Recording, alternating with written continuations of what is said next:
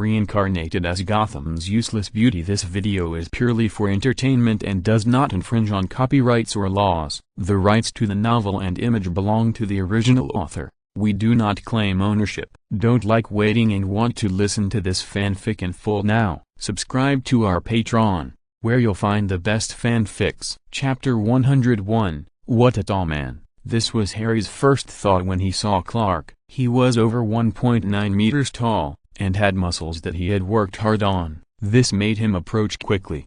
When he appeared in front of Harry and Heath, he was almost as frightening as a small mountain that suddenly appeared. Of course, he did not lose his vigilance. The unique vigilance of the group's son was that when facing such a strange guy, he would subconsciously suspect that he was a kidnapper. So he immediately supported Heath's shoulders and wanted to take him back a step, and make plans with Peter and the others. But holding Heath with his hand, he couldn't move him. Heath, who was talking and laughing just now, stood still in the same place, with a dazed expression, eyes wide open, and seemed very surprised. Harry whispered, "Someone you know?" Clark didn't say anything, and looked at Heath with a little expectation. Heath nodded immediately, quickly woke up from his daze, and turned to be full of surprise. Yes, it was also the first time he saw Clark disguised as an ordinary Earthling offline, so he also reacted for a while before his eyes lit up. The last time we met offline was when Clark was dressed as Superman, without Kryptonian glasses. His Kryptonian combat uniform perfectly showed his good figure, his chest and abdominal muscles were clearly visible, his red cape fluttered in the wind, and even standing in the dim moonlight, his blue eyes were as bright as stars, a living god on Earth. At this time Clark was wearing an ordinary shirt and tie, and his ordinary black-framed glasses obscured a lot of his handsome facial features. His hair was sprayed with some hairspray because of work, which forced the small curls that grew naturally in the front of his hair to be pressed down, but just bent slightly in an arc. His eyes were very gentle and enthusiastic, holding something in his hands, switching between his two hands, looking very nervous and cramped. So cute. Very suddenly. Compared with Harry's vigilance against the tall guy, even though he was mostly stunned by Clark at the first time, Hazel made such an evaluation inexplicably. He felt that the god on Earth was dressed like this, and he was so nervous to switch hands to hold things. It was weirdly cute. Although such an evaluation seemed a bit strange for a 1.9 meter tall man, he did feel that way. "This is my good friend. His name is Clark Kent." Hazel patted Harry's shoulder, and the other's shoulder was still a little tense, not completely relieved by Clark's appearance. "He is also Peter's good friend. The three of us met online a long time ago." After he said this, Harry, who had been popularized by Peter about his experience of meeting Hazel not long ago, slowly remembered and hesitantly confirmed, "Is this the third netizen?" "Yes." Peter and Ned no longer followed slowly behind, but quickened their pace and walked up. Clark smiled at them and greeted them in a friendly manner. "Hello, Peter, see you again." Peter also smiled. "Clark, this is not the first time the two of them have met." Unlike Hazel, they are friends who can share their lives normally. So they had met long before sharing selfies in the group. As an adult, Clark took Peter to the science exhibition in the metropolis several times and drove him back safely. At this time, they told Heath in the group that they had met, and they all felt sorry that Heath couldn't come with them. So, after Peter actually met Heath, he couldn't sleep in the middle of the night, and told his good brother Clark about his feelings about meeting Heath. Speaking of this, Peter laughed and felt a little guilty. He was too excited after meeting Heath last time, and he shared it with his good brother right away, but he forgot that Clark couldn't meet Heath yet, so Clark scratched his head all night and went to the esports city to stay up late. Wow, so guilty. After seeing Clark appear in the esports interview news, Peter was shocked and felt so guilty that he quickly apologized to Clark. He really didn't mean it. Until now, he still feels guilty when he thinks about it. Peter greeted him happily, but then he said breathlessly, why did you come from the metropolis? What's the matter?" Clark was very considerate, pretending not to see the guilt and guilty conscience that was almost overflowing on Peter's face, and said naturally, "I was thinking that it was Hazel's first time to go to school, so I came to celebrate." People's growth cannot be separated from school life. Not to mention that Hazel has always longed for school, right? Clark said in a gentle voice. It's great that your wish can come true today. Enjoy your life, Hazel. I will, Hazel said with a squint. He responded quickly, but it was not the result of not listening carefully, but probably the product of his heartfelt recognition of his friend. Harry thought. Harry had basically put down most of his vigilance because of the conversation between the two sides, and Hazel's obvious happier performance. Although Hazel is good-looking and often smiles, it is rare for him to bend his mouth like when he sees the tall man in front of him. Perhaps the smile and joy are contagious, and Harry also feels happy. He quietly observed the two people getting along. Heath was obviously familiar with Clark. He looked at the gift bag hidden behind Clark's back and said, "This is it." Although he didn't say anything else, he looked up at Clark. It was obvious that he was asking if it was a gift for him. Clark's smile never left his face. "Of course it's a gift." He handed the gift bag to Heath and said a congratulatory word to make Heath happy about going to school. Heath pulled the string of the gift bag,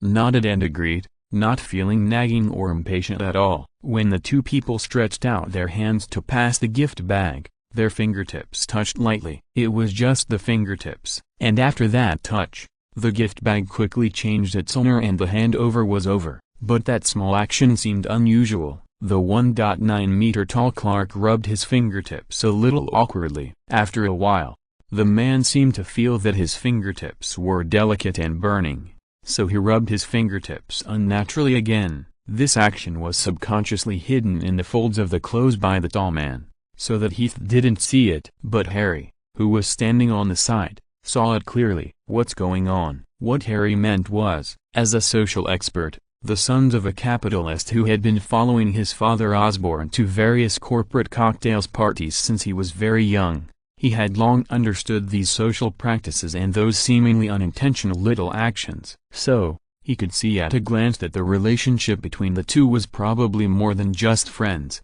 right? At least they had to be the type that had a good impression of each other, not just good brothers. But the two of them didn't seem to realize it. Hazel was still holding the gift box, looking around expectantly, and wanted to know what the gift was. Clark also looked at it with good temper, telling him the idea of buying this gift and how to cheer up his school life. "Harry, it seems like pure love." He looked at Peter, who was watching actively next to him and seemed a little curious about the gift, and his breath was suddenly choked in his throat, and he felt that he was shining. As a good friend, he calmly stepped forward and stretched out his hand to lead Peter behind. Peter didn't know what was going on, and walked along the force for 2 steps in confusion. Then he asked Harry, "What? Is there something wrong?" Harry, nothing." Peter, then why did you pull me?" Harry, "Don't you think something is wrong? Are you serious?" Peter felt strange when he asked this. He stopped watching the fun and carefully looked around at everyone who passed by, or at the details of the surrounding environment. His eyes were sharp and his arm muscles were tense. He looked for a long time, then he whispered to Harry, "Harry, look at that adult male over there. Is he staring at Heath for too long?" Harry, he gritted his teeth in silence, raised his hand and hit Peter hard on the back. The force was not small, and the beating was sudden. Peter almost choked on his saliva and looked at Harry in shock. "What are you doing?" Harry said, "I see you are so bright. Don't turn on the lights at home, you will be a light bulb." Peter touched his back. What's this? Why are you angry with him?" Ned watched for a while, and finally came out to watch them talk. Peter is old-fashioned and has never had a girlfriend. If he could see through those little tricks, he wouldn't be single until now. "Peter, you are not attacking me personally, right?" Then he was ignored by Ned. Harry felt that Ned was right. Peter was probably really useless in this regard. He simply abandoned Peter and discussed with Ned for a while. "Ned, will it work? Will this really work?" "There is no absolutely effective method for things like relationships," Harry said bluntly. "Hayes is such a nice person, and he promised to help me get the autograph. If I can't do something for him, I feel embarrassed to take the autograph." Ned nodded slowly. That's it. The gift was delivered. Getting along with Hayes again, it was still very harmonious. The atmosphere was very relaxed, and the other new classmates were also very friendly. Although their eyes gradually became strange, They were very considerate and gave Clark and Hayes a short time to communicate. Friendship didn't seem to be separated by age and reality as he worried. Maybe Barry was right. With so many years of friendship, there was no need to worry so much. If you really feel uneasy, come to your friend in person and feel the warm atmosphere around him. It seems that you won't be so worried. But Clark lowered his eyes, closed his two fingertips again, and rubbed his fingertips quietly. But for some reason, from just now until now, the fingertips that had touched felt numb, and there was a strange feeling that lingered there for a long time. Thinking carefully, the changes in the two fingertips seemed to have started when the skin touched Hayes. Could it be that he was still feeling unnatural because of the special contact in reality? Although he didn't know the answer, Clark felt that it was not because of this. After all, a few days ago on a moonlit night, he actually caught the person off guard and hugged him tightly. He was stunned for a long time until Hayes took the initiative to turn off the switch of his physique. So, in this case, he shouldn't have a strange reaction to such a slight touch. Why is that? Clark didn't quite understand it for the time being, and he didn't intend to figure it out. He simply smiled and talked to Hayes, and then he planned to invite Hayes and several of his classmates to the restaurant he had chosen earlier to hold a small celebration dinner for them. In this way, he could stay with his friends for a while. As a result, before he could even say the invitation, something unexpected seemed to happen. "Wow, I'm so sorry." The classmates apologized to Clark and Hazel, and dragged Peter, who looked a little confused, to apologize, saying, "We just found out that we haven't finished the collaborative homework from the past few days. We have to be busy today to solve it, so we can't continue to play." Ned sighed. "What a pity. I was planning to continue to congratulate Hazel." Harry said, "But it's such a rare day, it would be a pity not to congratulate." Before Hazel spoke, Clark was energetic and said seriously, "It's okay, I can stay for a while." "Then I'll leave it to you, Peter. Let's go. Let's do our homework." As if they were suddenly found by an urgent matter, several people were eager to leave. The little classmate named Harry even hurriedly gave Clark and Hazel a few free play coupons before leaving, the kind that expire after today. "It's so sudden." Hazel stood there blankly with the gift and coupons. Clark said, "Yeah, that's right." The two of them stood on the street for a while before they realized their current situation. They looked at each other with wide eyes, and they seemed to feel a little awkward standing. It was not yet completely night, and the lights on both sides of the street gradually lit up, and the storefronts gradually turned on the colored lights, reflecting on the faces of the two people, turning into colorful soft lights. The passing children didn't understand why adults stood on the street for so long, eating lollipops, and looked at them curiously. Hazel smiled at the child, and the child immediately blushed, bit the lollipop and ran away, looking back quietly from a distance. Puff. Hazel thought the child was funny, but this also reminded him, and he turned to hold up the ticket with great interest. "Let's go play together." "Are you hungry?" "Clark, I'm not hungry." "If you're not hungry, go play first." Hazel pulled Clark's sleeve and waved at the road. Soon a taxi turned and drove towards them. He shook the free coupon. "Otherwise, if we don't play today, it will expire." "What a shame." "Okay." Clark smiled unconsciously, and when the taxi stopped, he carefully opened the back door for Hazel. "Let's go." "It's a pity that it's not an esports ticket." Hazel got in and asked curiously, "After all, Clark likes esports very much, right?" "He said he wanted to play esports with me." Clark paused subtly, and said nonchalantly, "Esports is not actually important." "Hazel, is it not important?" Clark affirmed, "It's not important. The important thing is another one." Chapter 102. What is the amusement park like? Holding the free ticket to the amusement park given by Harry, he stood side by side with Clark at the entrance of the amusement park, and people passed by. The laughter of children is a permanent landscape here. Family and friends will naturally choose to gather in such places, even if he doesn't come to the amusement park often.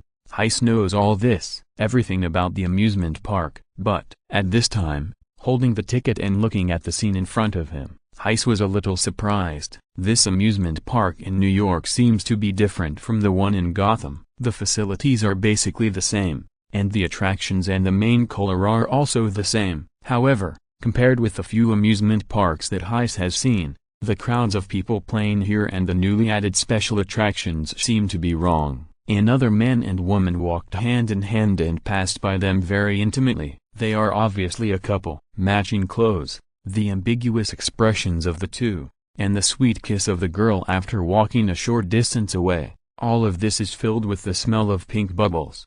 Apart from the couple who just walked by, when approaching the amusement park, the surrounding area is basically full of people walking together and immersed in love. This is something wrong. Compared with ordinary amusement parks, the concentration of couples in this amusement park seems to be too high. Although there are children, relatives and friends, they are all in pairs, and there are sparks of love burning between each other. This makes the two guys who think they are just friends standing separately seem a bit cramped and unnatural. Heist even took out his mobile phone and confirmed the date today. It's not Valentine's Day. Clark followed and looked at the display on his mobile phone. He obviously didn't expect to see so many couples after getting off the bus to the amusement park. He looked around unnaturally, then lowered his head. He was accidentally bumped by a passerby. "I'm sorry." The pedestrian apologized immediately. "I didn't notice. I'm really sorry." Clark smiled and didn't care. "It's okay." He is tall,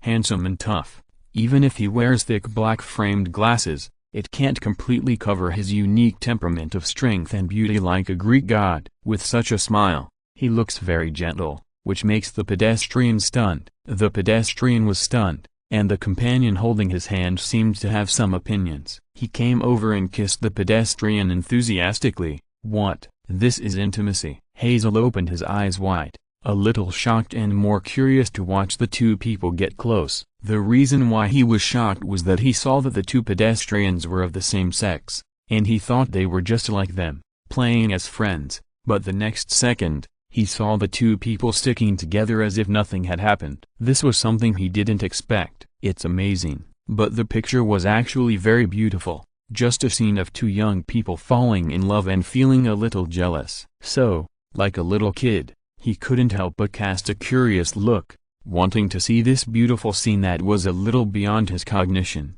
But before he could see for a few seconds, the two young men's mouths were still open. Everything in front of him was black, and a warm touch appeared above his eyes. A pair of big hands came up silently, covering Hazel's eyes like coaxing a child. He didn't need to see to know whose hands these hands belonged to. Hazel, Clark. Although he couldn't see, he could hear Clark coughing awkwardly, and then responded, "Yeah." What was he responding to? Hazel couldn't help but laugh at the blackness in front of him. "What are you doing?"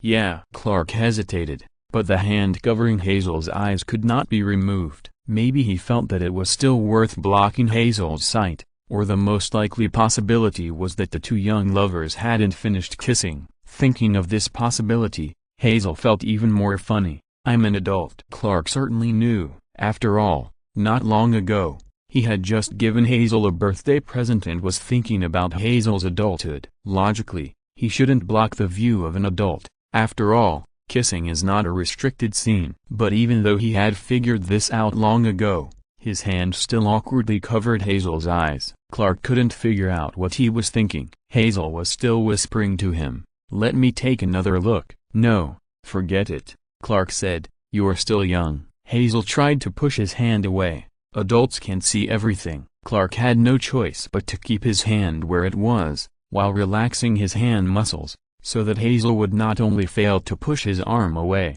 but also hit his hand on his arm as hard as stone, and get tired. Their big movements blended into the surrounding environment. The pedestrian's companion finally made up for the little jealousy he had eaten and didn't continue to ask for a kiss. The pedestrian turned his head and looked at the movement here with interest. He said with interest, "Oh, this kind of fun is also very good." Heist didn't understand the meaning of his words. Clark, who had traveled all over the country, immediately understood the other party's words and immediately explained, "No, we are not playing fun, we are just..." Before he finished speaking, the pedestrian was pulled by his companion and walked a little further away. But even so, the other party shouted to them loudly, "Don't be cold like before. Couples are all here, just relax." This sentence was shouted very loudly. Many people around turned their heads to look at the movement here. Seeing Clark covering Heiss's eyes, they all showed subtle smiles of understanding and turned their heads away again. Clark's hand froze in the air. Now whether he blocked it or not,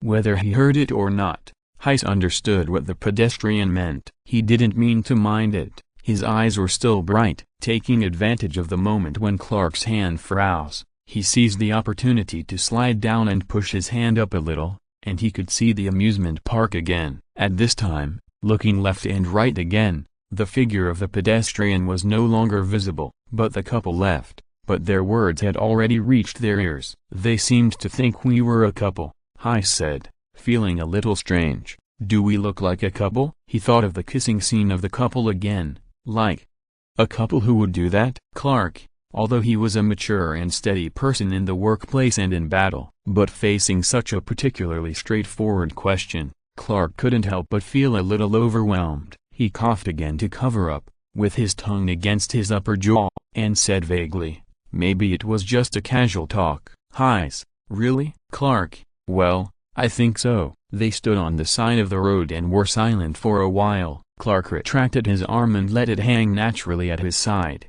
but his mood was not natural. He was nervous like beating a drum, but he didn't know what he was nervous about. He secretly looked at Heiss's expression with his peripheral vision. Heiss still looked thoughtful. He was so handsome that even if he was in a state of expressionless contemplation, he had a beauty filter. Even though he was just confused at the moment, he took out the free ticket Harry gave him and looked at it carefully again. What the passerby said seemed illogical at first, and he also misunderstood the relationship between him and Clark, but thinking about it carefully, it still gave Heiss a little reminder. So he looked through the free ticket again, and finally found the source of everything wrong today. Harry gave a free ticket for this amusement park. It was really good. It did say free and only for today, but there was a line of small words below, which seemed to be particularly inconspicuous because it occupied too small an area and was overshadowed by the words free and limited.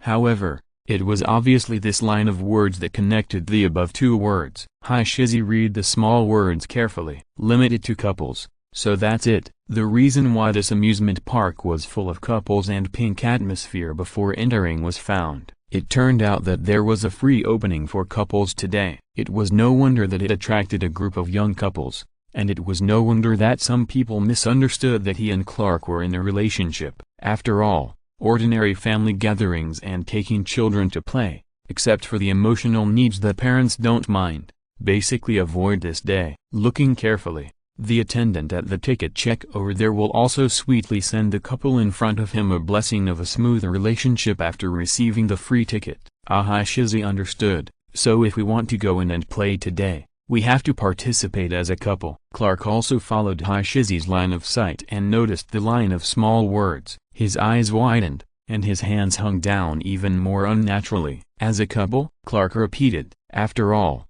today is limited to couples free. Heiss said naturally. So if we want to go in, no matter what, we have to pretend to be a couple. Clark repeated. Pretend to be a couple. Heiss nodded. After all, we are here. We can't go in vain. By the way, do you mind? Clark, if you mind. Clark said unnaturally. I don't mind. But, that's okay. Heiss has already set his eyes on the tall amusement equipment in the distance. Many couples are sitting in the seats on the flying rope, screaming with excitement, and it seems to be very fun. The setting sun has gradually climbed up, the light is warm and ambiguous, and the way Heiss looks up expectantly, under such an atmospheric light, has a hazy feeling of looking at a beauty under the light. It is hard not to feel admiration and pity. Today is his first day to go to school, and it is also the day when Clark is determined to maintain a good relationship with Heiss. According to this, no matter what Heiss asks him today, even if he wants to fly in the sky, Clark, who claims to be a mature worker who takes care of people, will satisfy him without hesitation. What's more, now, Heiss just wants to play in this amusement park. Clark thinks,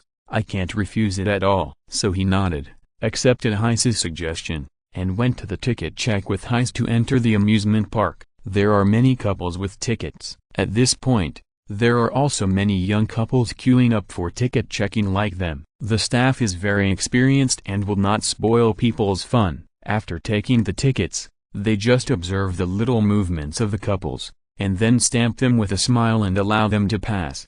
Obviously recognizing the couple's identity, the crowd pushed forward little by little, and they also approached the ticket inspector little by little. Heath looked at the couple in front of him. They held each other's hands, and when the ticket inspector smiled and observed, they naturally began to kiss, and successfully obtained the stamped ticket. Couples in love are really not afraid to show off. They kissed as smoothly as drinking water, or perhaps they had thought about getting intimate before coming here. It was almost Heath's turn. Heath and Clark looked at each other, and they both understood something. "Do you want to hold hands?" "Yes." So the two stretched out their hands and crossed them together. The heat brought by the skin touching felt hotter than the nervous air exhaled from their mouths. Clark seemed extremely nervous when he made this accommodating gesture. His ears turned red again, and he had to breathe slowly to avoid being too excited and casting hot eyes in the crowd. This posture was really unfamiliar,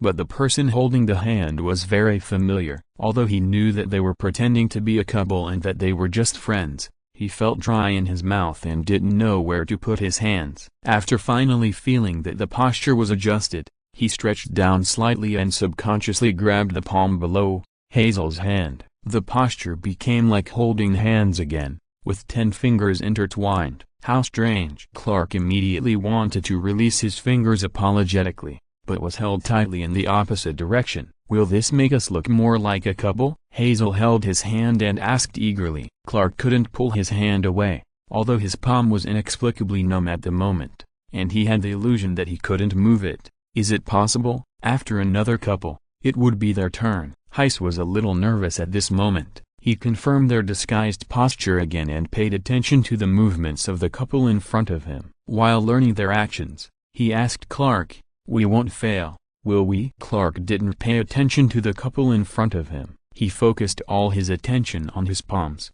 No way. He finally paid some attention, looked forward, and analyzed with reason. Generally, in order to increase customer activity, as long as they have a ticket and show a little intimacy, they will be allowed in. Even if they have to observe more carefully, at most they will let us get closer and do some intimate actions within his observation duties, and he will let us in. Heiss felt that what he said made sense. Is that so? What if we are asked to do it? Clark, then we have to do some intimate actions. For example, he couldn't continue. His eyes unconsciously looked forward, and took Heiss to look forward with him. In front of him, there was another couple who were quite passionate and kissed on the spot. Then the answer was also very clear. For example, kissing. Finally, Heath felt a little nervous. He swallowed his saliva. "What do you mean?" "No, no, no," Clark said in a panic. "That's not what I meant. Don't be angry. Sorry,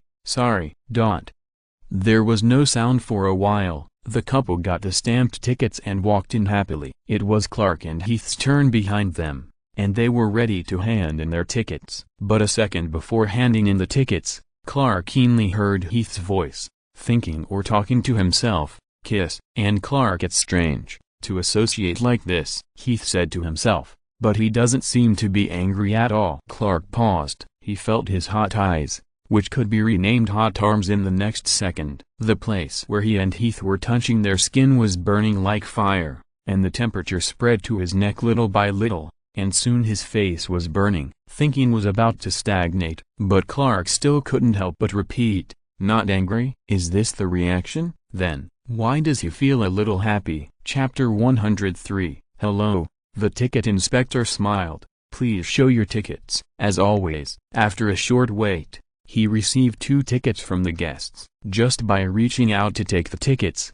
the waiter already knew the type of the tickets. It's not that he is very familiar with the touch of various tickets, but because of the guest's movements. He looked at the ticket, which was handed over by the incredibly beautiful guest. Not only was the guest's face too beautiful, but every facial feature was as delicate as a sculpture. Even the wrist that handed over the ticket was well jointed. The whole person was like a straight pine and bamboo in the mountains, but with the fragrance of flowers. What a beauty! Even if people who have seen it for a day have aesthetic fatigue, The ticket inspector still can't help but appreciate this level of beauty. So while checking the tickets, he couldn't help but look at the guest twice more to relieve his eyes from a day's work. Then he was immediately noticed. Ticket inspector, discovered. The person who was looking at him with a little seriousness was a tall man who was accompanying the beautiful guest. He was dressed very simply and plainly, like an ordinary office worker, but he had a very good figure and a broad back. When he looked at people seriously,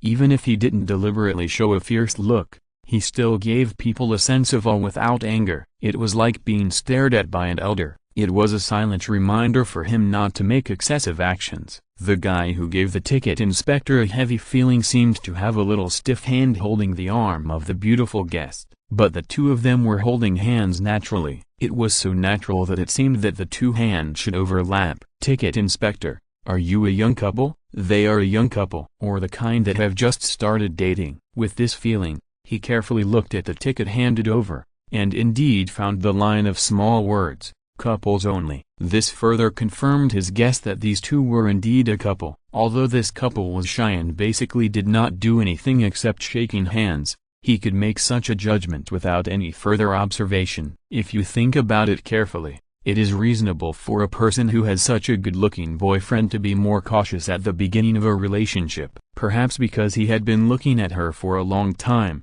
the beautiful guest leaned over and asked him, "What's wrong? Do you want to do anything else?" I don't know what he was thinking of, but after asking this question, the guest actually showed a little nervous expression, and his ears also turned red. "No, it's okay." The ticket inspector quickly stamped the ticket and returned the ticket to the guest with both hands. "I wish you a happy trip." Wow, the beautiful guest seemed to be surprised by the result. She leaned over excitedly, took the ticket with one hand, and excitedly grasped the place where she and the tall guest were holding hands with the other hand, which seemed to make them feel even better. Success. "No, I mean, we can have fun smoothly." The beautiful guest turned his head and said happily. He seemed to be unaware that his hands were unconsciously clenching. They were still holding hands. So the ticket inspector watched the tall guest with his eyes, distractedly looked at his hands for several times, and then smiled and agreed,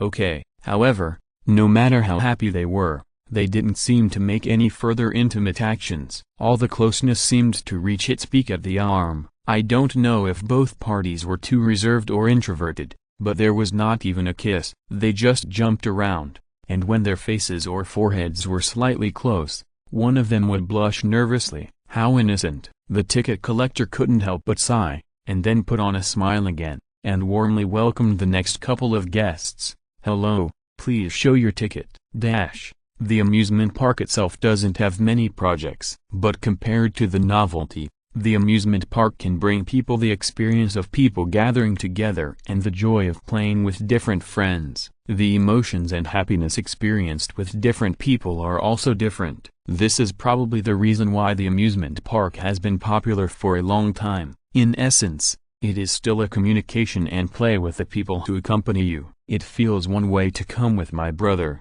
and it feels another way to come with Clark. Gotham also has this. Hazel pointed to a small stall in the distance to Clark. "Well, do they all sell this?" Clark said. "Yes." Hazel looked at the stall carefully. "It's exactly the same. It's very popular." Clark nodded, and he seemed to speak more concisely. Heath looked over suspiciously, and felt that Clark was still as restrained after passing the ticket gate. This made him a little confused. Clark, huh? "We passed," Heath reminded him. "We have successfully disguised ourselves."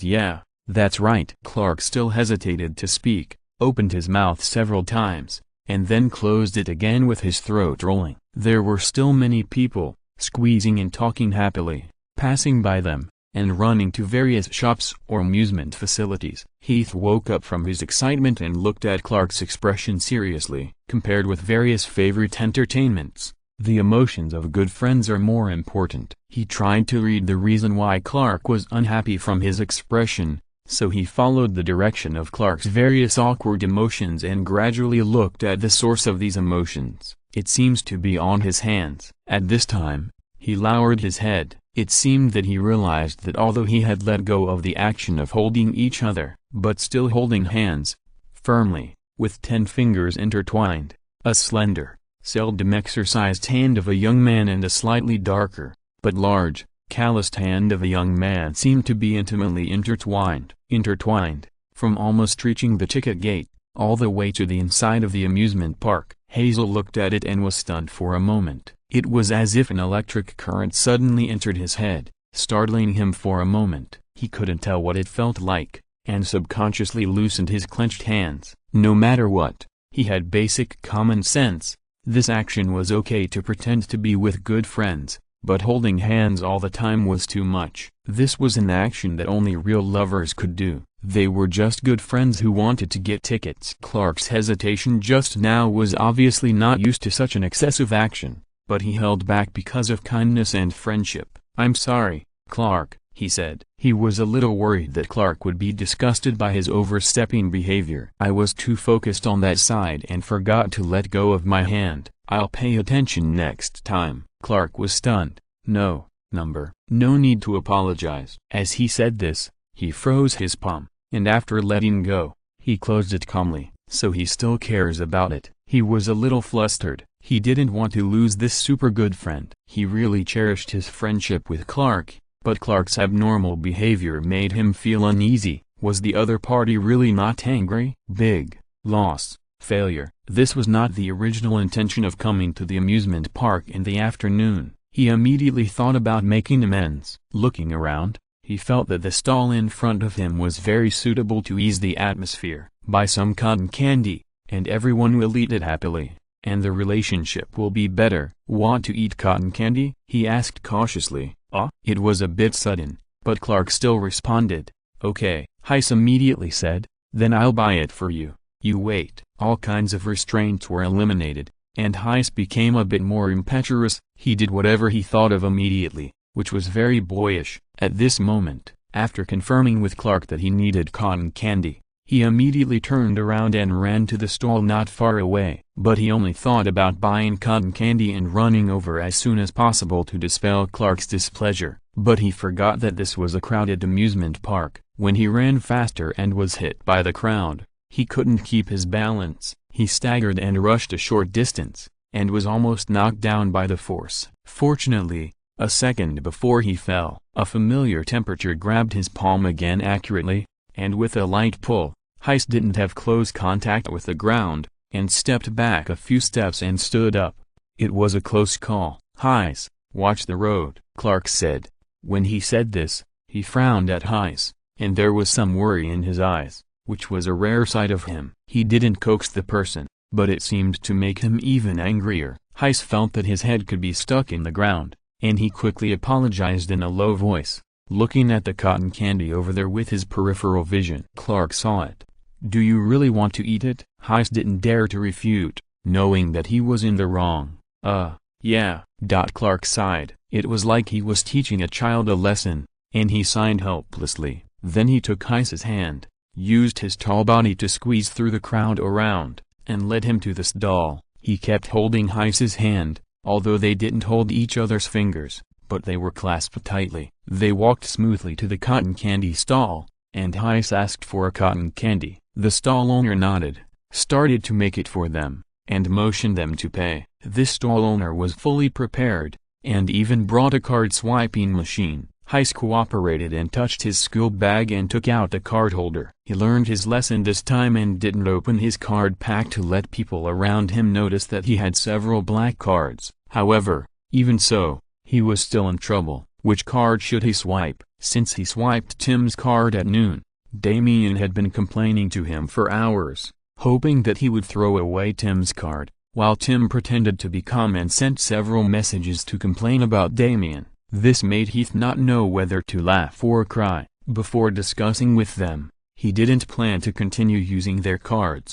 However, if he didn't use their cards and used Dick or Jason's instead, he always felt that they would quarrel. They were very likely to be so childish. Used Bruce's, Alfred's. Which card did these two give him? There were too many to remember. Heath covered the opening of the card pack with his hand and carefully flipped through several cards, trying to find the two cards given by the head of the family. But Clark said at this time, "Okay." "Hey." Heath looked up in shock. He hadn't found the cards of Big Daddy and Alfred yet. Clark swiped his own card and put it back into his own card bag.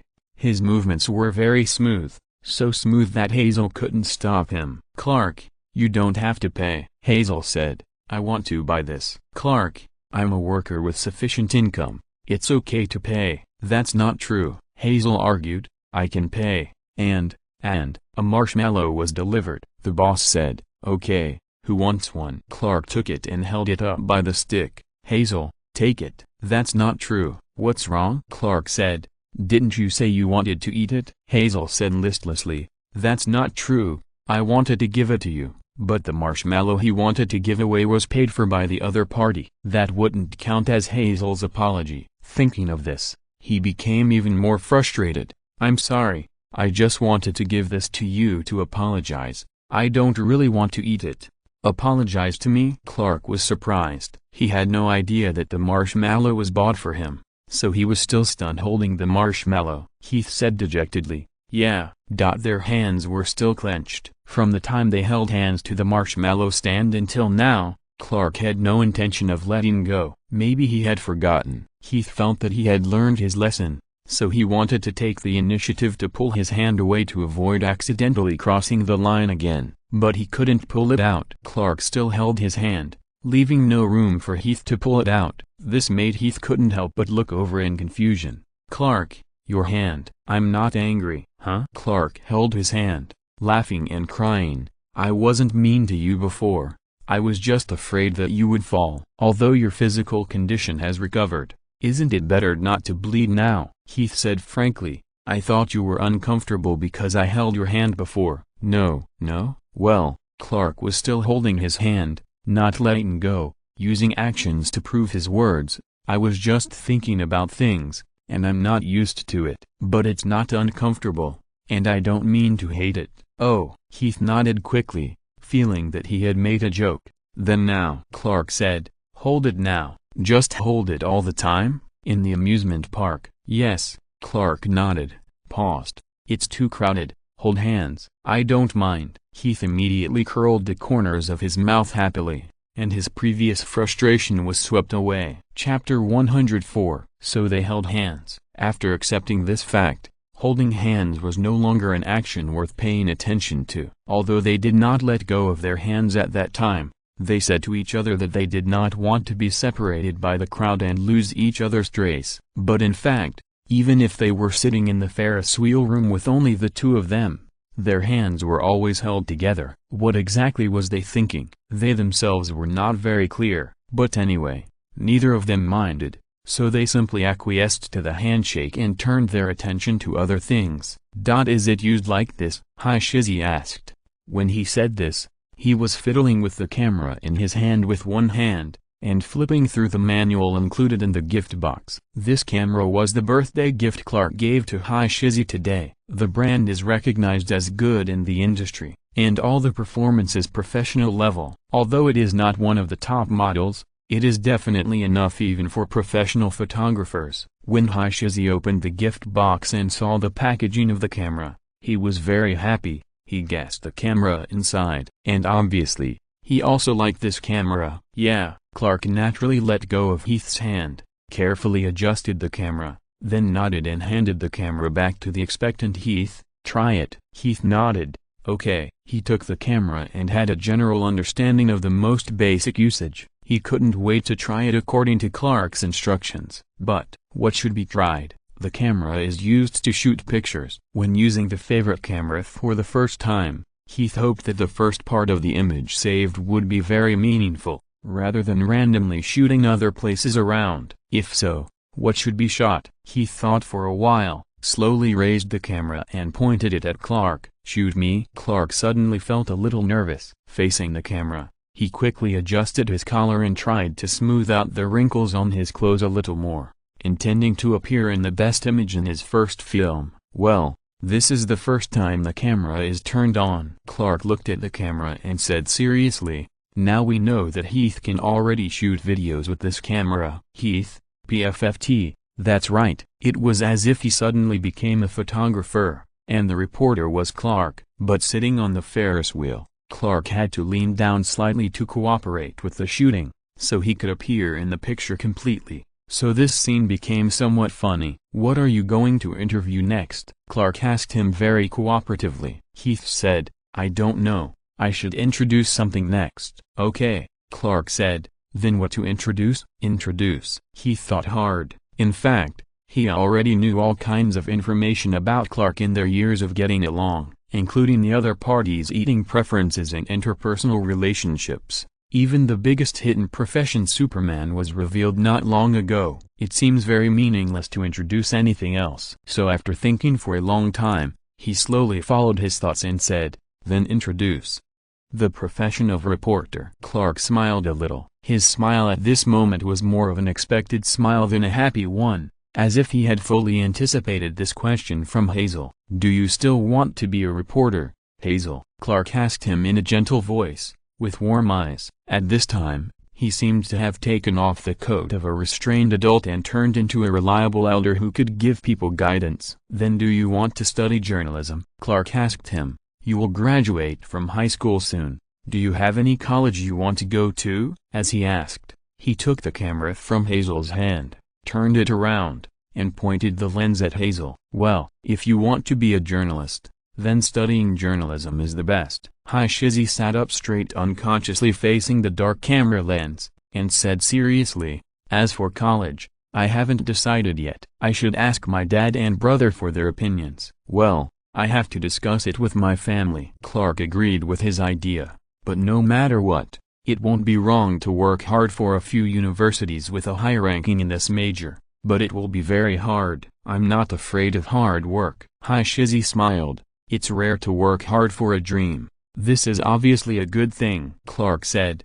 "Yes." At the same time, he thought of the past few years. A few years ago, including these few years, Shizzy was yearning for the photos he sent, but never dared to say that he wanted to go. It's clear that between the lines, he wanted to go there in person and make some efforts for various things, but he could only stay at home and said that being a painter would be nice. Although this is not that pitiful compared to many people in the world, and compared to many children Clark has seen who can't pursue their dreams, it is not that miserable. After all, Shizzy still has a large group of family members who love him very much. But people's hearts are biased. Clark, as a god on Earth, is not a real god, so he naturally has his own personal bias. Because he likes this friend very much, he unconsciously favors him. Therefore, he cares about every difficulty his friend encounters, and even feels brotherly pity for his well-behaved friend. He doesn't want his friend to suffer too much, even though Clark himself has suffered a lot, but he doesn't care at all. The Ferris wheel is turning, gradually reaching the lowest point from the highest point. They will soon be able to take advantage of the short time when the Ferris wheel reaches the bottom to leave the entertainment venue inside the Ferris wheel. At the moment before landing, Clark helped turn off the camera and put it back into the gift box. Such a mechanical product is still relatively heavy. "By the way," he said, "don't work too hard. If you need help, feel free to ask me for help." Heather held the door of the Ferris wheel and prepared to jump down. "You have to work too. You have been very busy recently." "I know." "Then you should find me," Clark joked. "After all, I am also a senior in the journalism industry who guided you into the field, right?" "Ha ha ha." The Ferris wheel reached the bottom. The staff opened the door, and Heather jumped out and stood outside, watching Clark bring the camera down with a smile. He ran fast, so he turned the tables. "Senior who takes pictures every day? That should be a senior in the photography industry." "Yeah." Clark nodded seriously and stood beside him. "Then he can be considered a senior." "Oh, now, senior, which entertainment equipment do you want to go with me?" When he said this, Heather slowly came down from the Ferris wheel platform. The flow of people here suddenly increased again, unlike the sparse crowd on the platform, so he almost bumped into him again. Clark grabbed his hand in time and stood steadily. "Wow, thank you." Clark shook his head. "Heath, next, next. There are so many people. If you can't stand steadily, hold my hand." Okay was not finished yet. A very familiar voice in the distance interrupted their conversation. "Heath?" The voice came from the side not far away. Heath and Clark were stunned, and turned sideways in the direction of the voice, and immediately saw the person who was shouting. "Why are you here suddenly, Heath?" the person said. "Oh, this is Clark." This person was exactly Heath's eldest brother Dick Grayson, as the eldest brother who accompanied Heath to New York to study, and as a police officer temporarily transferred from Bloodhaven. Dick was wearing plain clothes at this time, probably still at work, but he didn't expect to run into Heath after class while patrolling. And Superman, Clark Kent, who he had seen many times in the Justice League. Strange. Dick was not surprised that Heath appeared here, but when he saw Clark, he felt a little strange. When Superman was Clark Kent, shouldn't he be a reporter in the next door metropolis? And I heard that Batman and Superman have been fighting recently, and a lot of work has been assigned to Superman. This is also a very interesting rumor in the Justice League. At this time, New York is still calm, and no special events have been found in this amusement park. Why is this guy here? And he appears with his brother Hazel. Dick's mind is full of questions. However, the feud between Batman and Superman is their own business. Dick himself is not very opposed to Superman. In daily communication, he and Clark also get along well, and they are quite close. The amusement park is crowded, and Dick pointedly called Hazel, and it took some effort for him to slowly come over. So while squeezing over, he talked to them. "Hey Shez, have you had dinner?" "No, Dick, let's go have dinner together." Hey Shez also happily moved over, and Clark next to him was very considerate to help him block the crowd for a few times, protecting Hey Shez as he approached Dick. "You've worked hard." Dick smiled. "Not hard." Dick felt warm in his heart, and the fatigue of the day was dissipated in this word hard. Apart from the cutest Hey Shez, which brother would say such a sweet thing to him? He thought there was absolutely no one. Maybe the other brothers didn't even plan to have dinner with him, except Hey Shez. The bad boy loved to be alone. "Where do you want to go for dinner?" Dick finally squeezed to Hey Shez's side, and greeted Clark very friendly. "Long time no see, Clark, do you want to have dinner together?" "Eh?" He glanced and saw Clark and Hey Shez holding hands. "Holding hands? Well, friends, you can hold hands. But it's not right." Dick's voice suddenly stopped, and his eyes looked at the place where they were holding hands. As time passed, his eyes almost burst into fire, his expression became more and more stiff and serious, and his arm muscles were tense. It was nothing for friends to hold hands. But who was Dick? He was a guy with rich emotional experience, pursued by many heroic or beautiful women, and extremely sensitive to emotions. If he couldn't see the ambiguous atmosphere between Hazel and Clark holding hands, and couldn't see that it was abnormal for two men to hold hands for so long and so naturally, he was not Dick. "Wow." Dick looked at Clark with a fake smile. "Holding hands, Hazel, Clark!" Exclamation mark. The two were holding hands properly. But when Dick pointed it out so bluntly, they suddenly felt something was wrong, and at the same time, they let go of their hands awkwardly as if they were electrocuted. Dick was still not satisfied. He felt that he smelled something unusual. He really wanted to ask Hazel and Clark why they were here and how they met. But after seeing them holding hands, Dick suddenly felt that these questions were not important at all. What was important was to keep this tall guy who suddenly became very unpleasant away from his lovely brother. "Ah, Dick." Clark greeted Dick dryly. "You are here too." "Dick, why can't I be here?" He spoke with a veiled tone, very impolite. Hazel let Dick take his hand back, and stood facing Clark, standing on Dick's side. He tasted something unusual in Dick's words, but he didn't fully understand it, just felt that Dick's attitude was not right, so he pulled Dick's clothes and whispered to remind him, "Brother." Dick had no expression on his face, and his friendly smile disappeared. He just lowered his head and patted Hazel's head, and said to Hazel with a gentle brother's tone, "It's okay, you are still young. Leave it to your brother." "Hazel, what do you want to leave it to? Tell me, I'm an adult."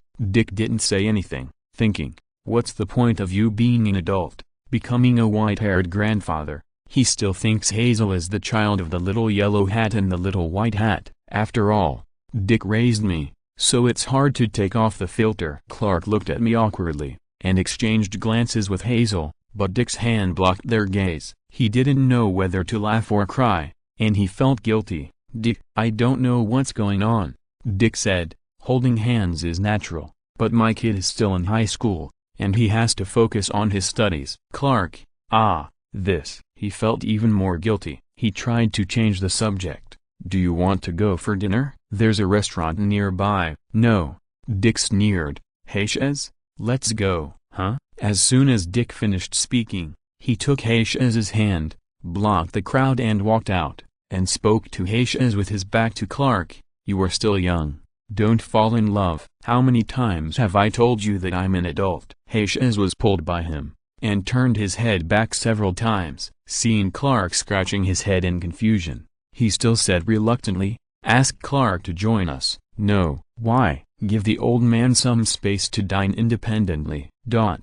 Hayshez was silent. "Clark doesn't seem to be much older than you." What a harsh word. He even scolded the person himself. Chapter 105. My brother is probably in love, I feel. Dick had mixed feelings when he sent this message to Barbara. It was late at night, and they had finished dinner and returned to their house in New York to rest. This villa in the high-end community next to Peter had been bought by Bruce without words. It was another residence in New York, specially for Heather to go to school in New York, so Dick, who was temporarily seconded to New York, also moved into this villa. Of course, living in a villa or an ordinary apartment, there was not much difference for Dick. He simply held the same old father mentality as Bruce, hoping to give Heather the best. When Heather was mentioned, Barbara naturally replied quickly. She had a brother filter for the beautiful and well-behaved Heather. "Isn't this good? Are there any moral problems with the object of love? You should remember to investigate." After that, he sighed. In such a blink of an eye, so many things have been solved, and now Heiss is also going to fall in love. Time flies. Time really flies. Dick felt that the day before, Heiss was still a little kid who would carry a small stool and ask for help to knock on the stool legs. As a result, he has grown so tall and has become an adult. But Dick sent a message to Barbara not mainly to discuss parenting and time. He mainly wanted to talk about another aspect. "Don't you think it's too early?" Barbara sent him a question mark. "What the hell are you talking about? When you fell in love for the first time, you were probably less than 14 years old." "Barbara, how dare you set the age for your brother to fall in love? You know, there are probably not many people in the United States who have never fallen in love before they reach adulthood." "Dick, no, it's still different." As Barbara said, it is normal for Heiss to fall in love at this age. It was said a long time ago that the cubs of the Bat family, except Heiss, are very precocious. Let's not talk about Dick himself. Jason and Tim had basically had emotional contact with the opposite sex at a very early age. Even if they didn't necessarily become partners, they must be very good at handling these relationships. Even Damien, who is now more than 10 years old, has seen a lot of special relationships between men and women with his mother and Bruce respectively. But Hazel is different. To use a metaphor, this child is a long-haired princess who grew up in a castle, and the kind who grew up under the attention of everyone. Dick listed a lot of things with worry. He has never seen any outsiders, and has never encountered such a situation. Even when he was a child, he was clamoring for a relationship, which was all due to the influence of hormones during development. He is very good looking and has a good temper. How can I let him go about dating? In short, he is still young. He is still a child. Barbara, Heiss is not young anymore. As long as their partner has no moral problems, there is nothing wrong with that. Barbara, forget it. It's useless to tell you how I feel. You just treat your brother as your sister. There's a popular term these days, brother control or something like that. Dick, huh? I don't think so. I'm just worried normally. Barbara, so suppose Heiss and his partner kiss in front of you. Dick, but after sending the message, he collapsed for a while. When he went to find Heath with Barbara's message, the light in Heath's room had gone out. The door was not closed, and it was naturally open. After all, there were only Dick and him at home. So Heath simply put a note on the bedside table before going to bed, leaving a message to Dick saying that he was asleep, asking Dick to stop busying himself with things in the police station and go to bed early. The milk cup was washed and placed aside.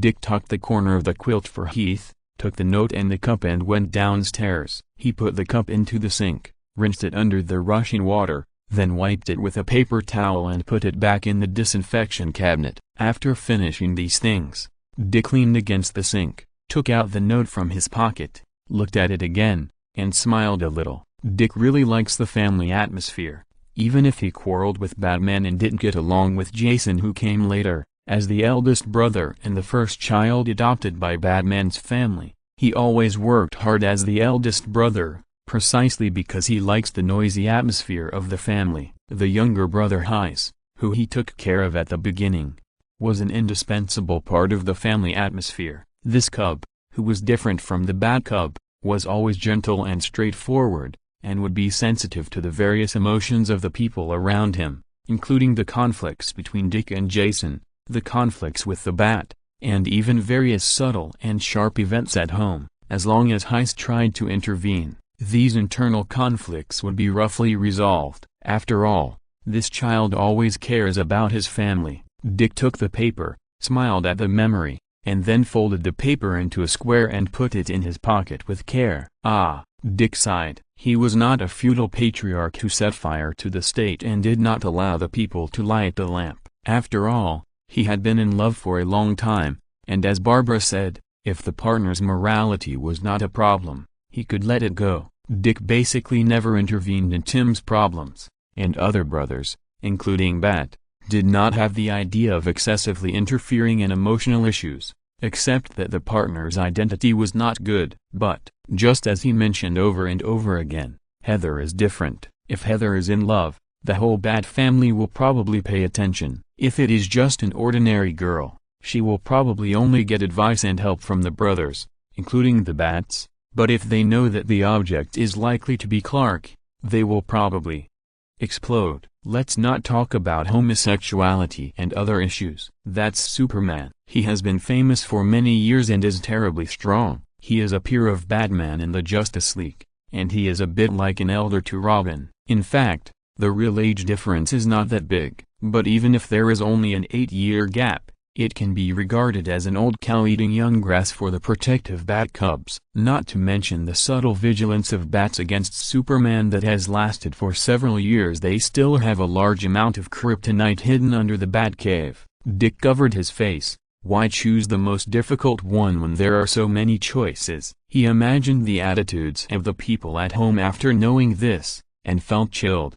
Dick himself would try to control his behavior of breaking up the couple for the sake of his friend, and at most he would say a few words. But it was hard to say about other people. The impulsive ones might grab a kryptonite gun and start fighting. What a suffocating scene that would be. It was too strange that the internal strife of the Justice League was caused by this reason. Oh, I don't want to think about it. Dick looked out the window with dizzy eyes and said to himself, let's talk about it later. Let's hide it from the Batcave first. When making this decision, Dick felt very sad. He was a poor brother-in-law who didn't like his son-in-law but had to cover for him. He was about to sympathize with himself, Two-Face and Poison Ivy. In the Batcave, Batman stood in front of the blue light screen, looking calmly at the scrolling data and surveillance in all directions. He was wearing a Batman uniform. His expression was covered by the mask, and the big cape created a solid back for him as always. It was draped behind him majestically. The black fabric was dark but had a faint stream of special material. When standing in the Batcave and looking at the criminal information,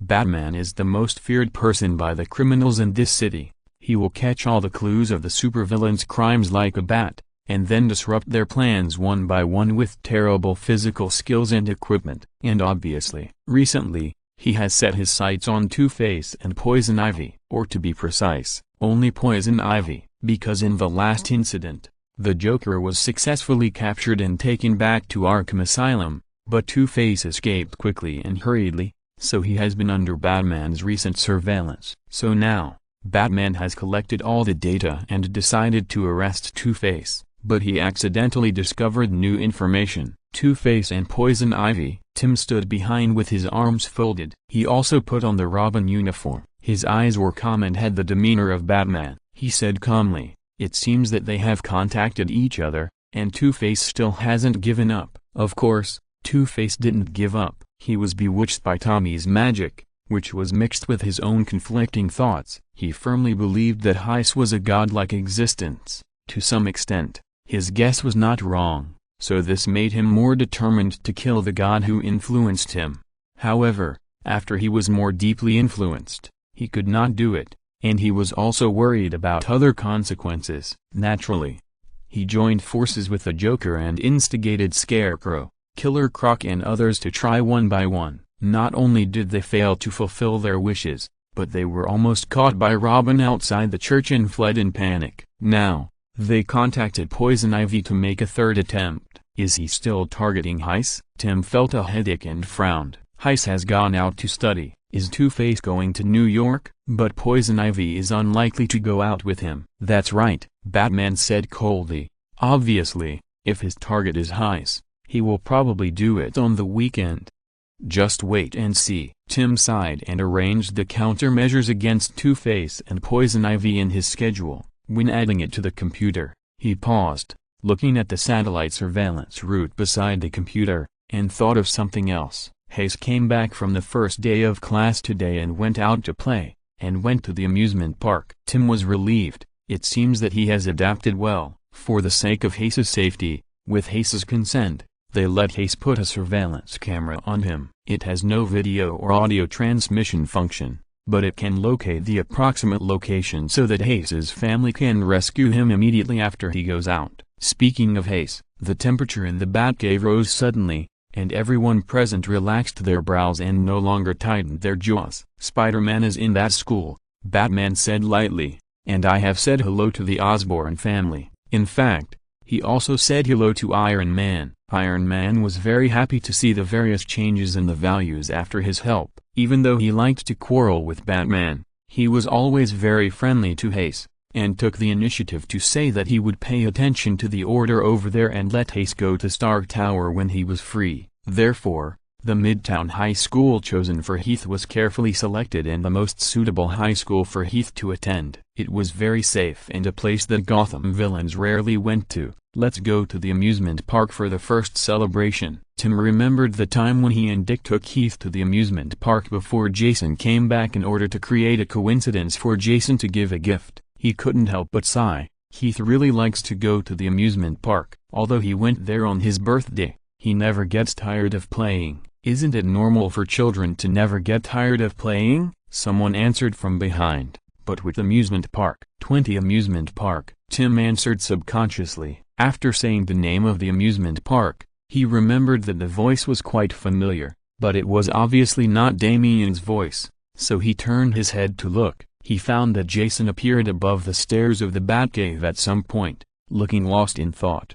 It was a rare visitor. After the last incident, the relationship between Jason and Bat eased a little, but there was still an indelible gap. At least Jason was not very willing to come to the Batcave for no reason. It's rare to be here at this time. Tim glanced at the silent Batman and asked directly, what happened? I know this amusement park. Tim, this topic change was too strange. Tim followed his words and asked, what's going on in this amusement park? They're holding an event. Jason thought for a while. I heard someone say that it seems that Hazel went there when he was beating someone up. He heard from his network that when his contact passed by the New York amusement park, he saw a particularly good-looking child appearing in it, and the contact couldn't forget the beauty for a long time. Jason immediately thought of Hazel. Haze did go there. Tim typed on the keyboard and searched at the same time. What's wrong with the activities held? Jason's expression was a little strange. No problem, but it's a couples activity. Couples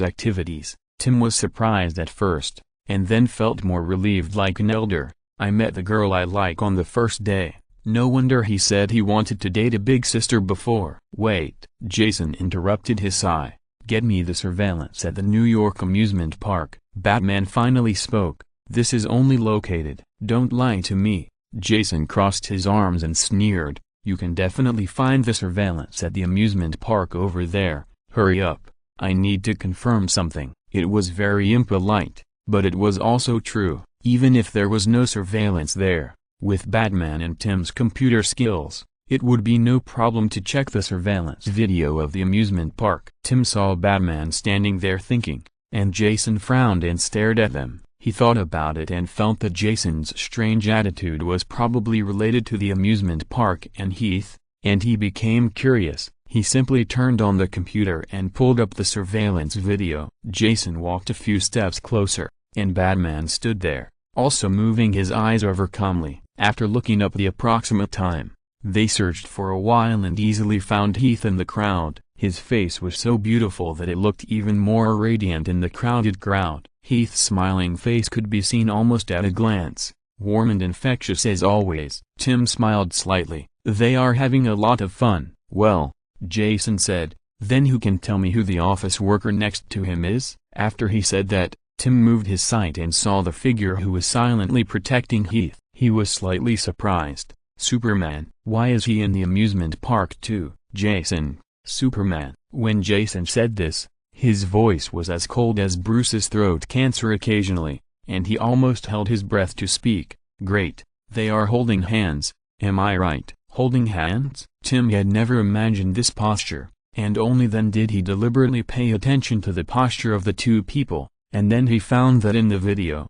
Clark and Heath were actually holding hands. Wait, except for Clark, Tim was very sure that no one around was with Heath. This also means that Heath came with Clark. A bad premonition came, and Tim murmured and repeated, "Superman, couples activities?" The answer was about to come out. Jason said coldly again, "Very good. Isn't this your mortal enemy? Why are you here to play couple activities with Hazel?" Jason turned his words to Bruce, his eyes as cold as ice. "Alien, age difference, very good, full of buffs." Bruce's eyes were obviously blue, but now they looked a little dark, and his voice was also very cold. "Why? Calm down first." Tim tried to stop their quarrel. "Obviously I am calm," Jason said with his hands in his pockets. He was still looking at Bruce, but talking to Tim. "Didn't you ask me why I came this time?" Tim didn't want to ask. He felt that he already knew the answer and just wanted to sigh.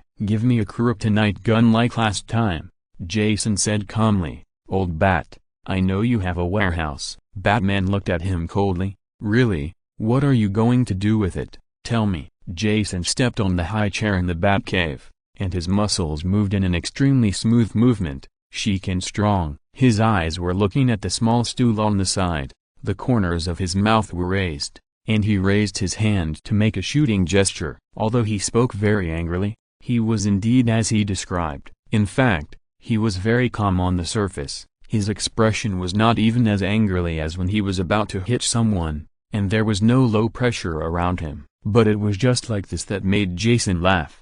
And when he said those words, he seemed very intimidating. People can't help but sigh. He is worthy of being the Red Hood. Need I say more? Jason pointed his hand at Batman with a gun, his voice calm and smiling. Who cares if he is Superman, if he really has bad thoughts about Hazel, and does something that I am not satisfied with, or dares to use his identity to do something. Bang, Jason said, "I'll just shoot him. How about it?" Chapter 106, A New Day. For high school students, it was an ordinary, very regular school day. Hazel spread jam on the bread, put 2 fresh leaves in it, covered the bread slices, and looked at the newly baked small hamburger with satisfaction. The jam was the strawberry jam that Dick brought back when he bought breakfast in the morning. It was very sweet and bright red, mixed with the yellow bread slices and green leaves. It looked very fresh and delicious. He held the small hamburger to Dick and said, "This will be delicious." Then he looked over expectantly. According to the usual operation, Dick would make some comments on this way of eating, or happily take the small hamburger, taste it and explore this way of eating with him. Generally speaking, it is like this. But this time, it seems a little wrong.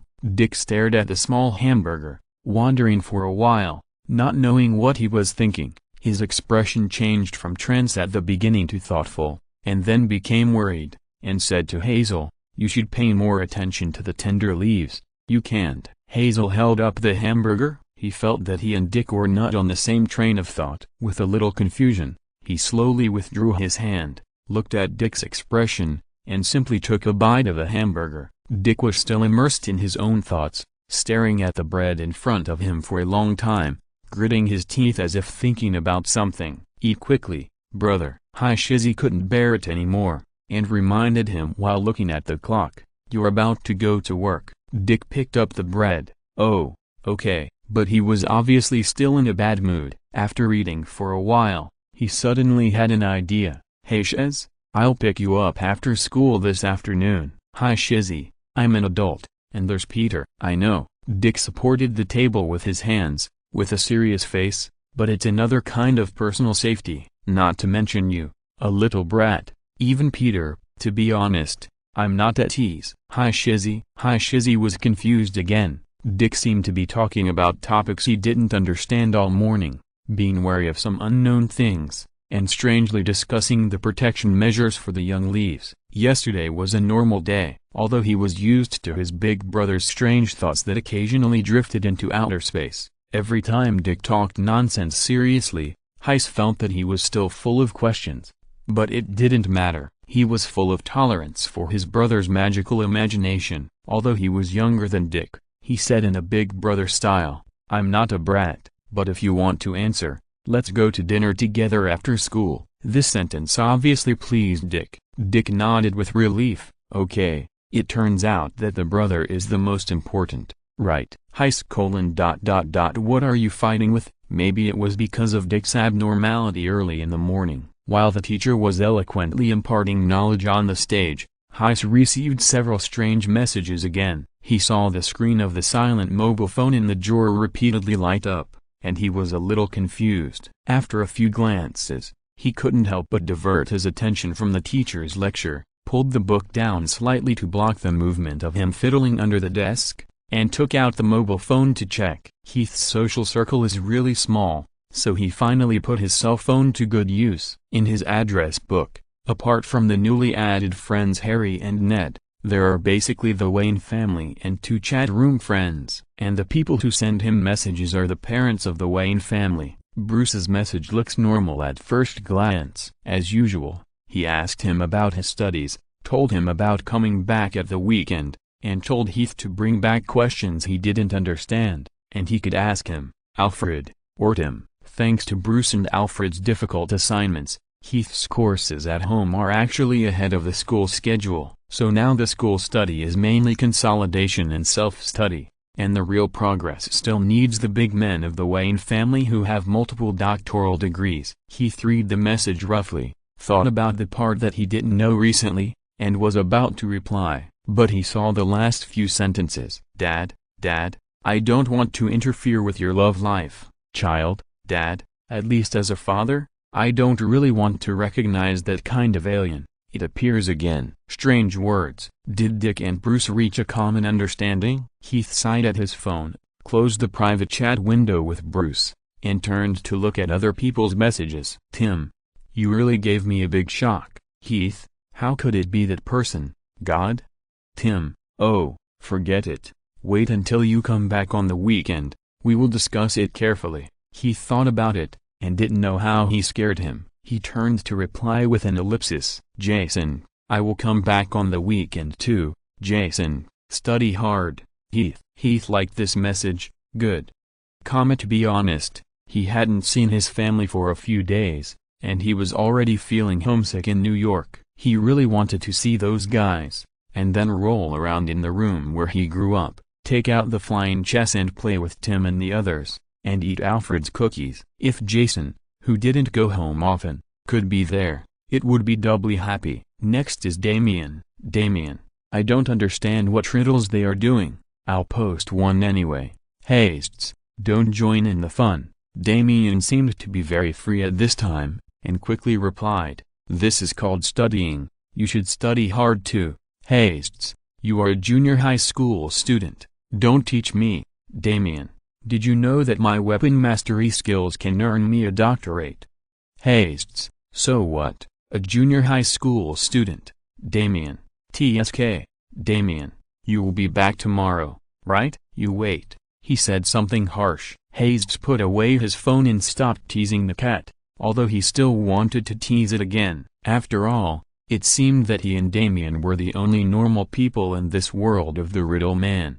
What happened yesterday? After class, Harry and Ned came to find Hastes, and brought Peter with them. Peter sighed, found a stool and sat down in a very talkative manner, watching their discussion from the side. "What?" Hazel said. "We just went in to play. The facilities in that amusement park are quite complete." "Thank you, Harry." Harry touched his nose and looked at Hazel's beautiful and clear eyes. He suddenly felt a little guilty. "Ah, no need." He looked at Hazel and saw that Hazel's eyes were still sparkling, without shyness or other subtle emotions. He was relieved immediately, knowing that even if he let them get together, it was estimated that nothing further would happen. "It's a couple ticket, which scared me," Hazel said happily, "but pretending to be a couple can get in. It's quite cost-effective." Peter was surprised and looked at Harry in shock. "Couple ticket? Yeah, you didn't need it originally. I guess I have to find someone to cooperate and go in together," Harry said calmly. "It's really fun, but how did you get in?" "Clark and I held hands, and then the ticket seller let us in." "Holding hands? So simple?" Hazel nodded seriously. "Hand-holding like this." As he said this, Ned quietly grabbed Peter's hand and showed Hazel how they held hands, expectantly waiting for an answer. Peter blushed and looked at the place where they held hands. Wow, so weird. He couldn't imagine the scene of the tall Clark and Hazel holding hands and pretending to be a couple. But that's what happened. Hazel, that's it. Ned and Peter nodded in sudden realization, then let go of each other's hands with their eyes wide open as if they had been electrocuted. Ned even said to Peter seriously, "I have a girlfriend." Peter bumped him. "I'll punch you if you joke again." Hazel watched. He suddenly felt something was different. The way he held hands with Clark seemed to be more than just this. Hazel was in a trance for a moment, tentatively bent his arms, and made the posture of yesterday, then spread his 5 fingers and slightly bent them, as if he wanted to hold hands with the air. Yesterday, it should be pretended like this, and even held hands like this in the crowd. Harry noticed and asked him, "What's wrong?" Hazel shook his head. "Nothing." He looked at Peter calmly. Peter was actually a friend like Clark, and the friendship between them was not necessarily lower than that of Clark. Peter was even the first friend to approach Heath, and they had more topics to talk about as peers, and he was also a very kind person. But it was still different. He thought about it, and could imagine himself doing the same thing as Ned, making gestures to Peter like friends holding hands, but if he switched, he couldn't imagine the scene of himself and Peter holding arms with their fingers intertwined as he did with Clark. Change to another person. Whether it was Harry or Ned, he seemed unable to make such a natural move. Even if he could make such a move with his brothers at home, it seemed to mean something completely different. The sour sweet breath would only become a natural family warm atmosphere in the actions of his brothers. "So," Heath muttered to himself, "I seem to be able to take the initiative to do these actions only with Clark, which means, it means that you like him?" Hazel clenched the pen in his hand, and felt his heart pounding for a moment. He mechanically turned his head to look at the person who was speaking, but his throat seemed to be choked. He tried hard to say something, but couldn't say a word of denial for a long time. The person who was speaking was Harry. He was frightened by Hazel's reaction, and looked at him with a helpless smile. "What's your reaction? Are you so surprised?" Yeah, Hazel spoke a little hesitantly, "if you say so." Harry said indifferently, "Really, actually I think you two are easy to see." He moved closer to Hazel and said, "So am I right?" This sentence is said very normally, but in the heart of the person concerned, it is like a raging sea, rolling up a pool of ripples. The normal tone is like the temptation from hell, darkly questioning the hidden and not necessarily perceived deep emotions in the heart of the person concerned. "I like Clark." This sentence is a question. As a friendship, it is of course love, but as love, it will make people hesitate, Hazel thought. So, he can naturally hold Clark's fingers, and will not feel disgusted with possible kisses and physical contact with Clark. It turns out that these have been obvious for a long time, all because he has a good impression of Clark as love. That is love. So, he really likes Clark. Yeah, Hazel said, "You are right." He felt a little shy belatedly, and his face turned red little by little. "So, I am in a crush now, right? This taste is sour and sweet." I didn't eat any candy, but I still felt that way. "Is this the feeling of a crush? So magical." Harry, a crush? That's fine, He paused subtly, looking at Hazel's dreamy expression. The words on the tip of his tongue wanted to come out, but he swallowed them back. What Harry wanted to say was, "Are you sure it's a secret love, and not a two-way love?" Chapter 107. Barry, how are you guys doing? Clark subconsciously typed a question mark. He was sitting at his desk, dealing with piles of manuscripts and reports. The editor-in-chief of the Daily Planet assigned him a lot of new work, which was almost filling up the small office. Fortunately, Clark had superhuman speed, so he could handle so many at once. Although it didn't take much effort, it was also very troublesome to deal with. So when Barry sent him a message during work breaks, he was a little slow to react. Barry looked at his reply and thought he didn't make it clear. "Barry, what are you asking?" "Barry, I'm asking how you and that kid from the Bat family are doing." Clark, his name is Heath. Barry, oh, Heath. So how are you and Heath? I don't need to say it any more directly. You are an adult. I think you understand what I mean. Clark briefly pulled his mind out of his work. How are you? Clark supported his forehead. He is an adult. He understood what Barry meant. This was not an ordinary, superficial question, but an obscure question from an adult. The implication of Barry's words was to ask if he and Hazel were in love. Barry was Clark's good friend and an important figure in promoting the relationship between him and Hazel. Clark was unwilling to hide these things from him, but what did he think? To be honest, it was only after that day that he gradually determined his feelings. Clark exhaled deeply. He calmed down, and his hands no longer hesitated to stay on the keyboard, but quickly typed and replied to Barry. Clark, we are not together yet. Barry, not together yet, Clark, but I understand my thoughts, thank you. Barry, Clark, I will go to Gotham this weekend. Barry? Barry, Gotham, that's where Batman is. You have feelings for Hazel now, and you dared to go there? No, what's going on? Clark: I'm an adult, adult, or maybe we need to add a qualifier, adults of the elder generation. Such adjectives seem to be the image of Clark Kent, who has no distractions when facing Heath. At the amusement park, Clark and Heath held hands. It was not an ordinary, pretending couple that separated at the touch, but they held hands with their fingers intertwined for a long time, and even held hands in an extremely natural and reluctant way. And he himself was not opposed to all kinds of intimate contact with Heath, and even fell into thought after hearing Heath's mumbling about kissing. He had fantasies that he shouldn't have.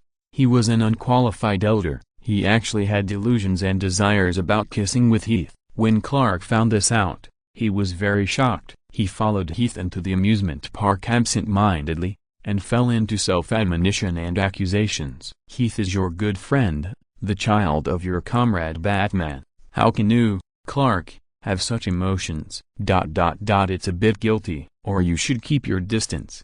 But as soon as this thought came up, Clark had some resistance. He was not willing to do this from the bottom of his heart, and after Heath was keenly aware of it and was going to buy him marshmallows, this resistance and the idea of telling him to follow his heart became more urgent. As an adult, as Heath's elder, this emotion has clearly told him an answer, which is, Clark, I like Heath. Clark, I like him as a lover, not as a friend. I know this very well. After all, for a normal friend, Clark would never have such a charming thought. This would only happen to a lover. Barry: I only realized it at that time. And it turned out that I discovered it after getting close.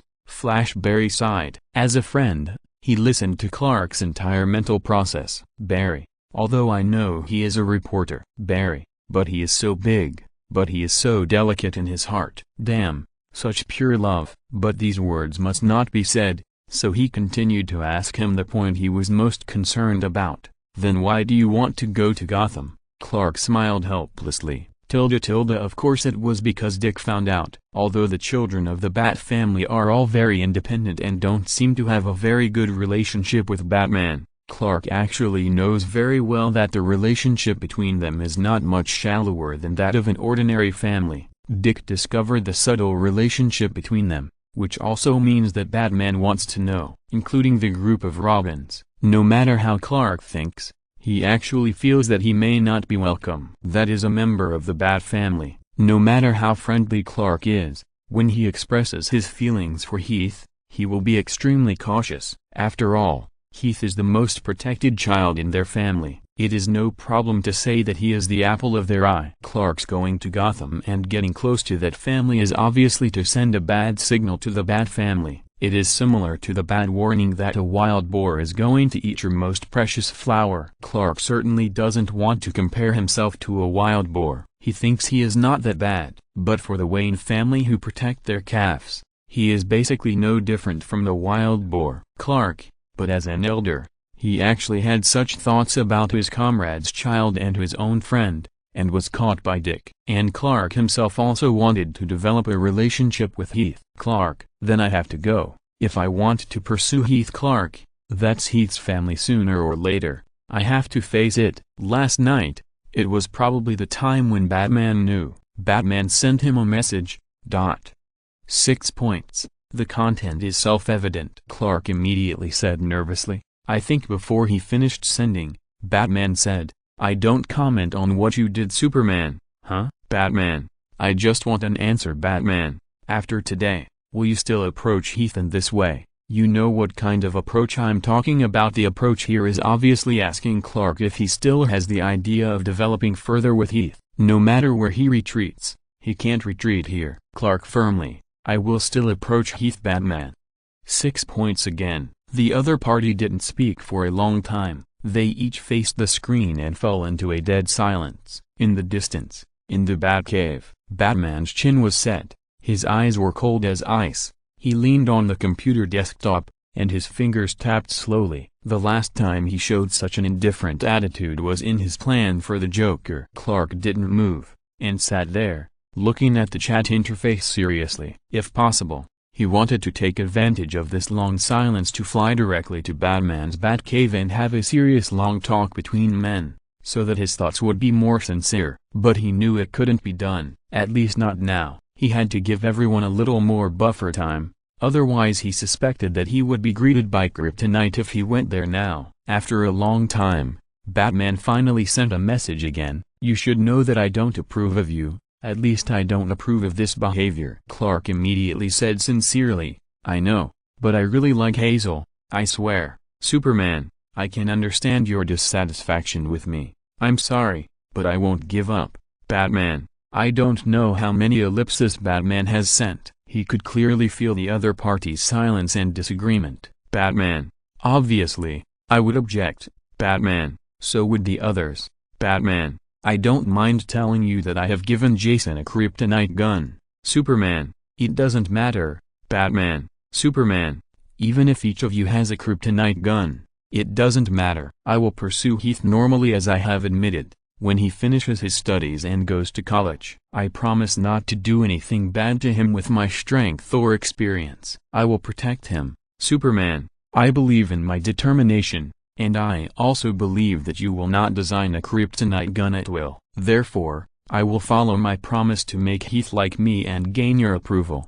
Batman, very literary. Batman frowned and looked at the blue light screen, from a perspective that he didn't want to admit. These words to Heath were actually a way to please him. But on another level, Batman felt that it was very strange to say these words to Superman, including the words that Superman and he promised. It was exactly like the words that a son-in-law would say when making a promise to his father-in-law. Batman knows that after Heist has an ordinary identity, he will have a normal family and career sooner or later. He does not reject this future. But it is not like now. He is facing an alien like a father-in-law. Batman, shut up.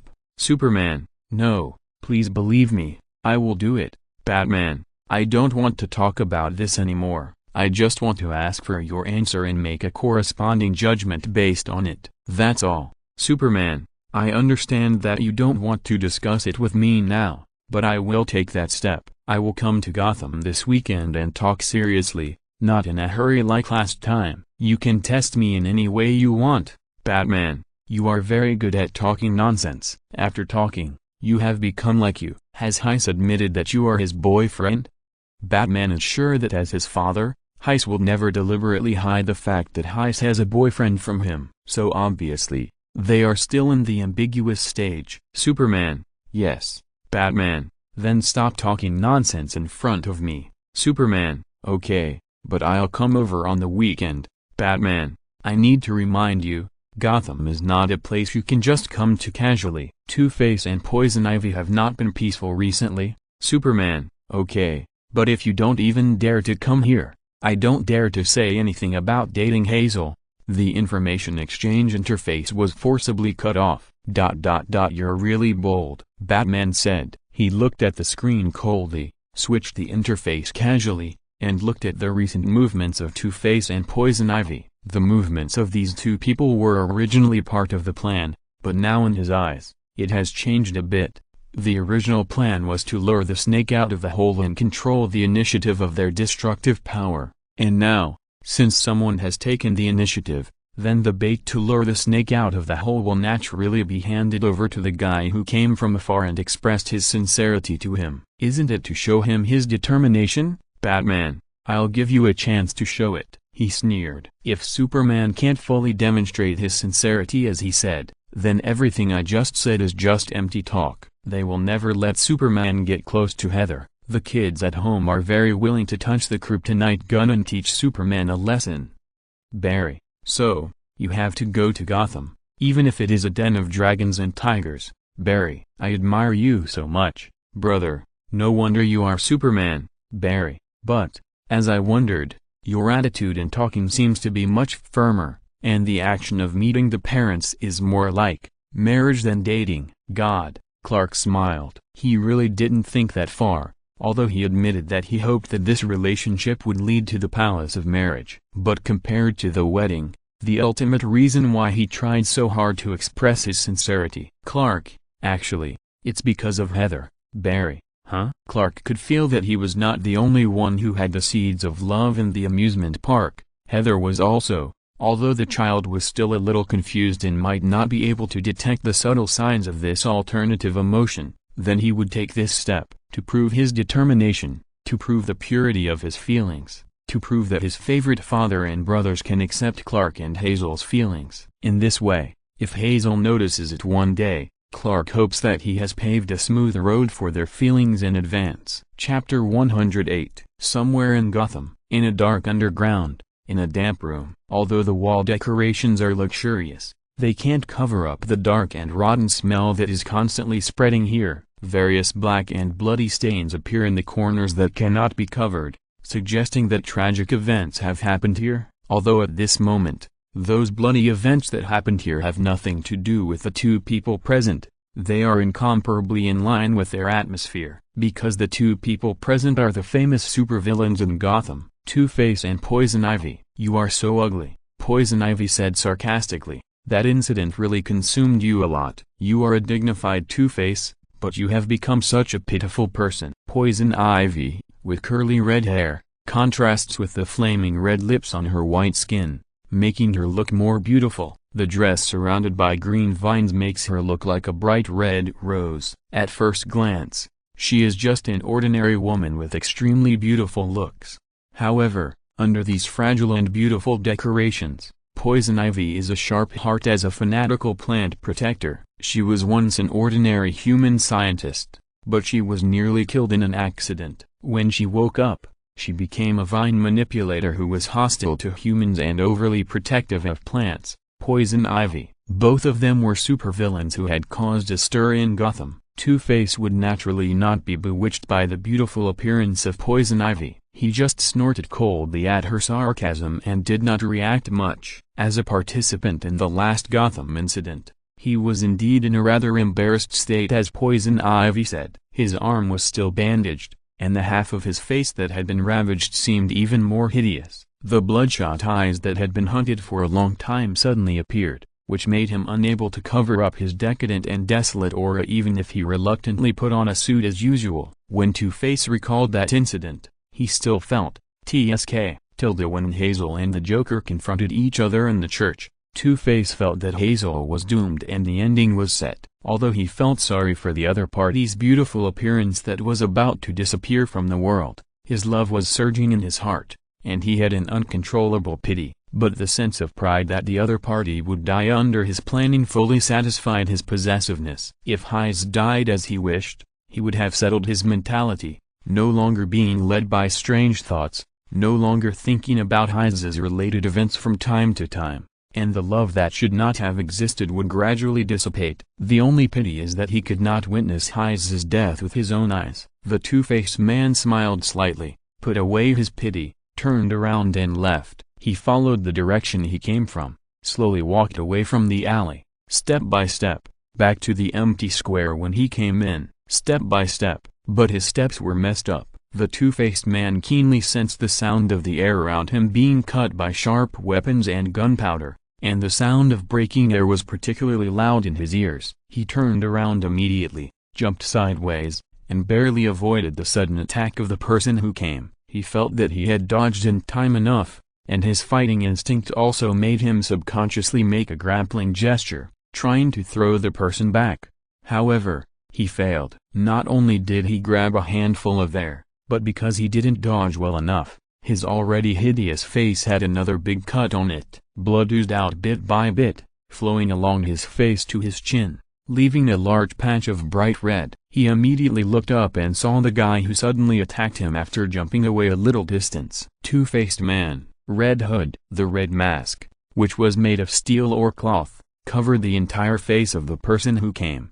The Red Hood held two guns, and his combat uniform perfectly showed off his muscles, making him look particularly threatening and violent. Two-Face couldn't see Red Hood's expression, but he had heard a lot of rumors about this anti-hero, so he naturally asked, "What's the matter?" "I just handed a brat to the Joker." Two-Face didn't want to cause any more trouble. He looked at Red Hood's skills and guessed that it would be difficult to decide the winner, so he pulled the Joker's face and said, "That brat has nothing to do with you, and I have no grudge against you, even if it is related. I suggest you go to the church to save him instead of wasting time with me here." Red Hood didn't say anything and turned the gun handle. Two-Face couldn't see what he meant, so he tried again. "You don't want to be an enemy of the Joker. What's the harm in having less trouble?" Bang! Although Two-Face had already retreated to the side, he still couldn't avoid this extremely powerful blow. He covered his arm that was gushing blood, gritted his teeth and looked at the Red Hood who suddenly jumped up in front of him, feeling that the other party was even more crazy than himself, and didn't know where to poke, causing a burst of gunfire. "What on earth are you? An enemy of the Joker?" Red Hood interrupted at this time, sneering. "I have been one for a long time." Then he fired another shot, not holding back like the Batman, attacking in a fatal direction, wishing to kill Two-Face in this alley. With extremely fierce offensive, Two-Face now felt that he was not crazy enough. He felt that this Red Hood should be called a madman. Ever since he finally escaped from the alley with half his life lost, Red Hood seemed to have set his sights on him, chasing him for almost a week, and almost took Two-Face's life. If Two-Face hadn't felt that it was really shameful to go to Arkham, he would have wanted to go to Arkham to avoid the limelight. Fortunately, in the middle of the chase, Red Hood seemed to have received some special information and turned his attention, which gave Two-Face some breathing space to follow up on the cooperation with Poison Ivy. Being beaten like this by a guy who just came out to make a name for himself, Poison Ivy said disdainfully, "Do you still have any dignity left, useless man?" "Really?" Two-Face said coldly, "You are yelling without knowing the truth." "I think it will be difficult to deal with the Red Hood when you see him," Poison Ivy said. "Do you think I'm the same as you?" Trash. They attacked each other, but because of their poor cooperation, they both felt that it was meaningless to fight each other, and shut up in dismay. They were silent for a while. Poison Ivy felt that there were no plants in the room, and she felt suffocated to stay with the stinky man, so she spoke again. "Where are the things?" Two-Face threw his coat, clicked a few times on the computer, and handed the printed drawings and a small bottle of green objects to Poison Ivy. The drawings marked the various points in Gotham that Poison Ivy would choose to attack. Now that he was released and the Joker was caught by Batman, there was not much time left for the supervillains who had escaped from Arkham to cause trouble. Think about it, after dealing with the Joker, Batman will definitely turn his attention to capturing these supervillains. It is impossible for supervillains not to cause trouble. It is better to make a good trouble before Batman sets his sights on them, so that they can go to jail with satisfaction. Even if the plan is well planned, they may not go to jail, and they will be happy and not caught. The cooperation between Poison Ivy and Two-Face is exactly like this. Poison Ivy needs to use her Poison Ivy spores to control several high-ranking officials who will appear in Gotham on the day of the plan, and take this opportunity to promote her environmentalist ideas. And Two-Face knew her idea and took the initiative to find cooperation, claiming that he could give her the most detailed and best list of people to control and the location, and delay Batman to give Poison Ivy a certain amount of publicity time. The exchange conditions are very simple. Two-Face only needs Poison Ivy to control people with spores, and at the same time bewitched Heather, the little ghost at the center of the Joker incident, so that the little ghost can completely let go and obey orders to control and release his own skills. His plan sounded good, at least Poison Ivy was tempted. Poison Ivy didn't know about Heath's special physique, nor did she know the consequences of Tommy's ability being completely released, and she was already troubled by Batman's obstruction to use spores to control some officials. Now someone offered to help, and she didn't even have to kill anyone. It sounded like a good deal, so they made the deal. You should recognize it. Two-Face pointed to the small green object and said, "This is a strengthening agent that can expand the coverage area of your spores and increase the concentration. When facing Heath, you may not be able to get close to him, so you can use this." In addition to controlling vines, Poison Ivy also has a special skill, which is to use the spores spit out from her mouth to control the person who inhales the spores, making this person think that they are in love, and thus obediently accept the control of Poison Ivy's toxins and do whatever they say. Poison Ivy played with it, so cautious. She didn't care, no matter how Two-Face described it. Heath sounded like an ordinary kid, nothing special. How could it be so difficult that she had to spend so much effort? It would be better to spend some time on those politicians to promote her extreme environmentalism. Even if humans die, plants should not be harmed in the slightest. After getting the things, Poison Ivy turned around and wanted to leave. However, at this time, an unusual message sounded from the computer. Two-Face looked over, and Poison Ivy also stopped and looked at the computer quickly. Two-Face took a few big steps and moved the mouse to check. The computer's fluorescent light shone on his two different hideous faces, which made his eyes look particularly calm and indifferent. After a while, he showed a bit of excitement. Poison Ivy saw his excitement. "What are you excited about?" She was worried that the plan would change, and she didn't really trust Two-Face. Two-Face smiled.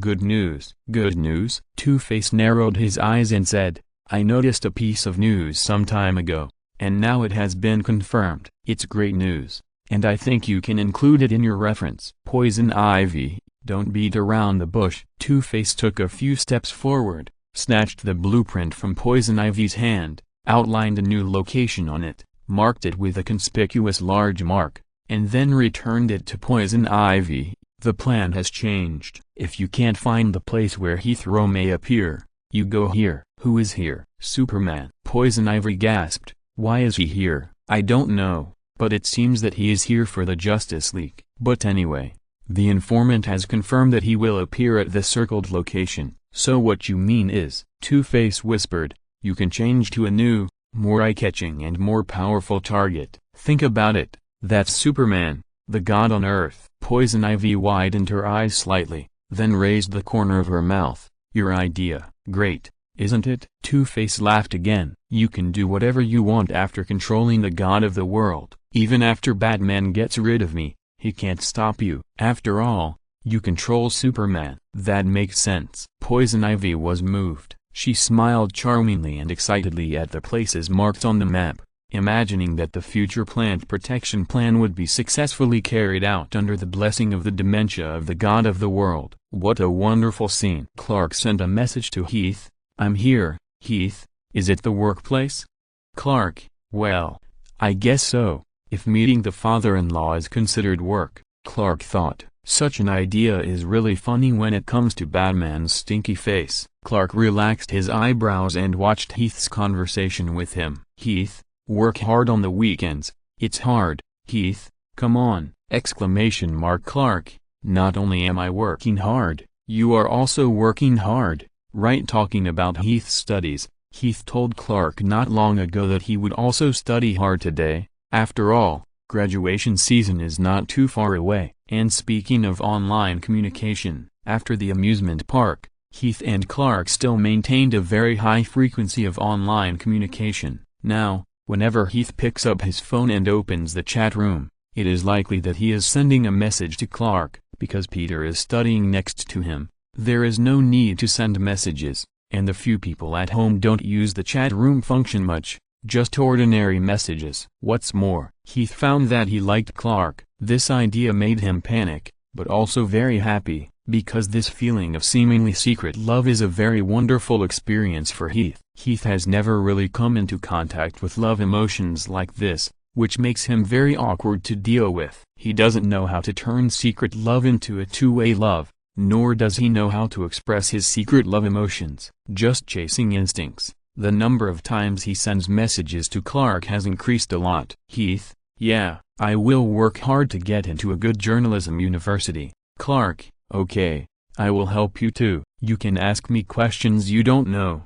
Hastes: you said that last time, but I know these, so you don't need to. Clark: you can say it as many times as you want. Hastes had just read a few tutorials on secret crushes on the internet. When he saw the last sentence in the chat room, he blushed and thought about it a little more. Saying this kind of thing means that you have feelings for him, right? But Clark seems to be like this all the time, so it could be an illusion. Wild thoughts are the most obvious characteristic of secret crushes. Hastes sighed and simply did what he usually did, saying what he would normally say. Hastes: can you take a picture of me? Clark: you'll recognize it once you take a picture. Hastes: what does this mean? He thought about it a little confusedly, and heard the host's voice coming from the TV next to him, reporting. Poison Ivy appeared in many places in Gotham, controlling many people, and even causing explosions. Please be careful and return home quickly if you go out today. Hastes didn't pay much attention to this report. Due to Arkham's escape, Gotham has been frequently attacked by supervillains recently. Poison Ivy is considered to be relatively weak among them.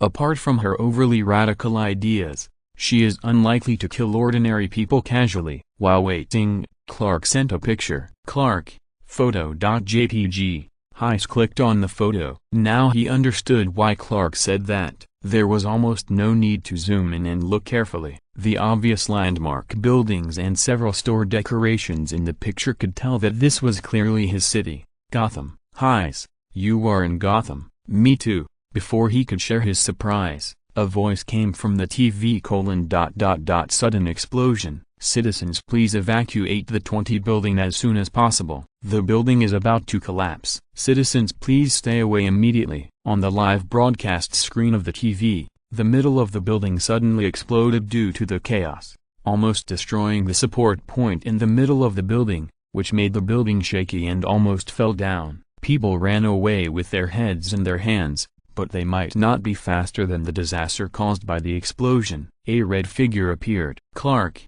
yes. Clark: something happened suddenly. Wait. A red cape appeared on the TV screen. Even if it can only be filmed from a distance, the iconic red cape, the red and blue uniform, the powerful arms that hold up half of the building, and the magical ability to float in the air can fully explain the identity of this figure. It's Superman, the reporter reported. He held up the entire building, and now people have more time to evacuate. Thank our God on earth. Hesitz curled his eyes. He also felt that such a warm-hearted and powerful Clark was really handsome, and he was proud of it. However, after looking down at his phone, Hesitz couldn't help but have a new question. After seeing the report, he promptly read the relevant information about Poison Ivy, and also knew that the other party was wreaking havoc in Gotham at the same time. Then, there is a question. How could the lady in Clark's photo be so similar to Poison Ivy? I'm afraid it's not a coincidence. Superman's magic resistance is very weak.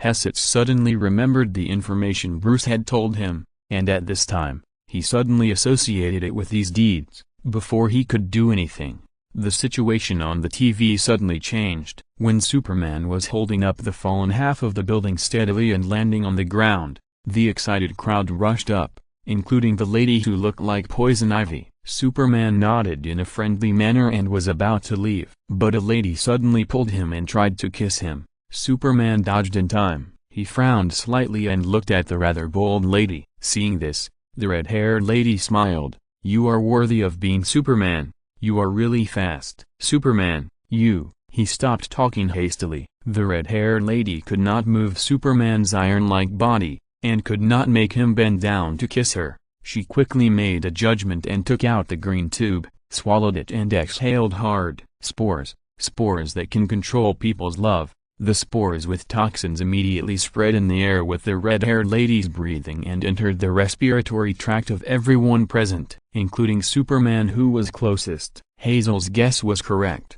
This red-haired lady was the Poison Ivy who was causing trouble in Gotham. God of the world? Poison Ivy looked at Superman, who was frozen in midair, and said with a smile, "Not bad. It seems that I have a capable assistant now." If you're listening to this novel on a channel other than Fanfic World, it means they downloaded and uploaded it without effort. We cordially invite you to visit our channel, Mundo Fanfic Novelist. There you'll find the original version of this story, and you can explore many other novels of various genres. We are waiting for you to immerse yourself in a world of incredible novels. Chapter 109, Superman comment title, God on Earth. His power is extremely strong, almost comparable to that of a god in almost every major event where the Earth is attacked. Superman is always at the top of the list, and his presence is reassuring, but sometimes, it is not necessarily so. His appearance may be at the top of the list, or it may be the top of the list in the enemy camp.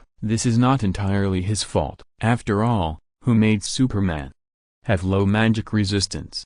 As the Poison Ivy spores spread, many people present fell into hallucinations. Their hormone secretion was abnormal, and they had hallucinations of love. Regardless of gender, they let go of Superman, who was originally chasing them, and turned to look at the red-haired Poison Ivy beside them. "My love, my wife." The people who inhaled the spores called Poison Ivy with the words they thought best expressed their love. Their eyes were illusory and crazy, and they stretched out their hands to her, wanting to touch the gathering of love in their hearts. TSK. Poison Ivy glanced at her with disdain. She has no interest in humans, only in plants and environmental topics. In her opinion, even if the entire Gotham City population dies, it is probably not as good as the fall of a small flower that she loves. Because of her fanatical protection of plants, she is extremely disgusted with all kinds of direct or indirect destruction of plants by humans. The spores enter the bodies of these people,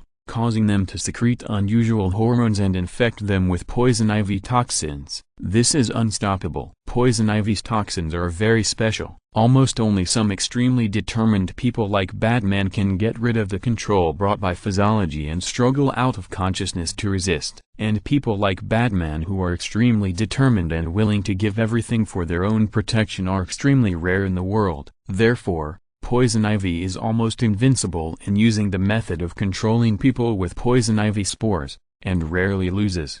Except when facing Batman. There was a subtle explosion in the distance, which was in the planned northwest direction. The vines trembled slightly, conveying information to Poison Ivy. Poison Ivy looked in that direction, thinking, has it been delayed? This explosion was the signal sound agreed upon by Two-Face and Poison Ivy. When Poison Ivy was making trouble and controlling people, Two-Face would take the initiative to act as bait to buy time for Poison Ivy, and once he could no longer hold Batman back and Batman was about to intervene in Poison Ivy's affairs, this explosion would be the ringtone to inform her. Poison Ivy's close combat was not very good. Although the vines could be used for control, she also pitied the efforts of the plants and was reluctant to hurt them too much. So once Batman, who could break free from the control of the spores, arrived, Poison Ivy would inevitably be defeated. Poison Ivy's plan would collapse, which was something she didn't want to see. Originally,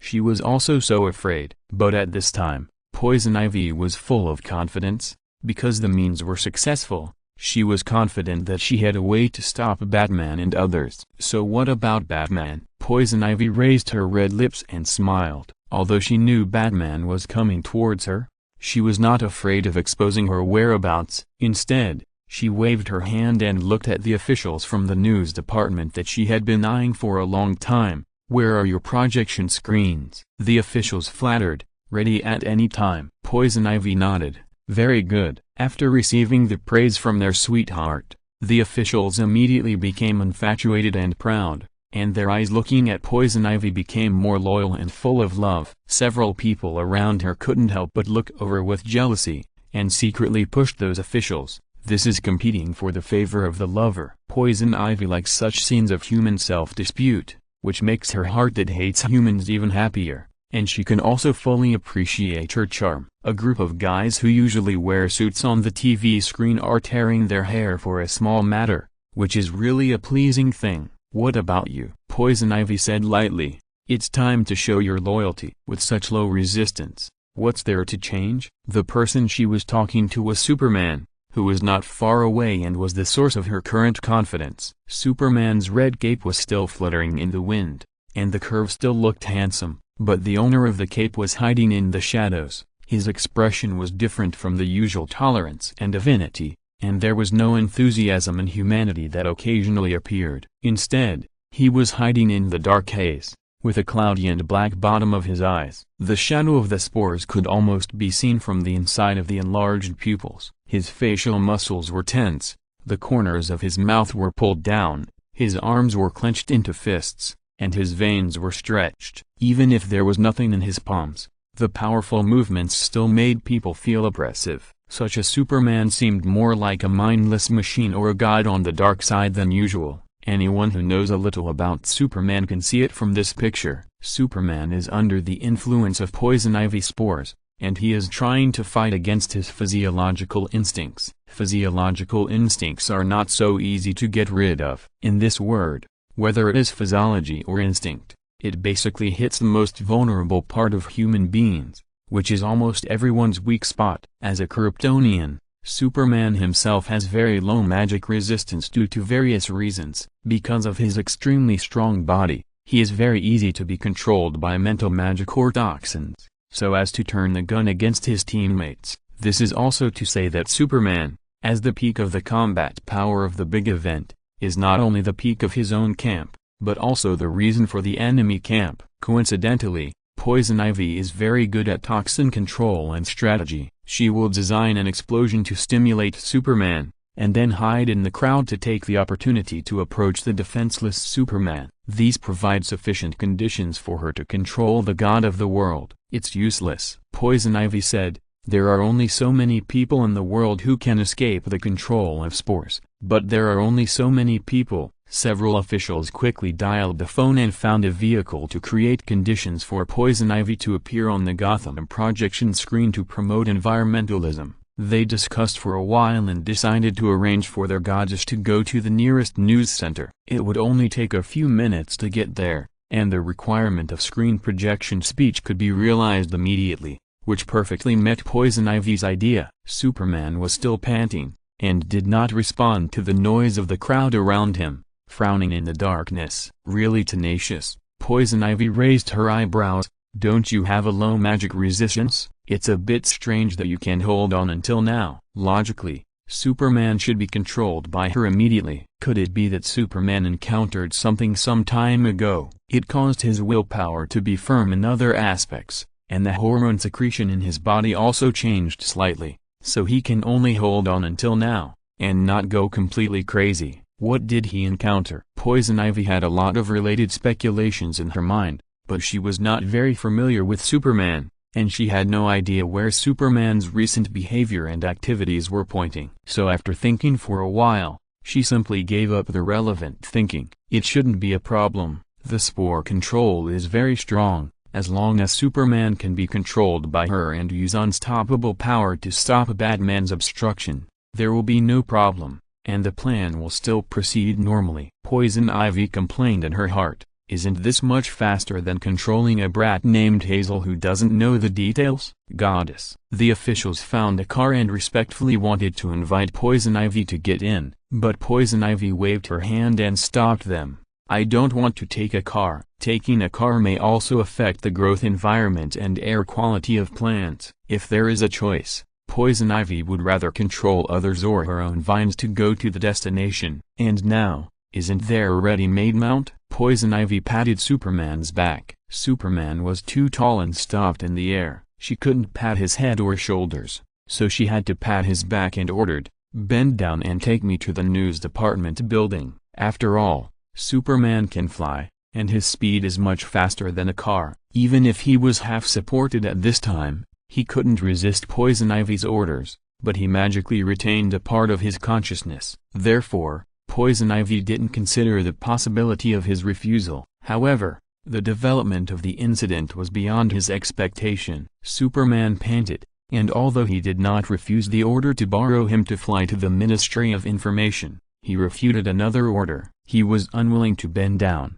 so he simply grabbed Poison Ivy. He made a farmer's move like a chicken, suddenly took off, and quickly flew to the Ministry of Information building with Poison Ivy. Poison Ivy. The officials opened their mouths wide. Poison Ivy was suddenly pulled up, and took a mouthful of high-altitude air, and was very angry. "Boy Scout, I asked you to carry me, don't you understand?" Superman followed the order and answered in a serious manner, "I understand." Poison Ivy was furious. "Then why don't you carry me?" Superman flew at high speed, and was subtle. Silence for a while, and under the influence of the spores, he replied, "Because I want to fall in love." Poison Ivy. So the struggle during this period, and the action of not wanting to bend down, are all because, is Superman going to fall in love? No wonder the hormones changed in advance. Poison Ivy was so angry that she almost rolled her eyes. Really? Before she could think of how to complain about all these troubles,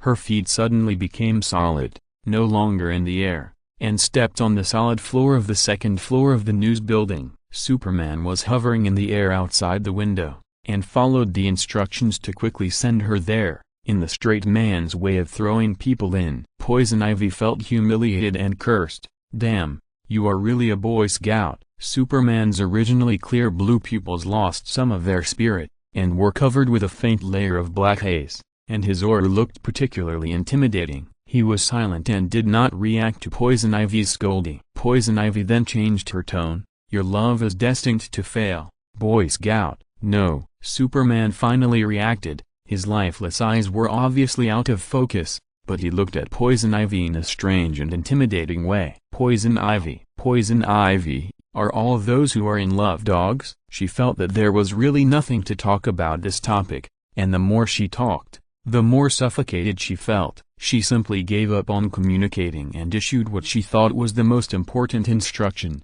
"Guard this building, and don't let Batman influence me." Superman. A fierce look flashed in her eyes. "If necessary, you can just kill Batman directly. You know what I mean." Chapter 110.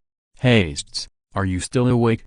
Hastes, if you wake up, please send me a message. Hastes sent several messages to the chat room, but there was no reply. The chat room was quiet. Clark did not respond to him, but it was expected. Hastes sighed and turned his eyes to the TV again. The TV screen was still showing the scene near the live building, and the host was full of enthusiasm, trying to keep up with Superman and Poison Ivy, and followed them to the news department building to continue the live broadcast for the audience. Gotham people have always been so skilled and bold. Not only the outrageous idea now, but also the scene just now, the whole process of Superman being affected by Poison Ivy, was filmed by the daring Gotham reporter and broadcast live to Hastes. He was able to see with his own eyes the scene of Superman being defeated by Poison Ivy's spores. Although the live broadcast could not hear the voices of Poison Ivy and others due to the distance, it was still obvious that this was very bad. Heath absolutely believed in the character of Clark,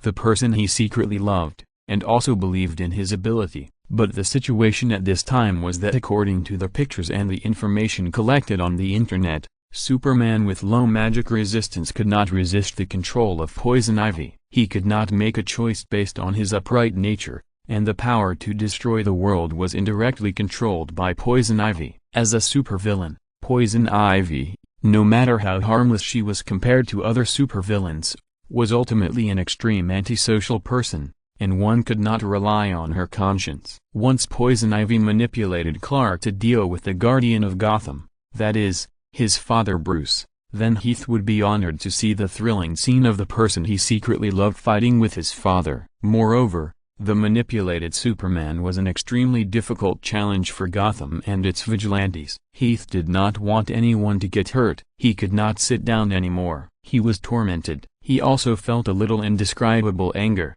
and felt a strong desire to protect his good friend and secret lover who was manipulated. How could he bully his friend? He immediately picked up the communication equipment and was about to go out. He knew the location of the screen on the TV and had learned to drive a long time ago. There was a row of cars waiting for him to drive in Wayne Manor, and he quickly drove to the news department building. But he didn't expect that he would get stuck at the first step of driving. It's better not to go out today, Master Heath. The one who stopped him was actually Alfu. Alfu was still wearing the regular butler uniform. God knows how many sets of the same uniform this Englishman has. But he always stands so straight. He gently held the car door and said to Hazel, "Master?" "No, Alfu." Hazel didn't expect Alfu to stop him. He looked up in surprise, but the various live news broadcasts on his mobile phone told him that time was tight, so he had to explain anxiously, "My friend is in danger." "You saw it, that Superman," Alfu said calmly. "I know." "Really?" Hazel's eyes lit up and he looked over expectantly. "So, I have to set off now. I know how to help." Hazel saw that Alfu didn't move and didn't withdraw his hand, so he asked in confusion, "Alfu?" "I know, Master." Alfu still looked at Hazel calmly, "But, this is the order of the Master." The title of Master could only be referring to Bruce. Heath was a little stunned. His pupils slightly dilated, a little bit unbelievable. "Dad gave such an order?" "Yes," Alfred said. "The Master hopes that you will not go out today, no matter what happens. So I am here." Heath, today, not going out? He tasted something unusual, even based on his years of experience with Bruce. Heath just followed the various clues and thought about it, and roughly figured out the meaning of these words. Today's events may not be just coincidence. Think about it carefully. Today only he and Alfred were in Wayne Manor, and everyone else went out at an earlier time. Some said that they were on night patrol and some said that they were found by friends. Although it is reasonable, it is still a bit too strange. I am afraid it is not a coincidence, but they went out together to prepare for this matter. At least, for Batman, it is not a coincidence at all, but an event that can be predicted or fueled. But why? Why did they stop him on purpose? Doesn't this just show that these things have a lot to do with him? The amount of information is too much, and Heath really can't figure it out for a while. He thought carefully about the relationship between himself and Clark in this incident, but he couldn't figure it out. The friendship between him and Clark was not a secret at all. As early as when he came back under the moonlight, everyone in the Batman family knew about it. At that time, no one in the family reacted, except that Clark hugged him for a long time, which caused Damian's dissatisfaction. The journey was smooth. Clark also talked to Bruce about work, and finally said that he left after receiving a prompt. Before leaving, he waved in the sky and said goodbye to Heather. Everything seemed very ordinary, and the Batman family's attitude towards Superman remained the same. So what changed, leading to today's somewhat targeted incident? "Master," Alfred touched Heather's head in a friendly manner, and said in a gentle voice, "I made cookies, eat them and go back to sleep." Although Heather couldn't figure it out, his mind was in a mess, and all kinds of strange possibilities appeared back and forth. Standing there with a dazed look in his eyes, he still respected Alfred and stood obediently to let Alfred touch his head. He looked like a silly child wearing a small white mask. He just pursed his lips, with a stubborn expression. Obviously he hadn't figured it out yet, but still wanted to help. Coupled with the standing posture of a good baby, he looked very pitiful, at least in the eyes of the old man who had seen him grow up. He looked like a very loving child. It seemed that he wanted a small toy, but he pursed his lips and refused to say it. He was willing to let the old man touch his hair carefully, and he was usually very well behaved, so well behaved that it made people feel distressed. Alfu felt exactly the same, so he sighed, and immediately softened his heart, gently touching the child's soft hair a few more times. The slightly tense expression on his face relaxed, and wrinkles followed, showing a bit of unusual old age. But in fact, he was already an old man, no longer the sharpness of the elite middle-aged man when Haishiz first came in. The wrinkles had spread unknowingly, and his back didn't seem to be so straight, and some of the muscles that are unique to the elderly had atrophied. But his posture was still very good, and he stood straight all the time, which was why he looked no different from many years ago. People have to grow up and grow old. Alfred took back his hand from touching Heath's head and suddenly thought, I don't know how much Heath can grow up, but no matter whether he can see further or not, Alfred hopes that this child can live a better life. Don't be like Bruce, who he also watched grow up, carrying too much. Don't be like Heath when he was a child, staying alone in the manor most of the time, watching the children on TV with envy. It would be best if they can form a happy family. Someone can always pamper this child like a bat cub at home, so that this child will never have to experience the painful past again. Grow up safely, and then grow old with the person he loves. This is what Alfred thinks is the most normal and happiest picture. Heath is still looking at Alfred hesitantly. He looked again and again, hesitated for a moment, and still hesitantly but firmly said, I still want to go out. Alfred, really? Alfred said. Well, Haishizi said, since it has something to do with me, I can't just sit here and wait. I have to make some efforts. What's more, one is my father, and the other is my boyfriend. Ofu helped him finish the second half of the sentence. As soon as the second half of the sentence came out of Ofu's mouth, Haishizi's face instantly turned red, almost steaming in the next second, and he was very flustered. What, not a boyfriend? I see. Ofu nodded with a smile. So you haven't been together yet? Then it's a one-sided love. Haishizi's ears were red. But he didn't object, and nodded with his eyes down, admitting, at present, I just like him. Ofu thought, I'm afraid it won't be long before it's not just a one-sided love. After all, when Haishizi didn't know, the protagonist of today's incident was already very motivated to meet his parents. Ofu thought so, and his hand pressing the car door slowly loosened. Heath noticed it and secretly pulled the car door. When he found that it could be pulled, he understood that this meant permission. He looked at Ofu happily. Ofu? Well, Ofu looked away, smiled slightly and let his hands hang down by his side. I suddenly remembered that the cookies were not finished. Heath's eyes sparkled, waiting for the old man to finish. I guess Master Heath is probably going to bring friends back, Ofu said seriously, so, we have to do more. As he said this, he quietly stuffed Heath into the car seat, and then when Heath sat down, he gently closed the car door. Heath leaned on the car window, not in a hurry to drive, but a little shy and a little happy. Then I'll go. He knew that this action meant that the old man approved. Ofu also secretly stuffed a metal object into his palm. Heath took a peek and found that it was a totem with something special. According to his memory, this was the badge he saw in the Batcave and came out of the underground laboratory with him. At that time, no one knew what the two arrows on the badge meant, and it was only recently that they were completely figured out. It turned out that it was the meaning of Customer Service O2 in the original world consciousness. It was an organization created for safety after Customer Service O2 sent half of his consciousness over. When they parted in the gap between the world bubbles, Customer Service O2 reminded him, if you still encounter trouble, you can go to them. When you drive to 20 community, use the badge I gave you.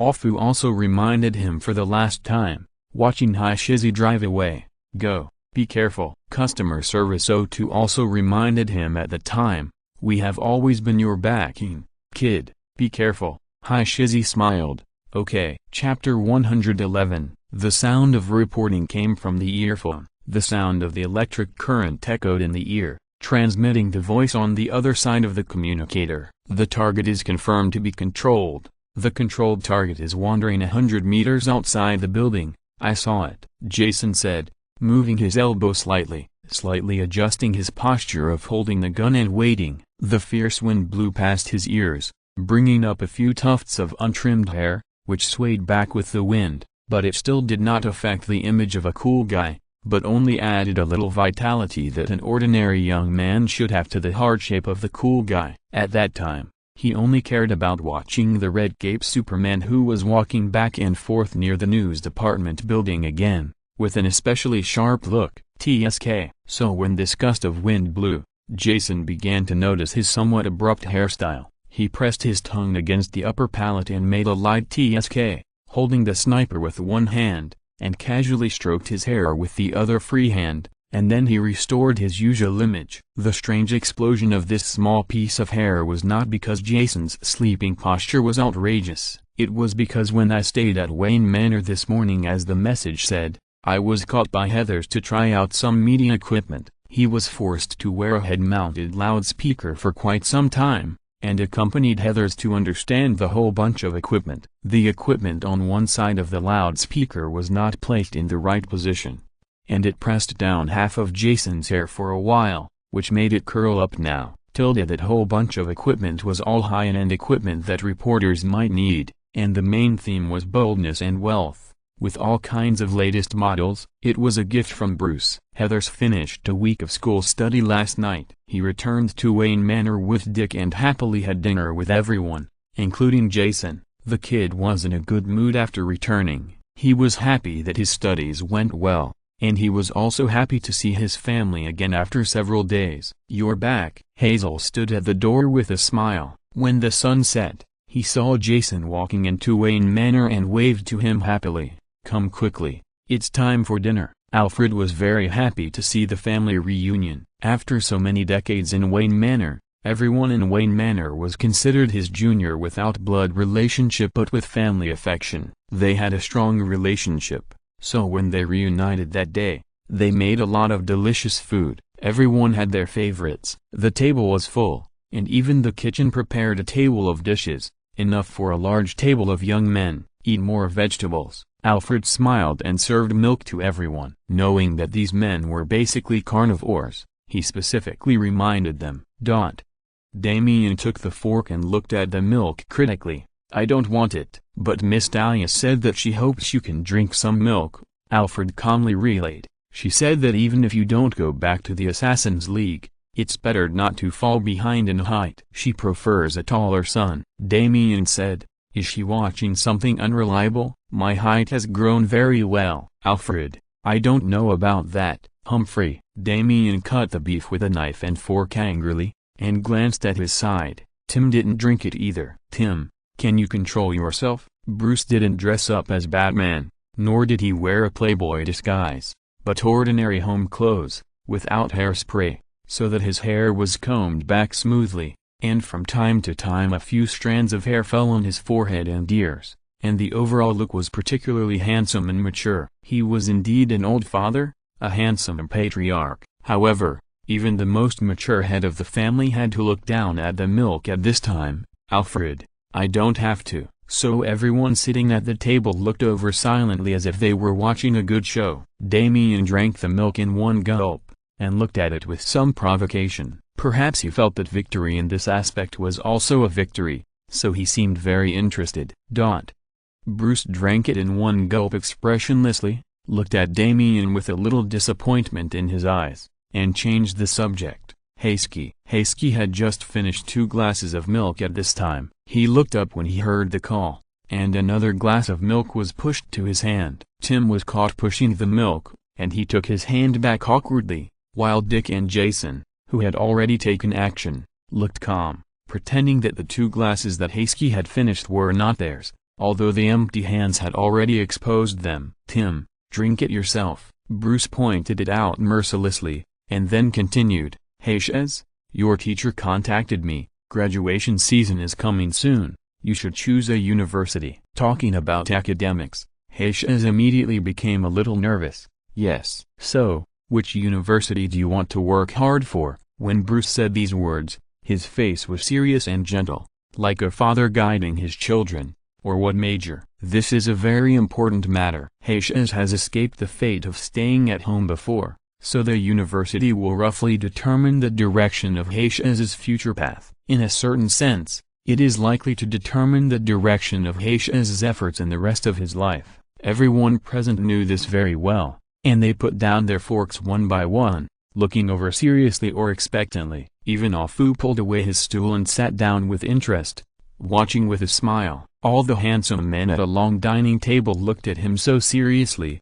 Heisha suddenly felt the burning of their eyes, and put down his fork helplessly, feeling that he was being tried by 3 courts, and had to get into the state. His eyes stayed serious for a while, and gave the answer he had prepared long ago. Reporter, this is a career he wants to fight for his whole life. So obviously, the university he wants to choose is obviously locked in, a university with a favorite location and outstanding news and media. This is not an unexpected answer. The men looked at each other and their eyes were clear. Heath's hobbies were reflected very early. After staying together for several years, they basically knew everything very clearly, but they were considerate of each other's emotions and didn't say it. You like it so much? Dick smiled. I think several universities in New York are suitable, but the requirements are not low, and you need to work hard to get in. I can. Of course, you have to say yes even if you can't. Speaking of ideals, Heath's eyes lit up, and he talked about the efforts he would make, and his yearning for college life, especially his yearning for the future journalist industry. He talked more than 3 times as much as usual. There are no so-called rules in Wayne Manor. Everyone thinks it's good to be noisy. They listen with a smile and add a few words. Dick saw Jason occasionally saying a few words, with his other hand hidden under the table, typing characters quickly while talking. He took a curious look and immediately understood. Jason had obtained university information from some informant, and was modifying and referring to what Heath said, trying to help Heath choose a good school. He really put a lot of thought into it. Looking more carefully, whether it was Tim, who was studying economics, or Damien, who was in junior high school, they were actually secretly recording from time to time. Bruce and Alfred listened very carefully, and the relevant information had already passed through their minds, and they were listening to Heath's words at this time.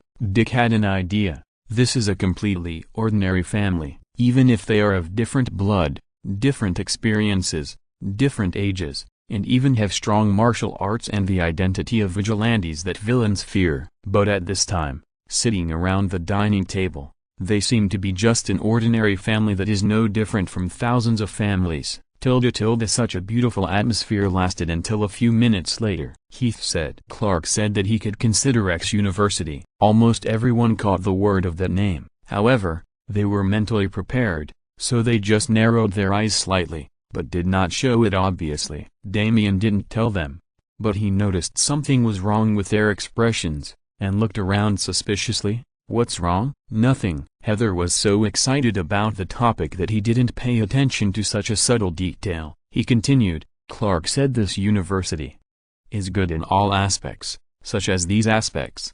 So he recommended it to me. Bruce's expression was calm, and it seemed that there was no change. Is that so? You have a good relationship with him? Heather, he felt that this was a bit strange, but he didn't completely understand. Yes, Clark is good. I don't know who suddenly started cutting the steak, and the cutlery and the plate suddenly made a harsh sound, but Dick and Jason both raised their knives and forks at the same time with a calm expression and started cutting meat at the same time. Strange synchronization. Heather looked at it curiously for a few more times, but he didn't finish his words.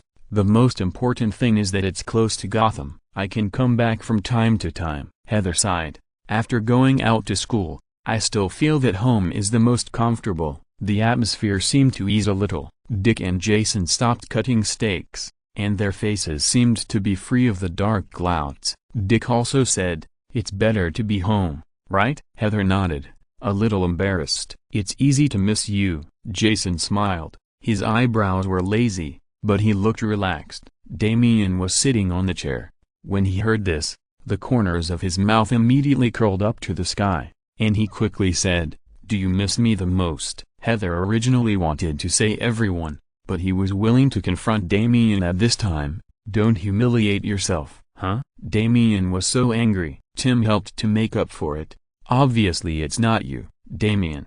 What do you care? Although the older ones didn't say anything, they all thought silently, it must be me. Being older, they are more experienced after all, so they all kept silent tacitly, watching the younger generation making a fuss, but they all wanted to ask Heather privately who he missed the most. Finally, Bruce found out from Heath that Clark had helped guide and confirm professional matters before, and he also found out that Clark had sent a camera, so he immediately sent a whole box of related equipment the next morning.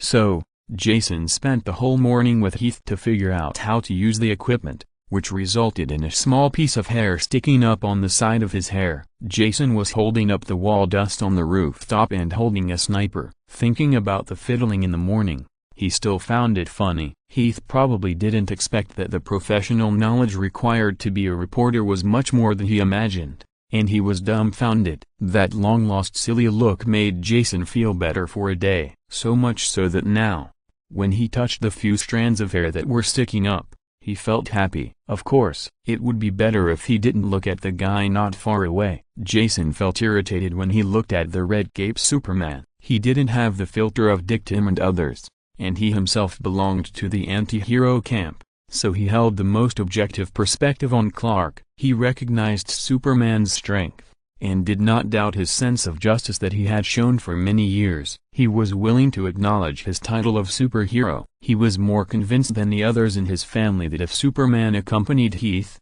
Heath would be safe. But that did not mean that he recognized Clark. Heath was Jason's most cherished brother, and he thought Heath was the most miraculous existence. He believed that Heath deserved the best of everything, including a lover. So when Jason really knew about Clark's existence, he became petty and found faults in Superman. He could find faults even if there were no faults. Too old, too poor in magic resistance, Jason commented critically. Too honest, sometimes too stubborn. Being the best in the world was nothing to Jason. As he said before, if Clark dared to approach or deceive him with his strength, he really wouldn't mind sniping the kryptonite bullet. But at this time, it was not without merit. There was a buzzing sound from the headset. Jason checked the integrity of the sniper rifle, thinking of Clark's attitude towards Poison Ivy before. He gave Clark some points. At least the magic resistance is so low, and he didn't get close to her, and didn't really use her as a mount. Jason was quite satisfied with this. Not bad. If Jason knew that there was such a thing as male virtue in this world, he would completely understand his feelings. As Hazel's brother, he was very willing to see Clark show some male virtue to Hazel. This made him willing to miss Clark's target a little bit if he had to shoot. Defend this building. When encountering Batman, you are allowed to use assassins. Clark did not refute these instructions. Of course he couldn't resist because he was controlled by the spores. The little bit of thinking he still had told him that these instructions were wrong, but his hands and feet were out of control, and he followed Poison Ivy up to be a bodyguard, and then he was sent out to guard the outside of the loophole, waiting for Poison Ivy to let those officials adjust the equipment, and then come in to be a mascot and demonstration prop in the news. Of course, the most important thing is to stop Batman. Superman stayed in the air outside for a while in a daze, and randomly turned around according to the instructions. After about a few minutes, the Kryptonian's sharp five senses reminded him that the situation had changed and there was danger. The sound of breaking through the air. He slowly stretched out his hands and accurately caught a flying metal weapon. With a pinch, a pile of iron powder slipped from his palm. It was a very sharp weapon, even if it was crushed after just holding it for a moment. Clark could confirm that it was a sharp weapon. The attack did not stop with the falling of the powder. The next second, an overwhelming number of sharp weapons of the same appearance attacked him like rain. Superman used his excellent eyesight to briefly see the specific shape of the sharp weapon in the air. Sharp corners, small objects. Memory told him that this was a batarang. The next second after he came to the conclusion, the batarang disappeared from his eyes. Heat vision. The hot energy that was almost like a volcanic eruption instantly unfolded from Superman's eyes. This is indeed a volcano, because all the batarangs coming towards them seemed to be swallowed up, completely annihilated in the fiery energy in an instant, as if they had never appeared. Enemy invasion. Superman reported to the inside. I know it without you telling me. Poison Ivy screamed in the building. Her scream was accompanied by the chattering and comforting voices of officials. The screen of the building opposite that was not affected by the thermal vision flickered, as if it was connecting to the news department building, and Poison Ivy's propaganda purpose would be achieved soon. Poison Ivy scratched her beautiful red hair, cautiously pushed open the window, and cast her eyes outside. She got what she wanted, and with the help of her good eyesight, she saw a pointed-eared cloaked figure standing on a tall building in the distance. Obviously it was Batman. She realized it, and stepped back in fear, urging the officials who were dawdling, while reinforcing Clark's order. "Kill that guy. That guy is Batman. Receive order." Superman's eyes were a little dull, but his body had rushed out like a sword. He rushed to the side of the pointed-eared figure in an instant, saw the familiar black cape, Batman's taut chin, and the guns, gunpowder and batarangs that quickly attacked from his waist. These really couldn't cause any harm to him, and couldn't even break the skin of the Kryptonian, but Clark subconsciously still respected his opponent. He opened his mouth and exhaled, and the extremely cold air instantly froze the pile of attacking tools that attacked him, freezing them all into ice cubes, rigidly stopping their original trajectory, and slamming them down from the air to the ground. Bang! There was the sound of a pile of things falling with ice cubes. When he raised his eyes again, Batman had already retreated several meters away when he exhaled freezing breath, looking at him coldly. "Superman." Batman raised his lips subtly. "Ha, Kryptonian," he said sarcastically. "Now you have lost your brain and can only follow orders?" "Superman." Superman looked at the man in front of him in silence. His mind was still repeating the instructions, asking him to quickly follow his fighting instincts, either to punch the enemy away at close range, or to output a stronger freezing breath to completely control the enemy, or he didn't need to control the strength at all, and directly use a heat vision to make the opponent disappear into ashes. But his intuition kept pulling Superman's thoughts and actions, telling him that if he did this, he would not only really regret it, but also continue to have a bad feeling. Superman's slightly stiff brain rarely felt clear emotions, and he was confused. His bones were aching slightly, and his strength was gradually losing. This was a bad situation. Superman immediately lowered his head and found the source of this strange change. The green light flickered in the frozen ice. No one would know what this was better than Superman. This was kryptonite. The object, which can reduce Superman's strength through radiation intensity as long as it gets close, is wrapped in a special material. It attacks with gunpowder and sharp weapons, and is just in time to be unwrapped by Superman's freezing breath, revealing the appearance of kryptonite. Although the amount is small, it also gives Superman the feeling that his strength is being rapidly weakened. Superman dare not underestimate Batman. He does not think that the other party only has such a small piece of kryptonite to deal with him. "It is true. Do you need to shoot?" Jason squinted his eyes to see the situation,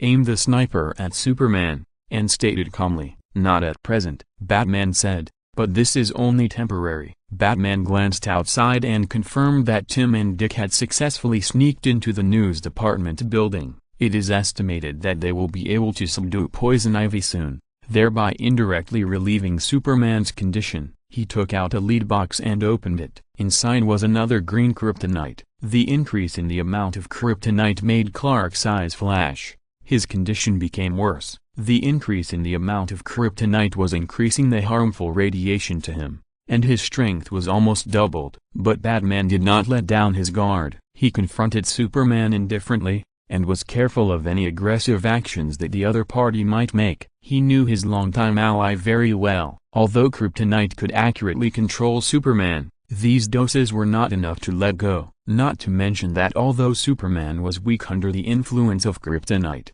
it was only relative to himself. Clark could still exert extremely terrifying physical strength under the influence of kryptonite.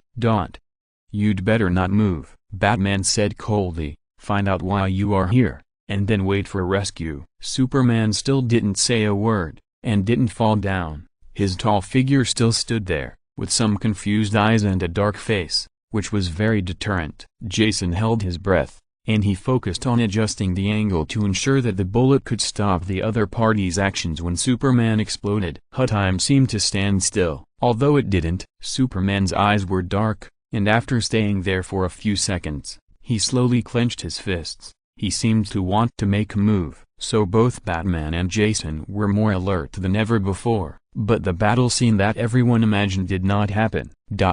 Superman, a voice broke the tense situation that was about to start. Chapter 112. This voice was familiar to everyone present. Even Jason, who was staying at a higher place, heard this sentence through the communication receiver connected to Batman in his ear. He knew the owner of the voice without identification, and his face changed and blurted out, "Hayes?" It was indeed Hayes.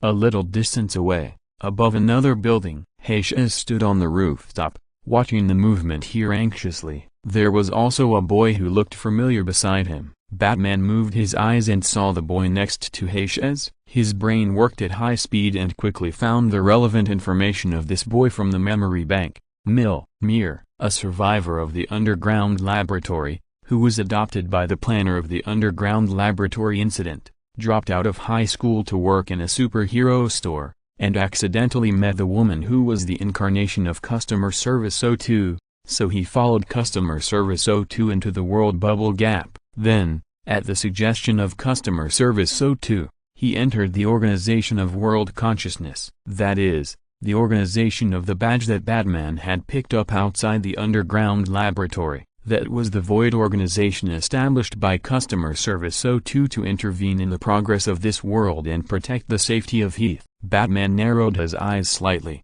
and he roughly judged the reason why Heath appeared. Perhaps after seeing the news, he was allowed to go by Alfred intentionally or unintentionally, and then drove all the way to the specific location of their confrontation with the help of the World Consciousness Organization. The tall building where Heath stood was the tall building where he and Spider-Man stayed before. So it was probably because Heath used the portal taught by Doctor Strange to travel on the rooftop of that tall building. It came early, Batman thought, although it was also within the time range he imagined that Heath might appear. This time point was indeed much earlier. This obviously shows that Heath probably cares about Clark more than he thought. This immediate conclusion made Batman pause, that is, a little unhappy, and when this picture appeared, he sighed again, similar to the sigh of a child growing up. Has it grown up to the time when he would actively pursue feelings? Only then did he feel that time was very fast. But sighing aside, it's time to deal with business. Batman has successfully used Superman's attraction to Poison Ivy to successfully show Poison Ivy in public.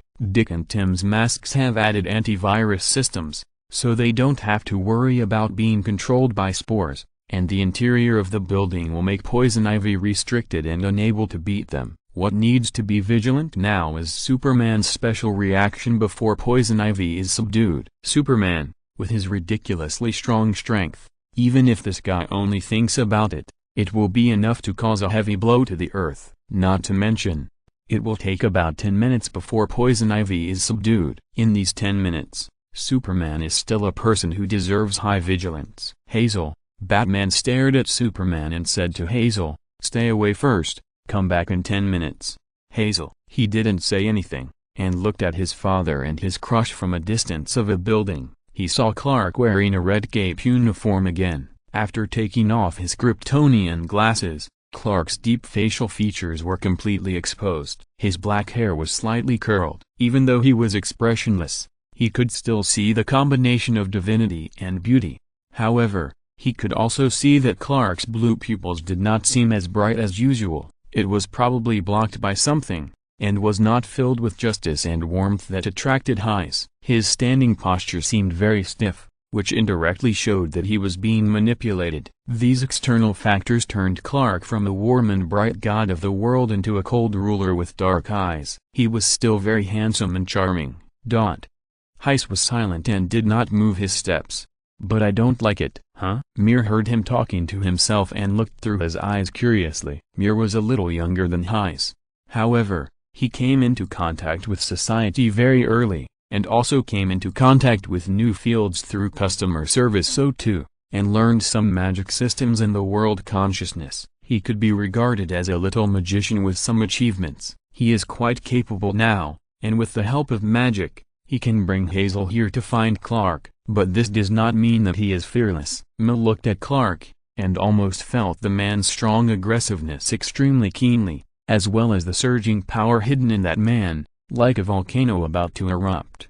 That power was so destructive that people could not get close at all. Mil felt that if they got close, they would most likely lose their lives. He secretly sighed at Batman's terrible willpower, and secretly asked the Son of God he wanted to protect, and suggested to him, My Lord God, why don't we listen to Batman and get a little further away? He pointed to a building farther away. Actually, this building is not bad. The main thing is to be farther away from Superman. Hazel was still looking over there quietly, so Mir called out again, Lord God, ... not Lord God. Hazel came back to his senses, and said with a smile and helplessness, I'm not going back again. I'm just an ordinary person. I've said it many times. You can just call me Hazel. That's what he said. But the people in the world consciousness who taught Mir were secretly calling Hazel something like Lord God, and some even called him Mother. It was hard not to lead Mir astray, and it felt that calling him by name was not good. Well,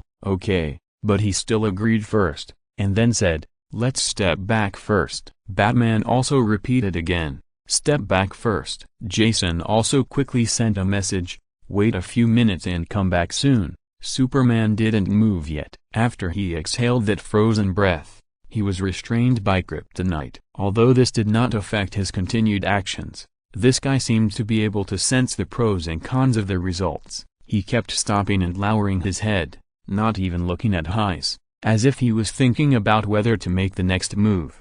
However, once he made the next move, according to the intensity of the previous thermal vision, it would be an extremely shocking event. Just retreat a little. Mir was still persuading him. He was really worried about Heis's safety, otherwise he would be sorry for his teachers. Just that building. Heis took a last look at Superman and said nothing, as if he agreed. Amid everyone's heavy breathing, he drew a portal and took Mir in, appearing on a tall building farther away. Mil immediately breathed a sigh of relief. A few minutes had passed, and this location was safer. He was confident that he could take Heis away when the accident occurred. But before he could finish his breath, he glanced at Heis and almost gasped again. As soon as he stepped out of the portal and hadn't stood firm yet, Heis raised his hand again and quickly drew another portal. This time it was to Superman's side. Wait. Mir's eyes widened, and he immediately reached out to grab the man, but he was still a step too slow and pulled a hand of air.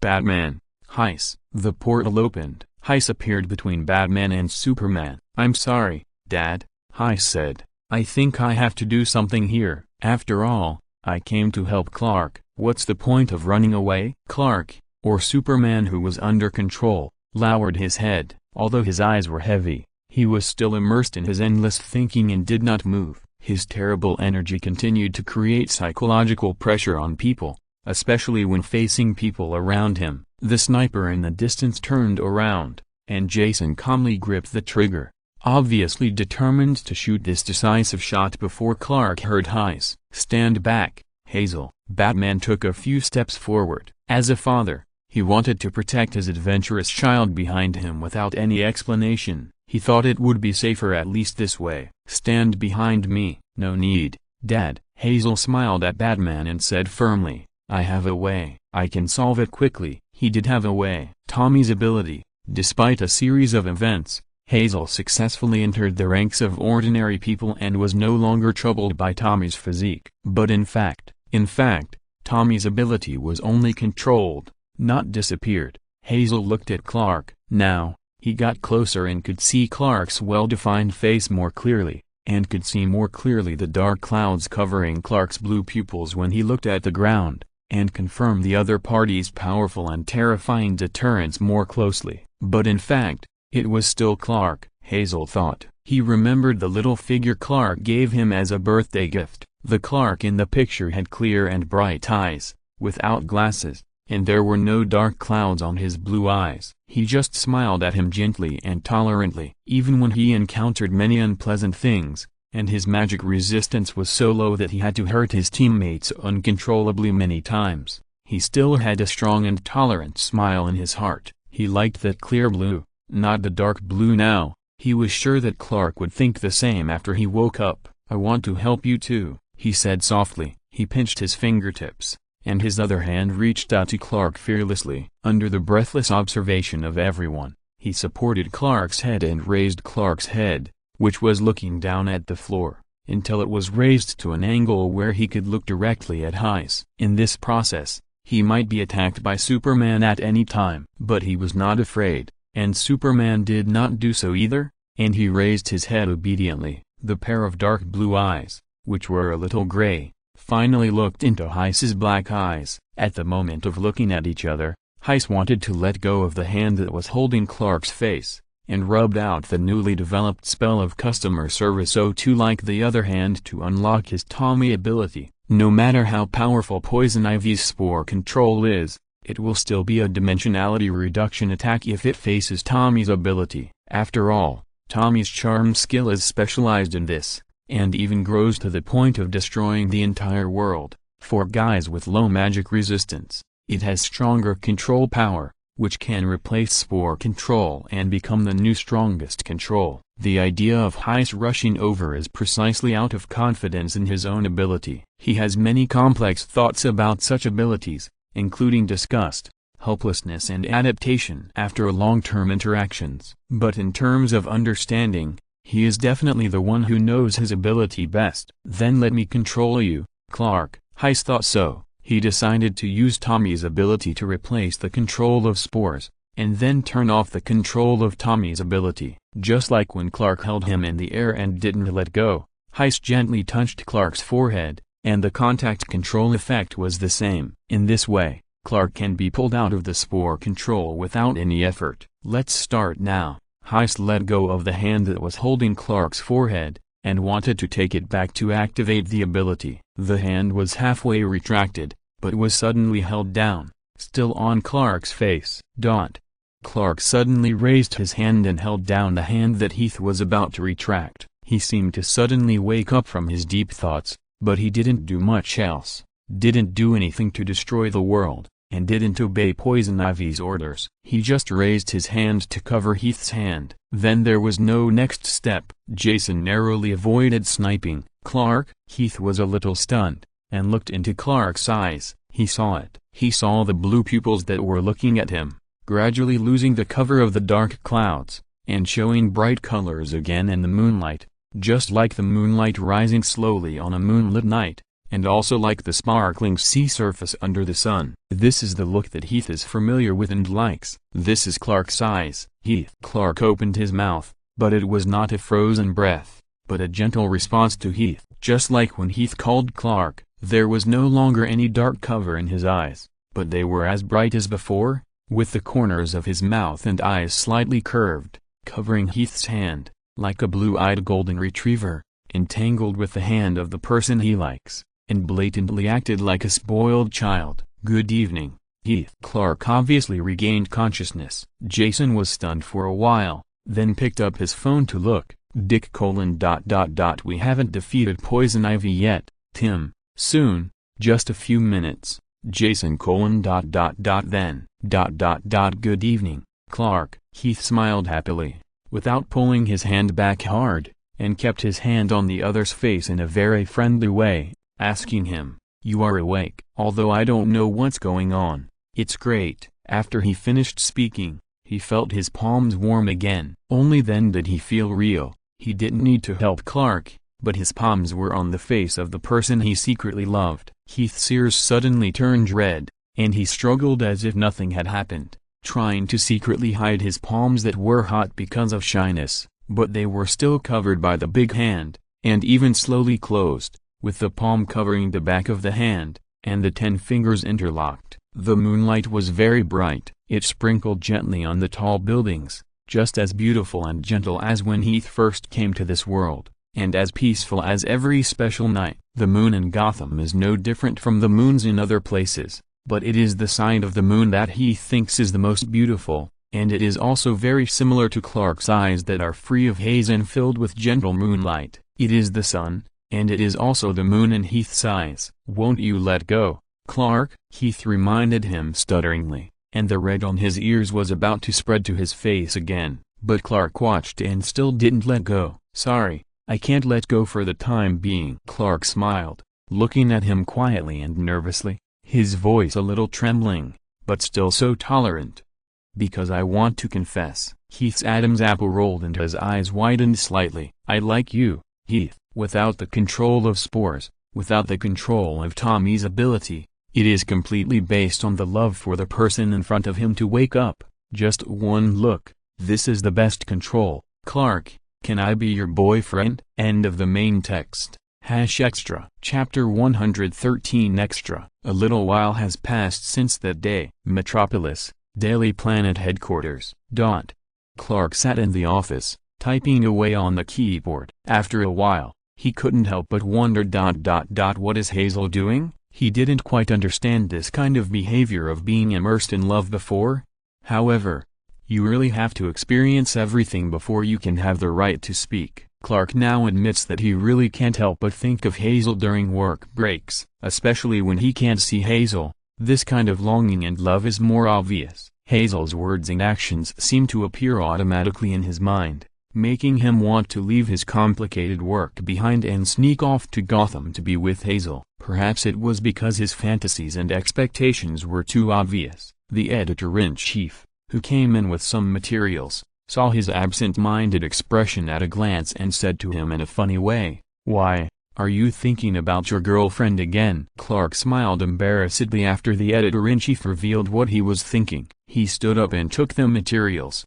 "Well, editor-in-chief, you have experience." "That's right," the editor-in-chief said with satisfaction, crossing his arms. "After all, I am a married man." The children at home were running around. As usual, after letting Clark take the materials, he rolled up his sleeves and explained a few key points of work. After all, the Daily Planet is a leading newspaper in the metropolis. The editor-in-chief has worked in the Daily Planet for a long time and has rich experience. The few key points he pointed out are also very valuable guidance for an experienced person like Clark. Not to mention, the editor-in-chief usually takes care of the development of young people like Clark, and provides Clark with a lot of help and guidance in work and life. In fact, he can be regarded as an elder at work. "Thank you, editor-in-chief," Clark said to the editor-in-chief after listening to the work instructions carefully. "I understand, it's hard work." The editor-in-chief patted Clark on the shoulder and said, "Don't be so polite." After getting to know each other, the editor-in-chief was a middle-aged and elderly man who didn't care much. His hair was a lot of white, but he liked to talk about all sorts of things with young people. "You have worked very hard during this period, and you have completed a lot of work with good quality.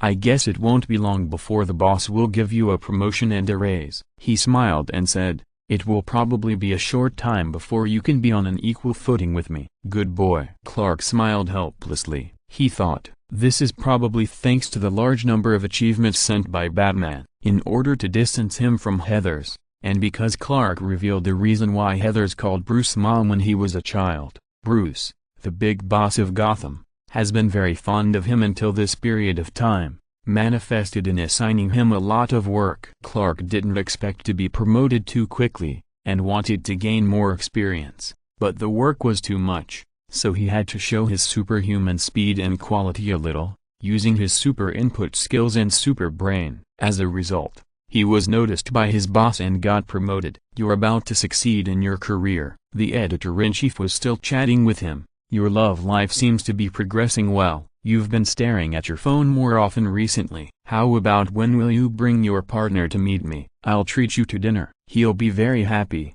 Clark said. "Hayes wants to be a very good reporter in the future." The editor-in-chief nodded. "We have the same ideals." "That's great. I'd like to meet more young people." Clark thought for a moment. "I have to ask Hayes' opinion first, and then make an appointment to meet." He also remembered, "It's just right. You're knowledgeable. You can give this kid some advice on applying for the media major." The editor-in-chief agreed immediately.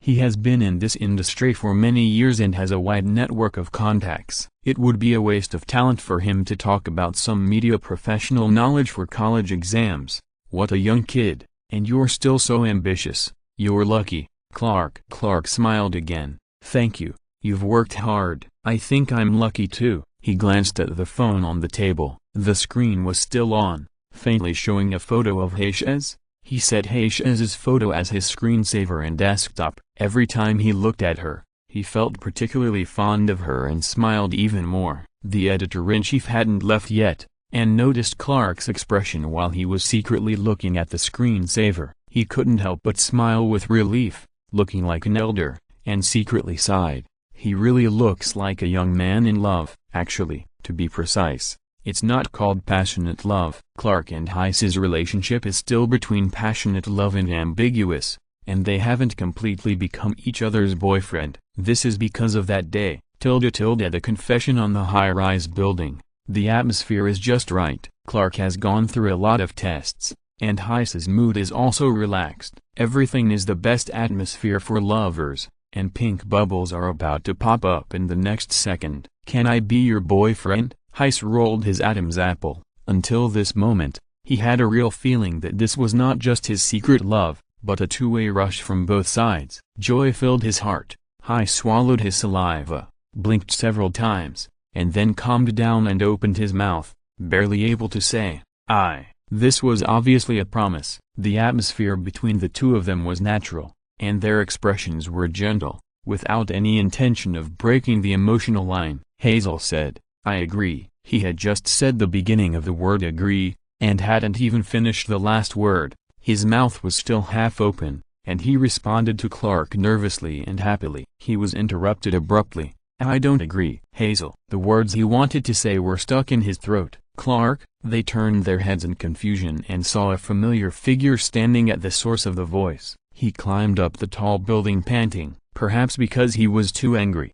he didn't use the hook very smoothly. His arms, which had been trained at a young age, trembled so much that veins were bulging. His hair was blown up by the wind. He supported himself on the floor with a hideous face and gnashed teeth, and appeared on the tall building looking at them. To be precise, he was staring at Clark. "I don't agree." Damien's fur stood up, like a little black cat whose tail was stepped on, and he glared at Clark fiercely. "Hates, I don't agree. What's wrong, Damien?" Hates's reply was interrupted, and he looked at the guy who suddenly appeared with a smile. "Damien."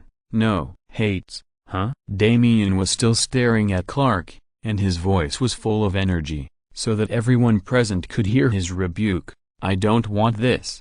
This strong man. I don't want Superman to be my sister-in-law." Clark, Clark, who was over 1.9 meters tall and had a strong body, had the experience of being called sister-in-law for the first time. It felt very subtle. What made him even more unbearable was that he saw Batman, who had been looking at him sinisterly, also looked him up and down with this weird look, and there was a hint of mixed amusement and anger in his eyes. Clark suddenly felt that he was being laughed at nakedly, especially by his ally and future father-in-law. Clark was melancholy for a moment. He was ready to listen to Hazel's words of agreement, but he didn't expect Damien to mess with him and force him to listen to his speech about his sister-in-law. But this is the family of the person he likes after all, and he has also met the Batboy many times. Clark can only say in a good tone, "Actually, you don't have to call me sister-in-law." Damien was still staring at Clark very fiercely, and his weapon was ready to move. If it weren't for Batman and Hazel, who were the most capable of controlling him, he would probably pick up the weapon and smash it immediately. But obviously he couldn't do it now, so he had to try to torture Clark with his eyes and responded coldly. "So?" Clark thought about it. The breeze blew and the moonlight sprinkled. After waking up, Clark's brain speed recovered. His eyes were clear and blue, and even the red cape behind him seemed to be a little redder. He really looked like a smart and righteous superhero. Clark's brain was working, and he suddenly came up with an idea, and a virtual light bulb almost popped up. "You can also call me brother-in-law, Damien." Batman, Jason, who was listening to the communicator in the distance. Dick didn't know the situation here, and was still reporting the news enthusiastically. "Dick, Poison Ivy has been knocked out by us." Gordon also arrived. He said that he would throw this guy and Two-Face, who was previously subdued by Batman, into Arkham to wait for their fate. "Dick, I didn't hear any big noise outside behind the thermal vision." "You haven't fought for a while, right?" "Then according to speculation, Superman should not have completely lost control or been subdued by you. It seems that both sides are going well." "Tim, how is your side?" Jason was still in a subtle shock, and silently pressed the ellipsis. "Dick, what does this mean?" Tim, when the Poison Ivy subduing team was also confused, the situation here had changed again. Clark's shocking words gave everyone present a heavy blow. After listening to it, Heiss was a little confused. "What do you think is the difference between these two?" "The first one means, I am your wife, Clark explained to him seriously. The second one means, Highs. What does it mean? Clark blushed. You are my wife. This sentence is obviously a critical hit to the pure love warriors. Even though Clark is no longer a straight man, he has subtly reached a biased unity with straight men in this regard. Heiss liked to analyze things seriously. He thought for a while and discussed with Clark, I still think there is no difference. After all, we are both men. Or do you prefer to call me wife? I think so too. But from a secular point of view, Clark followed his train of thought and expressed his own selfish thoughts. A wife will give people in love a certain status and give people a more romantic atmosphere. Heiss thought for a moment. So, I can call you wife, too. Clark nodded. He didn't mind this at all, of course. Well, Heiss thought about it again and said, but you seem to prefer calling me wife, so after our relationship is confirmed, you can call me wife. Clark blushed and suddenly began to stutter. Is that so? Then. Before he finished speaking, he heard a sound of breaking air. A sharp weapon flew by, and Clark quickly turned his head to avoid the attack of the sharp weapon. Clark stood still, and when he looked at Heiss again, he saw Damien, who was furious, holding a sharp weapon, looking at Clark as if he wanted to kill him. Obviously, this kid couldn't help but attack. Batman lifted Heath behind him with one hand and threw him to Jason, who came silently. This is not a good place to discuss, Heath, Batman said, but now, I'm afraid this Kryptonian will be back later. You should go back with Jason first. He was manually isolating a couple who were in love and just needed to agree to that sentence. Not only that, Batman also moved his feet very well, blocking Clark's side of Heath, successfully acting as a galaxy separating the two sides. Why don't we go back together? Heath didn't quite understand what these men were thinking. Why don't we go back early and have some snacks together? Alfred is waiting. But the big and small Wayne responded in sync. You go back first. Heath shrugged. Okay, I'll go back and eat first. You and Clark should come back early. Damien was not happy to see the big guy in the red cape enter Wayne Manor so smoothly. Superman is unnecessary, right? What kind of identity is he? This little brat really couldn't accept that Heath was going to date Superman, and emphasized loudly, you haven't dated yet. Heath : Why are you so interested in my relationship status? He vaguely understood the thoughts of this brother Khan, but to be honest, he still couldn't understand it, so he had to say it tolerantly, like a compromise. But in fact, before leaving with Jason, he still looked back and tried to see Clark's appearance from Batman's side. After walking about 2 or 3 steps, he finally saw him. Hazel saw Clark still standing there, talking to Damien and Batman, with a helpless expression. After all, he was facing a very childish junior high school student Batman, and his aggressive ally Batman. But in the gaps, Clark tried to look at him from time to time. Even though Batman blocked Hazel's figure and almost couldn't see him, he still looked at him persistently many times, until Hazel's eyes collided with Clark's. The clear blue eyes that revealed helplessness and expectation. After meeting Hazel's black eyes, the emotions and atmosphere in the blue eyes quickly warmed up and became very gentle. Even because of too much tenderness and love, they actually looked a little pitiful, as if they were really trying to act like a big golden retriever. Hazel thought, he is acting like a little golden retriever. The big golden retriever was still dealing with the bats, but his eyes had already been cast over pitifully and cutely, revealing some new questions and hopes. If eyes can convey words, then he must be asking Hazel a question now. Would you like to be my boyfriend? PFFT. Heath was touched by his own association. He smiled and raised his hand quietly, making a heart shape. Then ... What should he do? Heath searched for relevant memory knowledge in his mind, and soon found the next step from Bruce or Dick's memory. He thought he had learned it and wanted to show it to his sweetheart immediately. So Clark, while dealing with the difficult Damien, watched Heath pinch the little heart, smile and bring it close to his lips, and then stretched his arms towards him, pretending to convey love. So cute. Clark felt dizzy immediately. He knew that this was the most obvious action response when Heath couldn't come over to answer him. Batman suddenly said, "Does it look good?" Clark subconsciously said, "It looks good." Then he realized that he fell into a trap. Batman then sinisterly said: Damian, do whatever you want. Then he kicked the kryptonite on the ground closer to Clark. He looked at his brother-in-law who was rubbing his hands, and then looked at the backs of Jason and Hazel walking away. He suddenly felt that if he wanted to take back the wife of the Wayne family, he would probably have to go through a lot of criticism from his brother-in-law, and before that, he couldn't even think about being so intimate with him so openly. Oh, and there is also a very difficult father-in-law. Under the influence of kryptonite, Clark tried hard to avoid Damian's attack. After thinking, he looked at Batman and suggested, "If I beat you up, you can." Batman interrupted him expressionlessly, "No." Chapter 1114 Extra.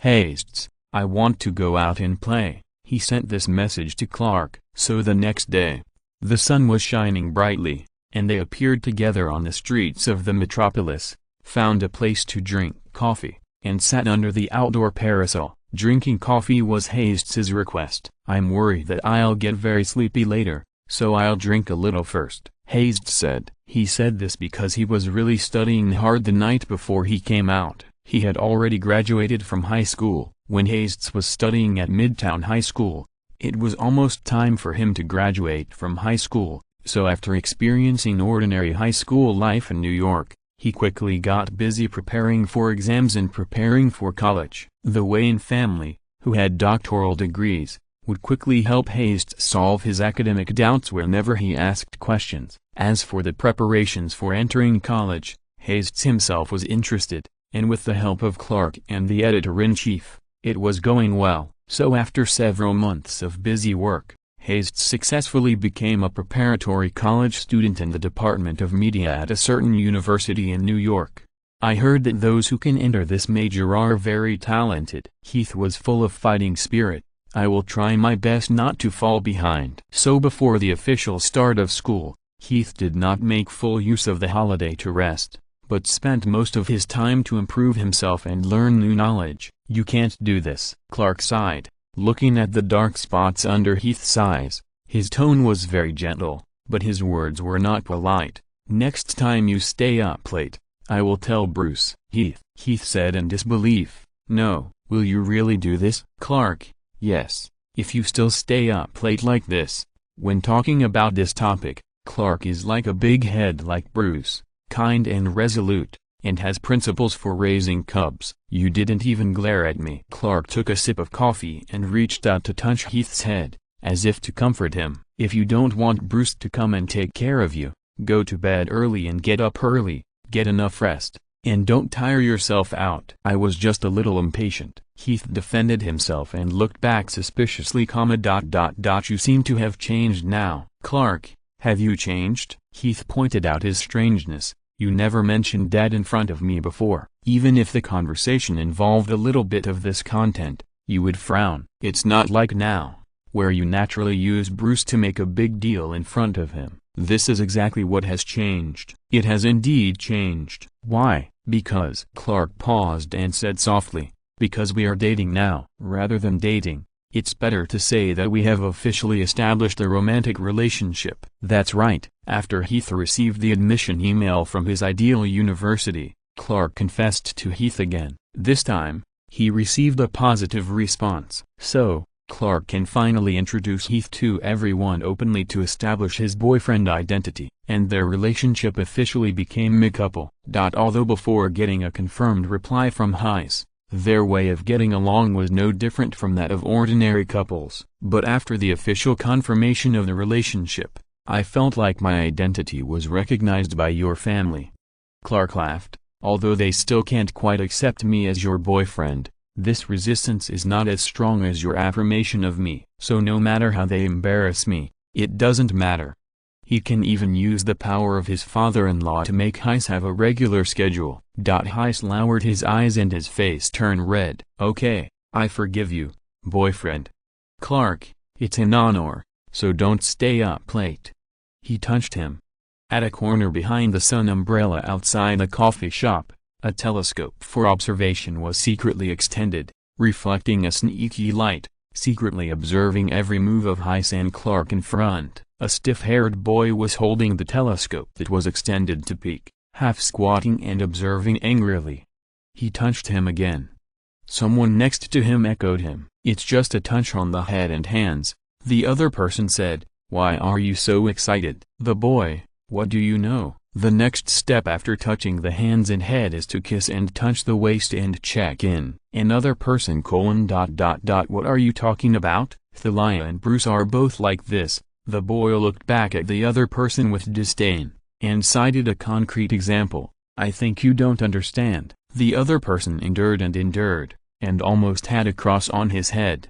"Damien, don't you think the examples you have seen are the most problematic ones?" "Damien, huh?" "That's right," hiding in the corner at this time, secretly watching the young couple not far away, are Heath's two younger brothers, Damien and Tim. The sun is shining, in such good weather. The two of them disguised themselves as passers-by, wearing hats, and secretly watched Heath answer the phone and come out to meet Clark. "I think that in terms of the innocence of the two of them, they are probably not as fast as Bruce and the others," Tim commented after observing, and then sighed. "Why did I come out with you? The work is not finished yet." "What are you pretending for?" Damien glanced at him and directly exposed him. "Didn't I say that Heath was probably out on a date, so you came out with me?" Worriedly, his previous thoughts were quickly exposed by his stinky brother, and Tim was not afraid to sneer. "So what? Now it seems that they can't do anything bad." Damien really wanted to refute the other party. He didn't want to lose in the quarrel with Tim. But looking back through the telescope, he took a look at the appearance of the two people, and saw that the two of them were holding hands, which was so pure that it couldn't be purer, and he felt that it was not unreasonable. It was indeed very different from the dating style of Bruce and the others. Although he was very unwilling, it was not what Damien wanted to do to interfere in Heath's emotional problems, so Damien choked for a while, did not refute, tilted his head to take a last look, and then went back to do the homework assigned by Bruce. After taking a final look, he immediately discovered a big problem. They kissed. Damien's eyes widened. He had just confirmed that the two were innocent. From a distance, he saw two heads close together. From their perspective, it looked very much like they were kissing each other, and even their heads were shaking slightly, looking very intense. "Is this something their Hesed would do?" Damien subconsciously felt angry, although he also felt that there was no reason to be angry. But his stupid brother was pushed by a pig, so he still wanted to rush over to separate them. He threw away the lens tube and stood up, ready to go over and do something. Ding! Before Damien could angrily interrupt the lovers, he had already seen the two guys who seemed to be kissing naturally separate, and Hesed turned sideways to raise his phone and put it to his ear. This sideways movement allowed the bat boy with good eyesight to clearly see that the two were not kissing at all, but were looking at their phones together. Damien, he really had to be relieved about these two. But speaking of it, he looked back at Tim and saw Tim calmly holding up the phone, saying a few words of advice to Heath, and then leisurely putting down the phone. It was obvious that this sudden call to Heath was a sudden idea of Tim. "You definitely separated them on purpose, didn't you?" Damien saw the bad intentions of this guy at a glance. Tim's expression was normal. "Really?" Damien said firmly. "Absolutely." He looked at Tim again. Unexpectedly, this guy seemed calm on the surface, but in fact he followed to see the date and called to stop the kiss. Damien pondered for a while. "Actually, you guy, it seems that he is the only one who doesn't have a big opinion about Clark, but in fact he is the guy who has a serious mentality of looking down on Heath." "Don't guess." Tim patted his legs and turned away. "The work is not finished yet, you stay here." Damien watched Tim walk away, and touched his chin thoughtfully. After touching it for a while, he felt it was boring to continue watching the innocent drama, mainly because he really felt that nothing would happen to Heath and Clark, so he planned to pack up and leave. He just took a step with Tim. His shoulder sank. Damien's heart tightened suddenly, knowing that there were not many people who could get close to his shoulder when he was not prepared. So he quickly turned around with his backhand, pressing the palm of his hand, and wanted to use the force to do a back throw to the person behind him. But after seeing the person who was pressing his shoulder, these plans failed. He turned his head and saw Clark's face, and a little further back, Heath was crossing his arms and looking angry. Damien, he felt very bad. Superman's terrifying strength was not something he could easily break free of. Damien could only watch as Hazel shouted his name angrily. Damien, how could you spy on someone else's date? Damien defended himself. I was just passing by. Hazel looked unconvinced. Really? But Tim said you followed him out on purpose. Clark didn't say anything, but listened to Hazel and grabbed Damien. He was a 1.9-meter tall man, but at this moment, he lowered his head and looked like a good wife. If Damien noticed these details, he would nod to Clark, which was also considered as acknowledging this guy's attitude towards Hazel. But he didn't have time to pay attention to these. His mind was now immersed in anger. Damned him. He ran out with me and secretly reported me. Damien, go back and add more chili to Tim's coffee machine. Chapter 115 Extra. Marvel Studios. After the busy high school graduation season, Heath went to Stark Tower. Peter took him there. Peter, after all, was a high school student like Heath, and even set very high goals for college, which forced him to be equally busy, and it was difficult to balance study and vigilante work. People around him who knew about it had advised him to relax a little, and Tony took the initiative to suggest that he could take care of the work in Queens during this period, so that Peter could have more time to study and rest. But Peter refused. It's just tiring for a while. When I started vigilante work, I actually imagined that I would be so exhausted, but I can handle it. Peter said to Heath half jokingly and half seriously, after all, the criminals won't take advantage of my graduation season to rest, right? Peter really cares about the safety and happiness of the residents in this area. This is the secret that Spider-Man can become a good neighbor praised by everyone in Queens, and even an old friend of all ages in Queens. Let's not talk about this. Why are you always talking about me? Peter brought the topic back to the topic of the conversation. Mr. Stark urged me to take you to Stark Tower. Do you think you have time? Heather smiled. Any time is always available. Mr. Tony Stark was a great contributor to him. Although he did not contribute to medicine and magic like Doctor Strange, the early cooperation between Stark and Bruce did allow Heather to live a relatively normal life when Tommy's system was not under control. Not to mention just inviting him to take notes. Even if he wanted to work for Stark Tower for a few years, Heather would be willing. Tim had heard this idea and received fierce opposition. Tim had dark circles under his eyes at the time and said faintly: "You haven't worked for Wayne Enterprises yet, and you still want to work for Stark?" Young Master Wayne was very unhappy with this situation. But putting aside the idea of working, Heather decisively accepted the invitation and followed Peter to Stark Tower. Although Tony is the CEO of a company and a great inventor with a top brain, he is very busy every day. Reporters who try to interview him have been queuing up for half a year, but they may not be able to catch him for an in-depth interview. He seems to have a bad temper. Even though he has become more mature after becoming Iron Man, he is still as willful and unrestrained as ever, with a natural sense of coolness. But that is for the outside world. Internally, when facing friends and young people he values, he is still very happy to put down the iron armor and various materials, loosen his suit and tie, and talk to them nicely. Wow! As soon as he met Heath, Tony's eyes lit up and asked Heath with a smile, "Do you remember me? When you were very young, I went to Gotham once."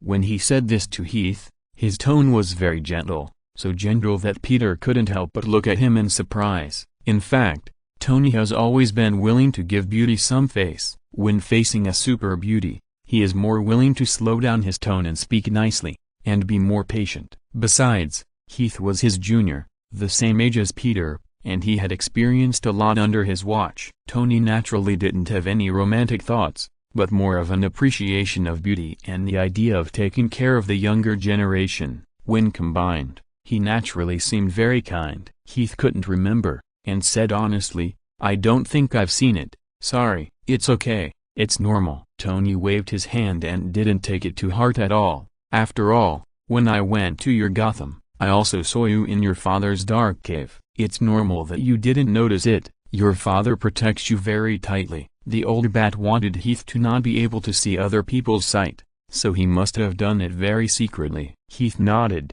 I see. But Tony didn't finish his words. He had something else to say. He deliberately teased Heath and said, "Do you think I am much younger and more fashionable than your father?" He deliberately showed off his various mechas in red and yellow colors, and took the two juniors around for a long time. Probably he wanted to use this to show how gorgeous the gorgeous color scheme is compared to the black one. This move was very childish. Peter could only sigh. "Mr. Stark." He was about to say something but stopped. After the tour, they were ready to leave Stark Tower. Tony hurried to do something. His secretary, Pepper, stood by for a long time, holding the documents with a fierce look in her eyes. She must have some urgent business. That's what adults do. Before leaving, Tony did not forget to tell them earnestly, even if you become a president in the future, as long as you make a mistake in choosing a secretary, then the president and the social animal are only one step away. Really? I heard it. Pepper gritted her teeth. You are such an idle president, and you still have the nerve to call yourself a social animal, huh? Pepper patted the large stack of documents in her hand and questioned Tony's remarks. Tony, HMPH. Okay. Adults have to do adult things. He sent the two into the elevator and winked charmingly. Students should study hard. Data is very useful. I hope to see you next time, Hazel. The elevator door slowly closed. Tony crossed his arms and suddenly added a few words. Oh, you are really good looking, Hazel. I heard that you are going to have a relationship. Are you interested in seeing Peter next to you? He has not given up yet. This was said very suddenly, and Peter was immediately shocked and widened his eyes. Wait, what? The surprised voice did not get out, and the elevator door closed. Hazel, Peter. They looked at each other. Peter looked at Hazel and remembered Tony's unexpected words. He felt ashamed of being matched with him, and his face turned red. He wanted to jump out of a window at this moment and escape with spider silk, but the elevator had no windows, blocking his escape route. Don't mind it, Peter stammered. Mr. Stark, I just like to joke like this suddenly. Hazel smiled. It's okay, I don't mind. Really? Of course. The answer was very firm. Peter glanced at Hazel and felt that the other party's expression was very natural, and he didn't seem to mind at all. Peter gradually relaxed. That's good. I'm glad you're not angry. Not really. Hazel thought Peter's nervous look was funny, and said lightly, it's just a little joke. I'm not that petty. Peter, you're really not that kind of person, but I'm still worried that this will make you unhappy. No, Hazel said. After all, I have a boyfriend. This is just a joke to me. I won't think too much. Peter subconsciously breathed a sigh of relief. So? Huh? Question mark. He almost couldn't breathe, choked several times, and then suddenly recovered, shocked. You have a boyfriend? Question mark. After separating from Peter, Hazel decided to walk back. Peter just gave him a message about love, and he was stunned, especially when he found out that his boyfriend was Clark. His mouth was so big that he could swallow a whole egg. Hazel patted his shoulder, and this guy didn't respond for a long time. His eyes stared blankly ahead, his eyes were erratic, and his body was stiff, which was very similar to Clark's appearance when he was affected by Tommy's physique. Hazel confirmed that he had indeed turned off the switch of Tommy's physique. So the current situation shows that this is Peter's reaction to the severe shock. Clark, Peter muttered after a while, his voice still full of doubt. It turns out that what Harry and Ned said is true. Help. Why? Why are his two best friends secretly together behind his back? Peter thought. No wonder there was a time when he also felt that he was terribly bright. He regretted not listening to Ned and Harry carefully. Peter suddenly realized it. Just when he was about to ask about the follow-up, Tony called him back again, saying that it was about Peter's university and asked him to stay for a while to discuss. Tony wanted them to wait for a while and take Hazel with him to help prepare, but Hazel refused, saying that his family would help prepare. Oh. Tony didn't say anything after hearing this, muttering, leave your affairs to that old bat, you really don't have to worry about it. Peter walked back in a daze and confusion, and did not forget to tell Hazel to go back and talk to him about love. He really wanted to know how Heath and Clark were together without telling him. Be careful on the way back. Time was running out, so Peter reminded Heath about safety in the end. He was still a little worried about Heath walking alone on the street, Let me know when you get home." Heath said okay and watched him leave. He looked up. The weather was really good, with bright sunshine, blue sky and white clouds, and many people talking and laughing on the street. A prosperous scene of New York. He seldom came here, so he couldn't help but feel a little curious. He decided to walk back, and the main point was to see the nearby scenery along the way. The scenery in New York is indeed unique. Stark Building occupies the most prosperous area in New York and is also a well-known landmark building. It is difficult for Heath to not attract the attention of people nearby when he walks out of this building. People around him have never seen Heath enter Stark Building. They are wondering whether this is a new employee or Stark's new love interest, and they are very curious. The next second, Heath turned his head. The curious eyes suddenly turned into shock and envy. "It's so beautiful," the fashion girls whispered to each other. "Where did this star come from? I've never seen him." Another fashion girl immediately said, "But I bet there's no one better looking than him in the entertainment industry right now." The fashion girls had sharp eyes and were full of praise for High Shizzy's world-class beauty, not to mention the passers-by and scouts. They were dazzled by what they saw, and their legs moved before their brains did, and they approached High Shizzy hesitantly. The people in this place are very fashionable and also very enthusiastic. They liked what he saw, and they came up to him without hesitation. They might not be tempted by his physical condition to hold a knife, but they definitely wanted a contact method. They were already eager to make a move, and when they saw the flower protector Peter leave, they suddenly became more courageous and came over to ask for the social account. "Thank you, but number." High Shizzy was very familiar with the words of refusal. He had encountered this situation many times since he entered high school, but the enthusiasm of the people here is not on the same level as that of the guys in Queens or even Midtown High School. They didn't mind the cold rejection at all, and some of them were just taking group photos and uploading them. High Shizzy frowned and raised his hand to stop the man. "Please ask about my portrait rights before." "Hello." Unexpectedly, a righteous voice appeared, and along with the words, a strong arm pressed down on the man. "You haven't got permission yet." The owner of the arm, who suddenly appeared, was also tall and strong, with blonde hair shining in the sun, handsome features, and said to the passerby with a very upright expression, "Please delete it." The blonde man who suddenly appeared had an intimidating figure, and his voice was calm and trustworthy. The man shuddered at the sight, then obediently deleted the photo and fled. The rest of the people also did not stop, as if they were led by a strange force, and involuntarily obeyed and dispersed. Heisitz suddenly sped up his escape from the encirclement and looked curiously at the newly appeared blonde man. The blonde man looked at him. His expression changed from righteousness to a little embarrassed,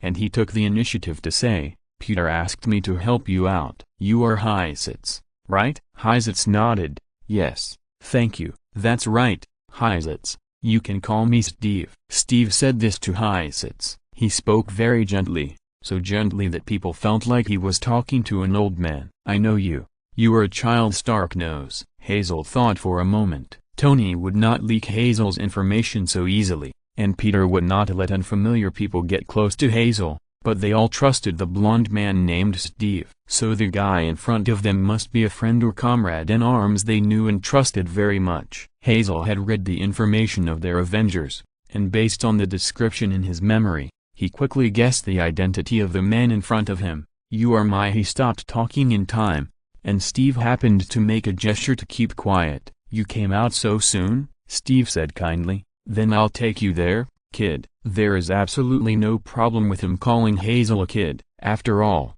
Steve's true identity is the famous Captain America, the spiritual benchmark of the entire United States. Even though he spent a lot of time under the ice, this did not prevent this old cadre-like guy from calling most people kids. His mentality is indeed the same as that of the last century. Integrity, kindness, bravery, many beautiful words that Americans admire, can all be used to describe Captain America. Who would not trust Captain America? Although Hazel did not grow up in this world reading information about Captain America, he also knew about his deeds and was very relieved about him. "Will it trouble you?" "No." Captain America shook his head. He always smiled and gave people a very gentle atmosphere. "I was just passing by and had nothing to do, so they asked me to take you a distance." As he spoke, he took the school bag that Hazel was carrying and gestured, "Let's go."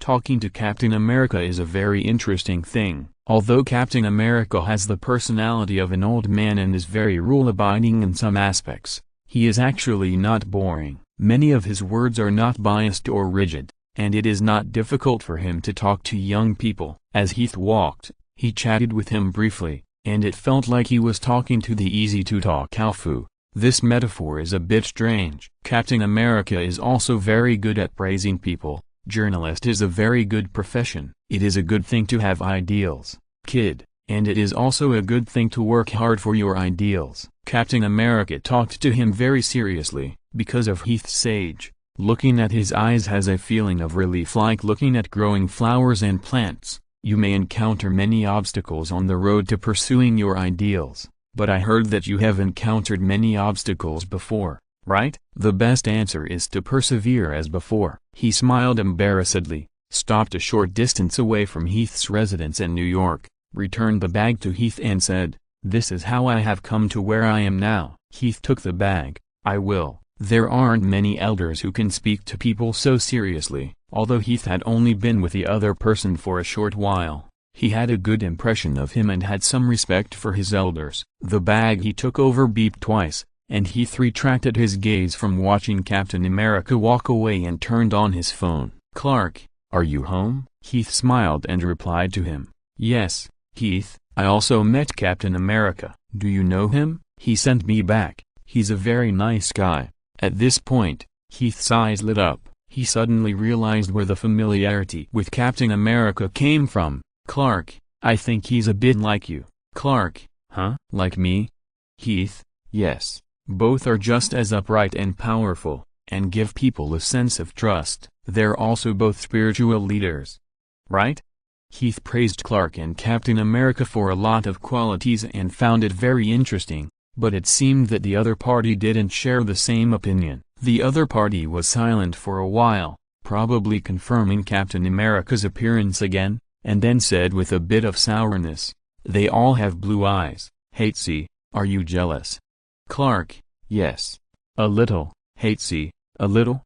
Clark then admitted, "Okay, a lot." "Clark, I haven't seen you these 2 days. I miss you very much, and I'm also worried that someone around me will snatch you from me." Captain America is very good, so I will be very jealous. Hatesy's heart softened immediately. He knew that in the few days after the date, the Bad Cubs at home, led by Bruce, wanted to test Clark more or less, even though the other party successfully passed the level of Poison Ivy's magic resistance, which hurt him the most, and proved their feelings with true love. But the treasures at home were taken away, and the Bad Cubs were always unwilling to reason, and they had to continue to embarrass him. Clark never complained to him about these things, and he personally did not mind these things, thinking that he should accept the test. But such a strong and confident guy, when faced with Heath's emotional problems, it is inevitable that he will have the little problems of a couple's relationship, and will be jealous of the equally famous Captain America. "Heath,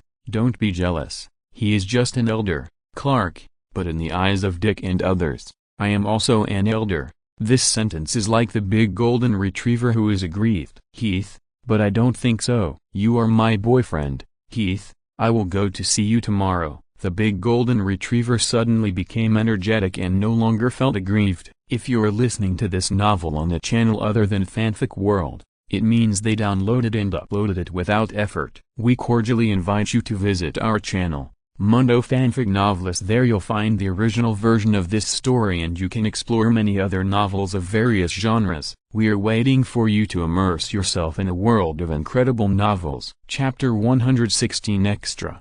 Swap World. After the Midnight Patrol, the criminals in Gotham were as quiet as chickens. The employees of Wayne Enterprises worked diligently, saving Bruce the possibility of getting up to work after sleeping for an hour, so it was reasonable. Bruce slept until almost noon, and then woke up naturally. This point was considered very late for a young man like him, and he wasted a lot of time dealing with Gotham's important matters. But at this age, Bruce has already entered the category of middle-aged people, and his energy and spirit are inevitably declining. So in order to keep a clear mind, getting up a little later is nothing. After all, even Robin has changed for several generations, and time has passed quickly. Bruce thought so and opened his eyes. His bedroom had the curtains drawn as usual to prevent any sunlight from coming in and keep the night quiet. This was the same as before. After all, Bruce really didn't have the interest to sleep in the sun. He casually glanced at the place where his clothes were, reached out and touched it, and the location was also in the usual place. Everything seemed normal.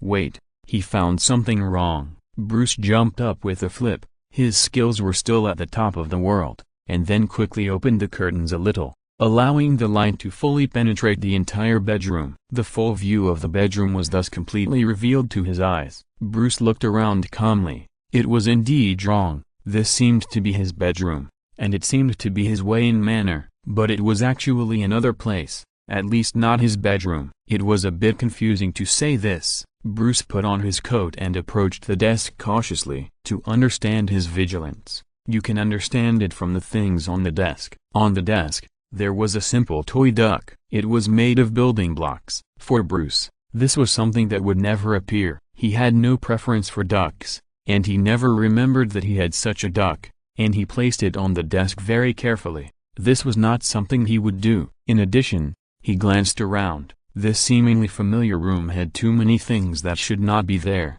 Some children's graffiti books, some wooden gadgets, and even a pile of books and props needed for photography, and even reference books for college applications. These were not things that would appear in Bruce's room. At least he was sure that he didn't put them there himself. But who could escape the heavy blockade of Wayne Manor and put these things in his room as a joke while he was sleeping, and not hurt him at all? Bruce first thought of the Joker, but even he found it ridiculous. The Joker was not someone who would do such a thing. The second possible person was Jason, but he was sure that he didn't know that Jason was interested in these messy things. Similarly, he didn't think Jason could sneak into the room just to put these things and leave. No matter how many suspicious candidates there were, even Bruce couldn't guess what was going on now. He didn't know, so he had to be careful and approach the most suspicious and naive duck toy little by little. Bruce acted cautiously. According to his usual habit, he actually found medical gloves in a familiar place and put them on, and then carefully picked up the duck. Very good. There was no poison on the surface. No mechanism was found. The duck's eyes were not detachable, and there was no sharp weapon hidden. It seemed like an ordinary duck toy, but Bruce didn't believe it at all. He thought there might be a secret hidden inside, so he took out a knife and tried to carefully cut open the liner. Stop! A voice suddenly sounded in his head, and Bruce was startled, but he didn't find anyone around him. Instead, the hand holding the knife lost control and perception. It was as if someone had taken away his control of one arm. Bruce was alert. Countless assumptions popped up in his mind, each more terrifying than the other, but he didn't show it on his face. He just said in a deep voice, "Who are you? Where are you?" The voice was silent for a moment, controlled Bruce's hand, and put down the knife. "I am Bruce Wayne." Bruce raised his eyebrows, looked at the hand that was out of his control, and sneered, "What a coincidence. I am Bruce Wayne too." Finally, a negotiation was reached. After countless tests and verbal battles in the middle, the intensity was considered a small-scale war in the brain. Both sides carried cannons and demand reserves to fight each other. So, after the unprecedented mental struggle, Bruce and the Bruce in his mind confirmed the identities of both parties. They are both Bruce Wayne. It's just that one is from this world, and the other is from another world line. They have completely identical identities and almost identical experiences, so it's no problem to say they are parallel bodies. Now Bruce feels something is wrong, because he has inexplicably come to the body of Bruce in another world and gained control of part of the body. For the sake of distinction, the Bruce in this world is temporarily called Wayne, and the one from other worlds is called Bruce. "How can you go back?" Wayne asked Bruce. The two have roughly the same personality, and they both don't like sudden, unknown guys invading their territory, even if the other party is another self. Wayne is eager to send Bruce back at this time. Bruce naturally wants to go back too. He didn't figure out why he came here, so he naturally didn't know how to go back, not to mention that he was still uncomfortable with some things that were beyond his control. However, he still knew a little more than Wayne. My control over your body is weakening over time, and so is my soul perception. Wayne grasped the key in his words. So you can go back in the afternoon? Bruce said. Probably. He was not sure either. Wayne, both Bruces don't like to find the guys from the Dark Justice League. They feel that they are difficult to control, and they don't like those mysterious things. But if you don't leave tonight, Wayne threatened, then I will find them and kick you out. I hope you are not lying. Bruce was sure that he couldn't stand his overly vigilant self, and snorted coldly. Okay. It was considered an agreement. Wayne released the control of his body and handed it to Bruce. They had made an agreement. Bruce was not allowed to destroy objects without permission, nor was he allowed to mess up interpersonal relationships at will. Wayne made concessions and gave Bruce full autonomy to avoid the two of them fighting for control. There is also a better way to say it, Wayne said. You can take it as a half-day tour of another world, Bruce. That's really a bad travel companion. Bruce began to experience life in another world. It is called another world, but in fact most of it is no different from his original world. The daily life and environment layout, and even the time arrangement are exactly the same. Bruce went downstairs to have lunch and felt that even Alfred was the one on his side. Although he felt that, this Alfred seemed to be more kind and had a grandfatherly atmosphere. Special factors. Bruce paid careful attention. After dinner, he went to the Batcave to open the computer and check the latest information and criminal movements. It was almost the same as his own, except that some of the villains seemed to be a little bit wrong. Poison Ivy kept muttering about defeating pure love. Two-Face and Scarecrow were mumbling madly at the wall, thinking about something unusual. Even the Joker was sitting in a solitary cell, thinking about life in a trance and feverish way against the wall. Bruce secretly thought, what are the reasons for these changes? He didn't know for the time being. But soon, when he fiddled with the internal information of his family and looked at the small bench with ducks and birds painted on it, he suddenly understood much more. I see, he said to the information of Hazel. Even if it was just a photo, the appearance of this child was breathtakingly beautiful. Equally amazing was the magical experience related to this child. This child is a miracle in a million worlds, a treasure of another world's consciousness. Of course, it is not difficult to see from the careful records that this child is also a treasure of the Bat family. There is no such child in Bruce's world. He looked at the information in the small bench, and fell into some magical thinking. On the level of consciousness, he suddenly hit another child, and another family bond from another world. This is a very strange feeling, but not annoying. At this time, he saw the duck pattern on the bench, the duck room specially given to Hazel to grow up, or the duck toys on the desk. He did not feel the indifference out of control, but felt novel and touched. This is actually his new son. Obviously, you like him very much. Bruce commented on some miscellaneous items in the room, which he did not understand before, but now understands the reason. You have a fatherly feeling for this child. Nonsense, Wayne said directly. I am his father. Bruce did not refute him, because he now knows that this sentence is true, and he knows himself very well. It seems that he in the other world really regards this sudden child as his own son. The time of the half-day tour is very coincidental. After wandering around and investigating for a while at noon,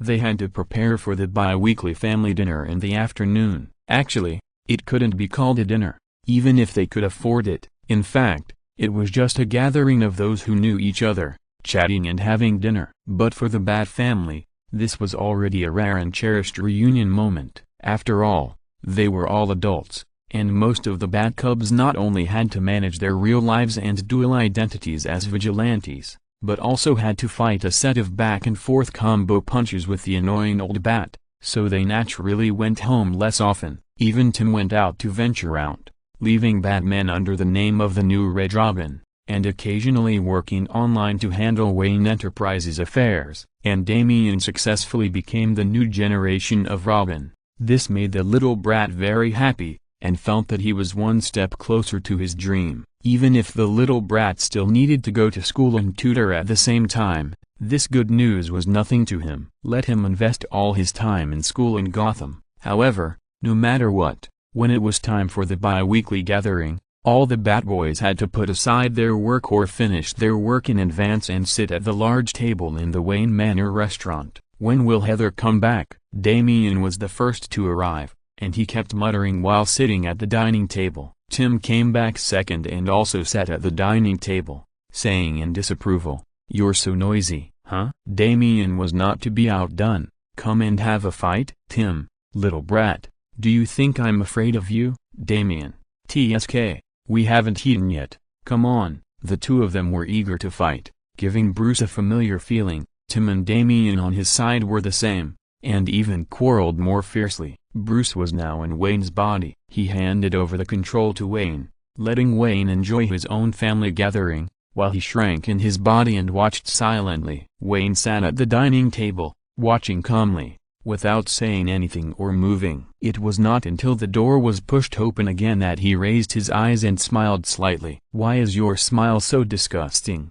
Jason, who had just entered, opened the door and was about to complain. He took a step and found a seat. Dick followed Jason and stared at Wayne's mouth in confusion. "No, don't you think it's the strangest thing that you can find his smile?" he pointed out. "Didn't the old bat's mouth corner only rise by 1 millimeter? Your eyesight is not good." Jason snorted coldly, dragged the chair beside him, and let the guy who came in later sit down. Bruce observed. The guy who came in later had an extremely beautiful face. Obviously, this was the Hazel. "Dad's smile is quite obvious." Hazel sat next to Jason and helped Wayne out. "More obvious than before." He said this, squinting his eyes, and knocked between Tim and Damian with a fork. The two men immediately put away their tense momentum. Although they were still unwilling to accept it, at least they didn't plan to go to the Batcave to fight now. "This time Tim provoked me first," Damian and Hazel complained. Tim said coldly, "Who is making too much noise?" But it was just a complaint. When everyone was together, especially when Heath intervened in their fight, the small conflicts between them would turn into verbal disputes. Wayne was too lazy to pay attention to these bat cubs who were talking nonsense, and asked Heath, "Did the interview go well these days?" Heath had become a reporter at this time. He was very busy some time ago. It was because he had just joined the company for a long time and had a lot of things to do and needed experience, so he ran around the world. "It went well." "Do I need to remind you?" Alfu came in with snacks and smiled. "If you don't eat it now, it won't taste good." The head of the family's speech was indeed effective. Everyone picked up their knives and forks and enjoyed a hearty and warm meal. Bruce looked at him and said in Wayne's heart, "Your relationship with Jason seems to be better than mine." "Wayne, really?" Bruce was sure. Yes. Not only that, although Wayne had a harmonious family atmosphere, Bruce also had one, but it was not so smooth. Every dull person likes to take a few detours. Bruce also saw it. "Hatesy.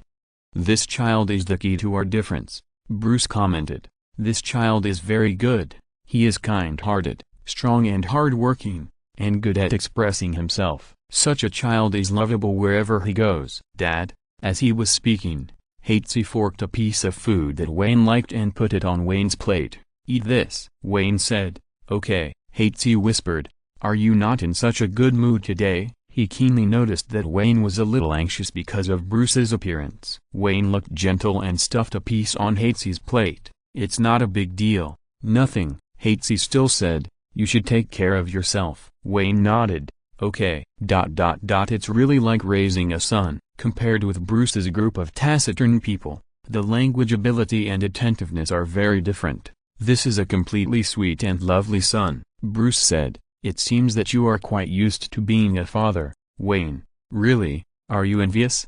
Bruce, TSK, "I am a little envious." He silently watched Heath and the other children for a while, and a subtle feeling of being a father emerged in his heart. He had such a feeling in his world before, but it was easier to feel this feeling at a family banquet. He still liked this son very much. It is said that this child only came into being because of an accident in the consciousness of that world. Bruce thought silently, "I wonder if he has a chance to get one." Anyway, He even has such a magical experience as time travel. Wayne, if you meet this child, treat this child well. Bruce. Night fell. Bruce looked at the scene of family reunion and felt that his soul was even lighter. He was leaving. Wayne. Goodbye. No. Farewell. Bruce. Farewell. As soon as the voice fell, he felt dizzy. Bruce closed his eyes, and opened them again. He returned to his own world. Dick and the others called over the phone. Where have you been? You said you would come, but I couldn't find you all afternoon. Bruce was silent for a while. I went to investigate something, and will come later. Dick and the others were immediately confused. Huh? Bruce didn't reply again. After all, this matter was not something that could be explained in a few simple sentences. In comparison, he wanted to do something more at this time. According to his memory, he found the entrance to the underground laboratory and went in. Following the information he had read before, he found the laboratory and the tall green nutrient tank. He actually found it. I don't know if it was a coincidence, a mistake or something else, but it was amazing that he found this child. The child who is now floating in the nutrient tank, and will be called High Shizzy in the future. Bruce was silent for a while, followed his heart, freed this guy from the nutrient tank, and put a mask on him. It was very small, because it didn't grow up in the outside world. Thinking that this child will grow into the one he had seen before in the future, it feels a bit magical. The child woke up. Bruce watched the child open his eyes and lay on his arm in a daze for a while. He was about to say something, but he heard the machine next to him start playing a duck cartoon. The duck in the cartoon said, "Mom." Bruce had a bad feeling. As expected, his eyes lit up when he saw the child on his arm. The mask couldn't stop the child's enthusiasm for learning. He opened his mouth and said, "Mom." Bruce, no. Now he felt overwhelmed. Chapter 117 Extra. Outside world. After meeting Heiss in the gap of the world bubble, Customer Service 02 returned to his world. The lady was a doll that he had molded, and he could directly return it to factory mode and then bring it back to his world. After all, this lady was just a doll to him, but to the former experimental subject 02, she was like a mother. Isn't 01 back? Experimental subject 02 took the doll and asked Customer Service 02. Many people want to see him. Customer Service 02, you should call him Heiss. Experimental subject 02 smiled. I forgot. In order to protect Heiss's safety and to give Heiss more opportunities to reopen, Customer Service 02 used Heiss's blood to brew a lot of carriers in advance, which was regarded as Heiss's archive. Of course, these carriers will not have consciousness. Thoughts, can only be possessed by Customer Service 02 as the world consciousness. The former experimental subject 02 and the so-called lady were born in this way. Customer Service 02 said, he won't come back, but he is still grateful for everything that Hesitz has done for his world. So in the face of Mir's plea, he thought for a long time and decided to keep the guy in that world to impart knowledge, as a channel for him to help Hesitz and communicate with Hesitz. Customer Service 02 looked out. Countless people in this world with teardrop moles in the corners of their eyes were worshipping the great god of birth. This is also the gratitude of this world to Hesitz. Customer Service 02, I will convey their respect and gratitude. Subject 02 was still a little unwilling and said, everyone admires him. Customer Service 02, he lives happier there. This sentence is enough. Marriage. It has been a long time since I became a couple with Clark. The Bat family has always been dissatisfied with Clark and has secretly made trouble for Clark, but the relationship between the two is stable, so the trouble is always just a trouble. As the years passed, the relationship between the two became deeper, and they were old enough to talk about marriage, eager to start a family, and eager for legal recognition. Although the Bat family still complained about Clark, after all, they watched them walk down the island were no longer so resistant. So it was natural. With the joint consultation of the two lovers and the parents of both sides, they were about to hold a wedding. For a wedding of two men, wedding dresses were not needed, and both wore suits. There were not so many rules, and there was no strange saying of sending children away. This saying was problematic in itself, regardless of whether it was a man or a woman. But for the parents of both sides, especially the parents of the Bat family, it was still a bit lost. Dick felt exactly the same. He and a group of people in his family picked wedding suits and venues, as well as various arrangements, and were very busy. Even though he was so busy, he still felt very melancholy in his heart. What am I? Dick changed into a suit and sat down in the front row of the church, smiling bitterly. I look like an artistic youth like you. The artistic youth he was referring to was Jason next to him. For such a major ceremony, Jason rarely changed out of his combat uniform and leather jacket, put on a neat suit, and even shaved and trimmed his hair. So sitting here, Jason rarely looked like a noble and uninhibited gentleman. He glanced at Dick. Hey, artistic youth, I'll beat you up after you take off this outfit later. Dick laughed. Why, am I wrong? Don't you feel lost at this moment? Dick recalled the past. I feel. He was just a little white hat who wore a mask as a hat. Jason, how long ago was that? Dick, yeah, a long time ago. They were speechless again, sitting in silence together. When the two of them were together, the atmosphere was relatively quiet, but this occasion would not be like this. Getting married is a grand and joyful event. Clark invited his colleagues, and Hazel invited his classmates and colleagues. Many people from the Justice League also wanted to attend, but Bruce came in as ordinary people for some strange reasons. Actually, you can dress up a little more. A voice came from behind. Ask Hazel again and see if he wants me to transfer another mecha over. Of course, it was Tony who said this. He and some people from the Avengers were invited by Peter. Most of the Avengers were very enthusiastic and were willing to join in the fun, so as soon as Peter invited Tony, the others came over. I don't think it's necessary, Peter responded to Tony with a smile. This is the 5th time I've asked. I don't think Heath really needs so many mechas, Tony said regretfully. Well, maybe he will change his mind later, Peter sighed. Before he could even breathe out, Captain America patted him on the back kindly. You can't be sad in such an occasion. Captain America also came. He and Heath had known each other before. After Heath became a reporter, he would occasionally run into Captain America because of various things in New York. Captain America has always been very tolerant and fond of good kids. Although the big man named Clark next to this kid has always been nervous to him.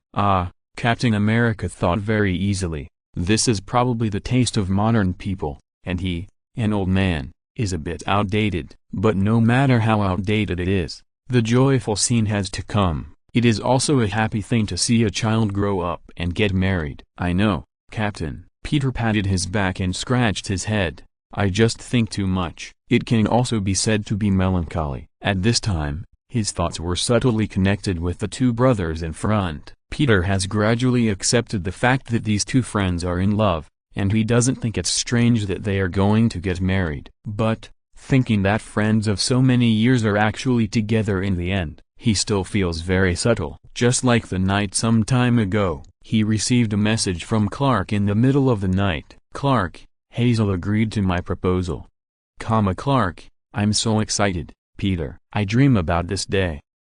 Peter looked at the message. What, has it come to this point? It doesn't seem very unexpected, but it's too sudden in the middle of the night. Clark went to bed. He even has a wife, and he can wake up happily together. Only Peter thought about the message for a long time, thinking about the love between the two and the gifts for the wedding. He stayed up all night looking at the moon. The next day, he woke up with dark circles under his eyes, and deeply felt the pain of seeing Heath sending messages to Clark, and Clark playing games all night. Peter, it hurts too much. But even so, he was in a blessing mentality. Although he was shocked to marry a friend, if both of his friends could feel happy, that would be the best thing. Enter the new couple. He watched his two friends come up and laughed and applauded with Captain America and Tony. Heath and Clark were both wearing suits. Heath was still very good looking, and his Tommy bloodline was really strong, while Clark had regular features and wore Kryptonian glasses, but it did not reduce his upright aura. When the two stood together, there was no sense of disobedience, but they were very compatible. Even Bruce briefly admitted in his heart, this is indeed a perfect match. He still couldn't stand Clark, but he also wanted his allies and, most importantly, his children to be happy. Bruce was also in a formal suit. His deep blue eyes were filled with the accumulation of years, and his handsome features still showed his prominent status as a playboy. However, this playboy did not have any romantic aura at this time. I believe that anyone in the Vanity Fair world would be shocked to see Bruce like this. This was too unlike what he usually showed. However, it was like this. At the wedding, everyone lost their names, and their only identity was the family and friends of the newlyweds. Bruce, here, was just the father of Hazel. He did not wear the Batman uniform, nor did he use his romantic appearance to deceive the public. He just looked at his child gently and reluctantly. From a very young child, from growing up in the house and not being seen by others, to what he is today. The master of ceremonies was smiling and saying the ceremony speech. According to the procedure, they said touching words to each other and put on the rings that were chosen by all the people who loved them. The Flash said to the Green Lantern happily below, "I did a great thing." He was referring to instigating Clark to chase Hazel. Harry was not to be outdone. "So am I." The two immediately received the glares of the Batboys. The older ones didn't say anything, but Tim and Damian sneaked around and put their arms around their shoulders aggressively. "Huh? Let's talk, Flash." Harry, Green Lantern gloated and watched the fun from the side. "Why bother?" Jason didn't say anything. He hadn't joined the fun until now. He just witnessed it all very calmly, watching his beloved brother go through a very important moment in his life. Dick said he was an artistic youth, and although Jason refuted, he was not angry. It was kind of, Jason thought. It's just that at this time, he thought about it and didn't know what to say. Any beautiful sentence seemed to become very dry in front of the scene, so he just wanted to use his eyes to quietly witness it all. "Aren't you sad?" Dick asked. He was still a little lost. "Jason, there's nothing to be sad about. Marriage is not the end of everything. The wedding can't change anything. Hazel is still his brother, and he still remembers what he said. So even if they get married, his relationship with Heath will not change." Jason looked at the stage. "He is still Heath Wayne." "That's fine." Heath and Clark looked at each other. Under the gazes of so many people, they were a little shy. "Does this count as marriage?" Heath asked Clark in a low voice with sparkling eyes. "We are now." "Yeah." Clark smiled. "But there is one more thing missing." The Mick also laughed and said, "Yes, there is one more thing missing. Flowers, applause and sunshine, relatives and friends gathered together, peace and tranquility, excitement and celebration." They kissed under the cheers of the crowd and the witnesses of relatives and friends. "Now we are married." End of full text. It is forbidden to spy on Gotham's first-level protected creatures. Chapter 1. First day of reincarnation. I am a social animal aged 22, enjoying the blessings of 99 and 66 every day. This description is not quite accurate. I rented a single room in a remote suburb for the cheap rent, so including the daily commuting time, I should be enjoying the distinguished 606 Fortune news. Life is hard, but having no money is even harder. Every day in the company, I enjoy the three-dimensional defensive socializing with colleagues, bosses, and clients, and the never-ending hard work of going to work, having meetings, and working overtime after get off work. Why do I have to use three enjoyments in a row? Because not using the word enjoy would make my life miserable and pitiful. In order to be worthy of the pancakes sold to me by the old woman who set up a stall at the subway entrance every day before going to work, I decided to put a fig leaf over my hopeless future. As for why the word fig leaf is used, it's like this. If I can be freed from the hardships of work in the future, I hope I can be a person wearing flip-flops and going downstairs to buy groceries, with the door keys clicking on my waist. The landlady lives a monotonous and happy life by collecting rent, but there's no what if because I'm already dead. The above is all nonsense that has nothing to do with the current situation of my life. Now I have ushered in my second life. In my second life, I was a rich girl. After my parents died early, my second uncle took over the financial power of the company. Fortunately, my second uncle still had a little bit of precious conscience left, and the company dividends he left me every month were enough for me to live a lifetime. Originally, I was supposed to live the salty fish life of my dreams, but it was a pity that it was too late for me to recall the memories of my previous life. Although I am rich, good-looking, fair-skinned and beautiful in this life, because my parents died early and my uncle didn't care. The white, rich and beautiful version of me decided to pursue spiritual satisfaction and stepped into the entertainment industry. No matter where I am in the world,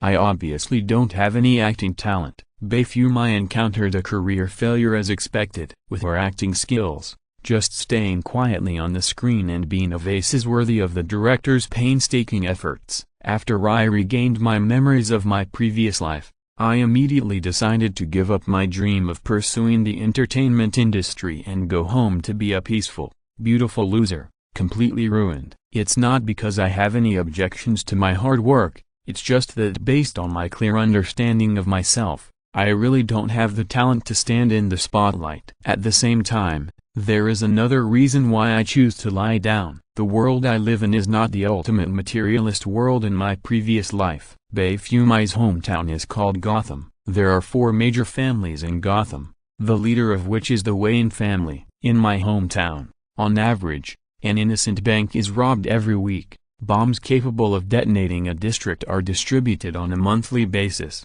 and the escape of prisoners is a wonderful drama that is rehearsed every 6 months. Yes, this is the famous DC world. Even though I didn't know much about American comics in my previous life, I know that there are 2 superheroes, Superman and Batman. Only cities full of crime need superheroes to stand up and maintain order. In retrospect, we can know that there is a high probability that the security of the world with superheroes will be better. Where to go? In this case, I sincerely think that lying flat and dying is the best ending in the DC world. In my current situation, as long as I withdraw from the circle and return to my cold mansion with only 1 maid and 1 housekeeper, which is only 500 square meters and full of the stench of money, I will become a mushroom that thrives in the bedroom. As long as I don't encounter a meteorite hitting the earth in the second half of my life, I can live out my beautiful and salty life peacefully. The truth is not that simple. I didn't understand this truth until I was 22 years old in my second life. It was too late. 6 hours before I regained my memory of my previous life,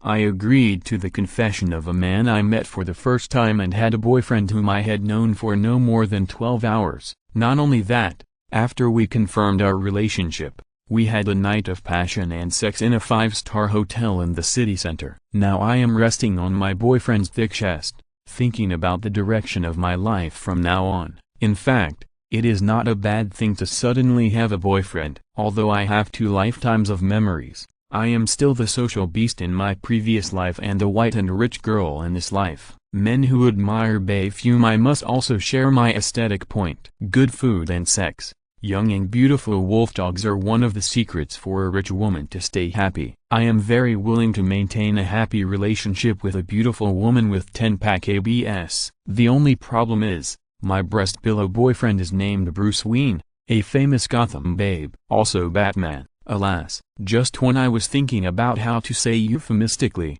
since we've already had sex, let's go our separate ways, the man beneath me turned sideways and pressed his warm skin against my back, pulling us together. The position of people changed from 1 up and 1 down to 1 left and 1 right. He rubbed his chin against my shoulder twice, sat up and stretched his body lazily. The scars all over his body looked like some mysterious patterns under the street light leaking from the window. Like a big cat, he bent forward and pulled twice to stretch his muscles. He grabbed the clothes next to him and put them on. "You woke up so early, baby." I glanced sideways at the alarm clock on the hotel table.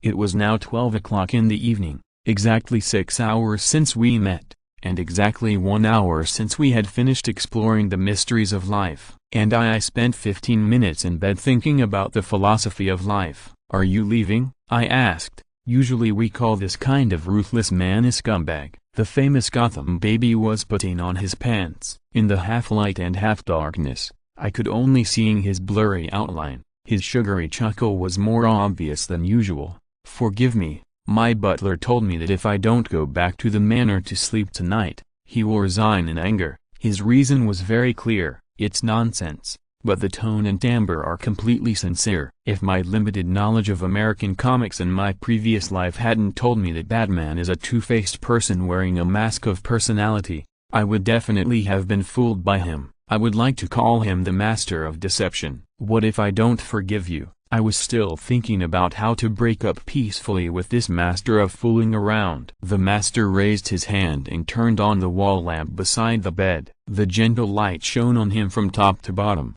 reflecting his deep and handsome eyebrows and smooth and perfect muscle lines. He frowned rather melancholy. Then I will be sad, Lucille, Gudong. This is the sound of me swallowing. No wonder the Gotham Entertainment tabloid said, if Bruce frowns, the whole city will pick stars for him, even though he can buy the star himself. This is not because I am attracted by beauty. Confusion makes excuses. I started thinking rationally and weighing the pros and cons. Bruce's purpose is to find a woman who is more interested in kidneys than love, or who is more interested in money than love, to complement his philandering persona. Everyone takes what they need and tries to get together and disperse as easily as possible. We are not going to be a long-term couple and we will naturally separate when the time comes. During this period, Bruce could only play the role of baby Bruce in front of me with all his responsibilities, coaxing me with sweet words, serving me delicious food and drinks,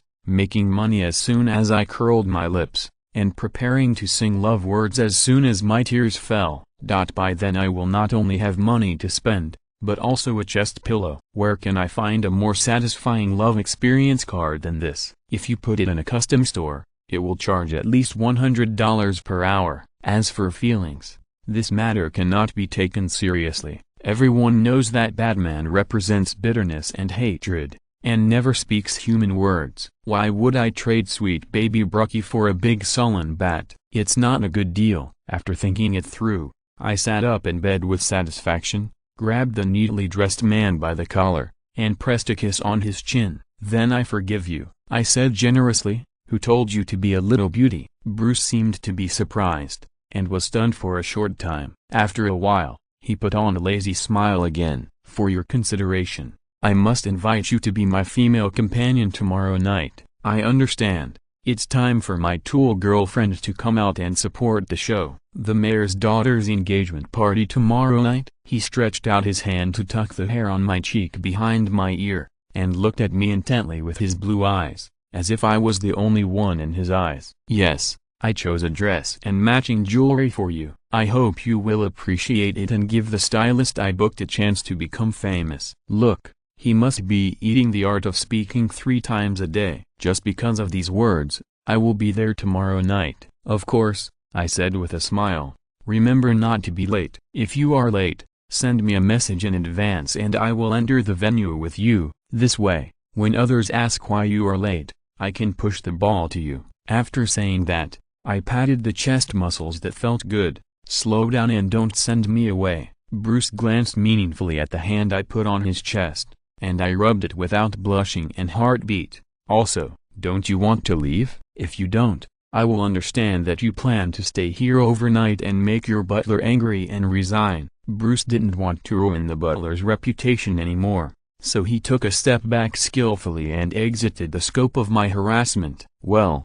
see you tomorrow. He winked at me. This smile was worth at least $300. I will be prepared not to get drunk on the spot because of your beauty. I decided to buy a copy of The Art of Speaking online. I will start practicing from tomorrow, and try to learn the essence of Bruce's 3 points to coax my little wolf dogs before we break up. Goodbye. I waved briskly to him as he exited the room. The messy hotel room suddenly became quiet. I turned off the wall lamp, wrapped myself in a quilt and lay on the bed. The first half of my second life was a blur. The white, rich and beautiful version of me entered the entertainment industry to pursue the love of others, but in the end I didn't get anything of practical significance. The most valuable thing about a person is contentment. I am already a mature adult with a beautiful boyfriend, and a happy life of eating and drinking is just ahead of me. I figured that when Bruce and I broke up, I would take my money and my housekeeper and live in peace in a city that didn't have an annual jailbreak show. Thinking of the salty fish life that was so close and promising in the future, I hugged the pillow beside me contentedly and closed my eyes. I hope the dress Bruce picks for me tomorrow night isn't white. I don't want to have red wine thrown at me by jealous little models. Chapter 2. The second day of reincarnation. I sat in front of the dressing table and chatted with my agent on my cell phone about quitting the industry. My agent was hired by my second uncle after I entered the entertainment industry. He never had any hope in me, so after I told him that I planned to quit the industry, this industry ace calmly accepted that I did not plan to continue struggling in the entertainment industry. Fact: the stylist hired by Bruce was standing behind me braiding my hair. The blonde hair I inherited from my mother who died young was braided into several braids and then decorated with diamond hair accessories. If it were me, I would never be able to braid such a regular hairstyle in my life. Bruce bought all the clothes and jewelry and had them delivered directly from the brand, along with a pair of 3-inch high heels. I sincerely thank Mr. Wayne for not asking me to challenge the difficult 5 inches right from the start. Facts have proved that the famous Gotham Brookie baby is indeed well deserved, and her aesthetics is very online. The dress he picked was not the white color I was worried about, but a simple and elegant black halter-neck dress. Different from the neat tailoring in front, the back of the long skirt is semi-hollowed with silver thread embroidery, which goes from the butterfly bone to the waist. I am very satisfied, and I feel a little more happy today. The stylist took out a pair of diamond earrings from the box and helped me put them on, and my evening look was complete.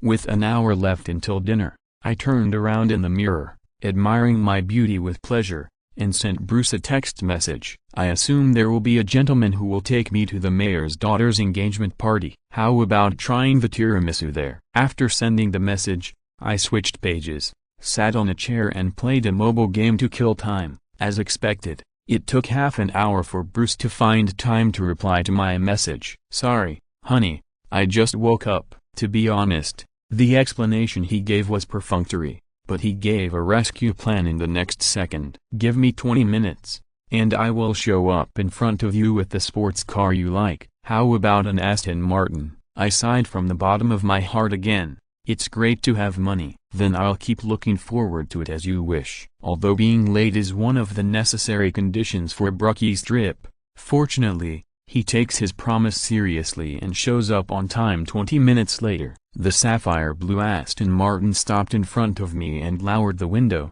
revealing Bruce's smiling lips. Would you like to get in my car, ma'am? I didn't care much and opened the door myself. Of course. After all, it will be my car soon. I'm just afraid that it won't be worthy of your beauty tonight. With someone's qualified sweet words, I forgave him for being late. We arrived at the beginning of the dinner, holding hands in a loving gesture. No one could tell that we met for the first time yesterday. Anytime Bruce was around, he was the center of attention. It was obvious that he was not a professionally trained model, but every step he took had a leisurely and elegant temperament. Even if he deliberately shortened his steps to take care of me, he did not look cramped. As soon as we entered the door, the mayor who was hosting the banquet this time and his daughter-to-be son-in-law greeted us. I listened to Bruce talk meaningless polite nonsense to them, stood beside him quietly and acted like a qualified and beautiful wallflower, and gave me a smile of approval and a perfunctory nod at the right time. I have already felt the eyes of no less than 5 women focusing on me with hostility after passing over Bruce. If their eyes could turn into reality, at this moment I would be Z-way struggling under the silver needle of Grandma Wrong. Even I don't recognize the Gotham babe's ex-girlfriend who is here. I smiled calmly and ignored the threatening gazes. Sure enough, as soon as the mayor left, a menacing woman blocked our way. I indicated with my eyes, "You are responsible for solving it." Bruce curled his lips helplessly and showed a business smile to the visitor. "Hey,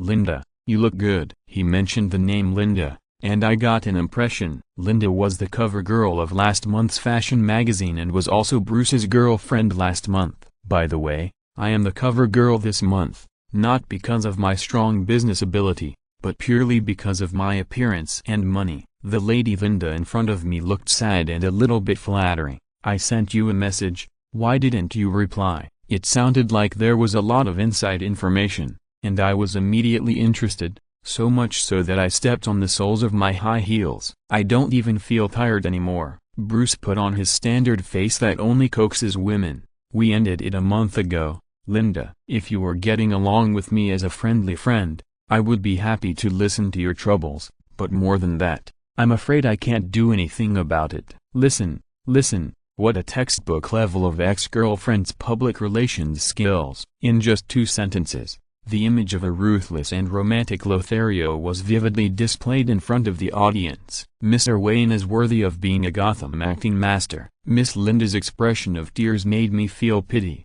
but she immediately turned her hostile eyes to me. Then she is also your friend? You are wrong, honey. Next month we will not even friends. Take my advice. People who have kidney transplants should not talk about relationships, as it can easily damage their money. Bruce took out his other hand and patted my arm. We looked at each other and smiled like a loving couple. Everything was silent. The false tacit understanding further stimulated Miss Linda's fragile nerves. Bruce put his finger on my arm and motioned for us to leave quickly. I followed his movements and hid behind the dessert table. He casually handed me a plate of tiramisu on the table and picked a piece of berry pie for himself. There were many people in the rest area. Linda glanced at us a few times, but after all, she was concerned about the other people present and did not come forward. I felt a little regretful. I saw she had a glass of red wine in her hand, and I thought she would just pour it over. Don't expect this kind of thing.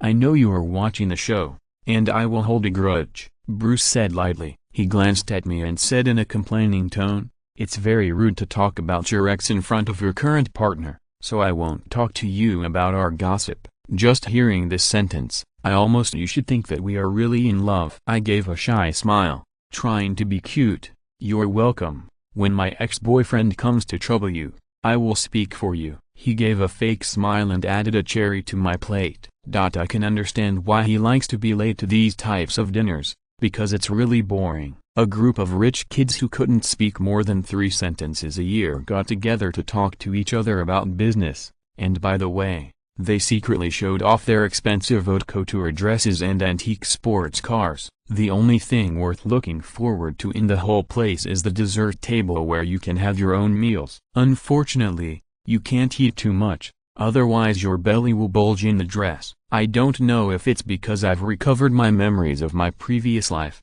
but I looked around and felt like something was wrong. I can't tell where this uneasiness comes from, but I always have a strange premonition that something bad will happen. I scraped off the last bit of butter on the plate with my fork and said to Bruce, "I'm feeling a little bored. How about we go?" Bruce seemed to notice. He put down the clean plate and frowned slightly. "I think so too." He agreed with me, but his eyes swept across the banquet hall. With singing, dancing and feasting, this extravagant but ordinary dinner for Gotham's upper class was no different from usual. However, Bruce must have noticed something that I couldn't observe. His eyes turned into an unsheathed knife, and he reached out and grabbed my wrist. "You stay here first."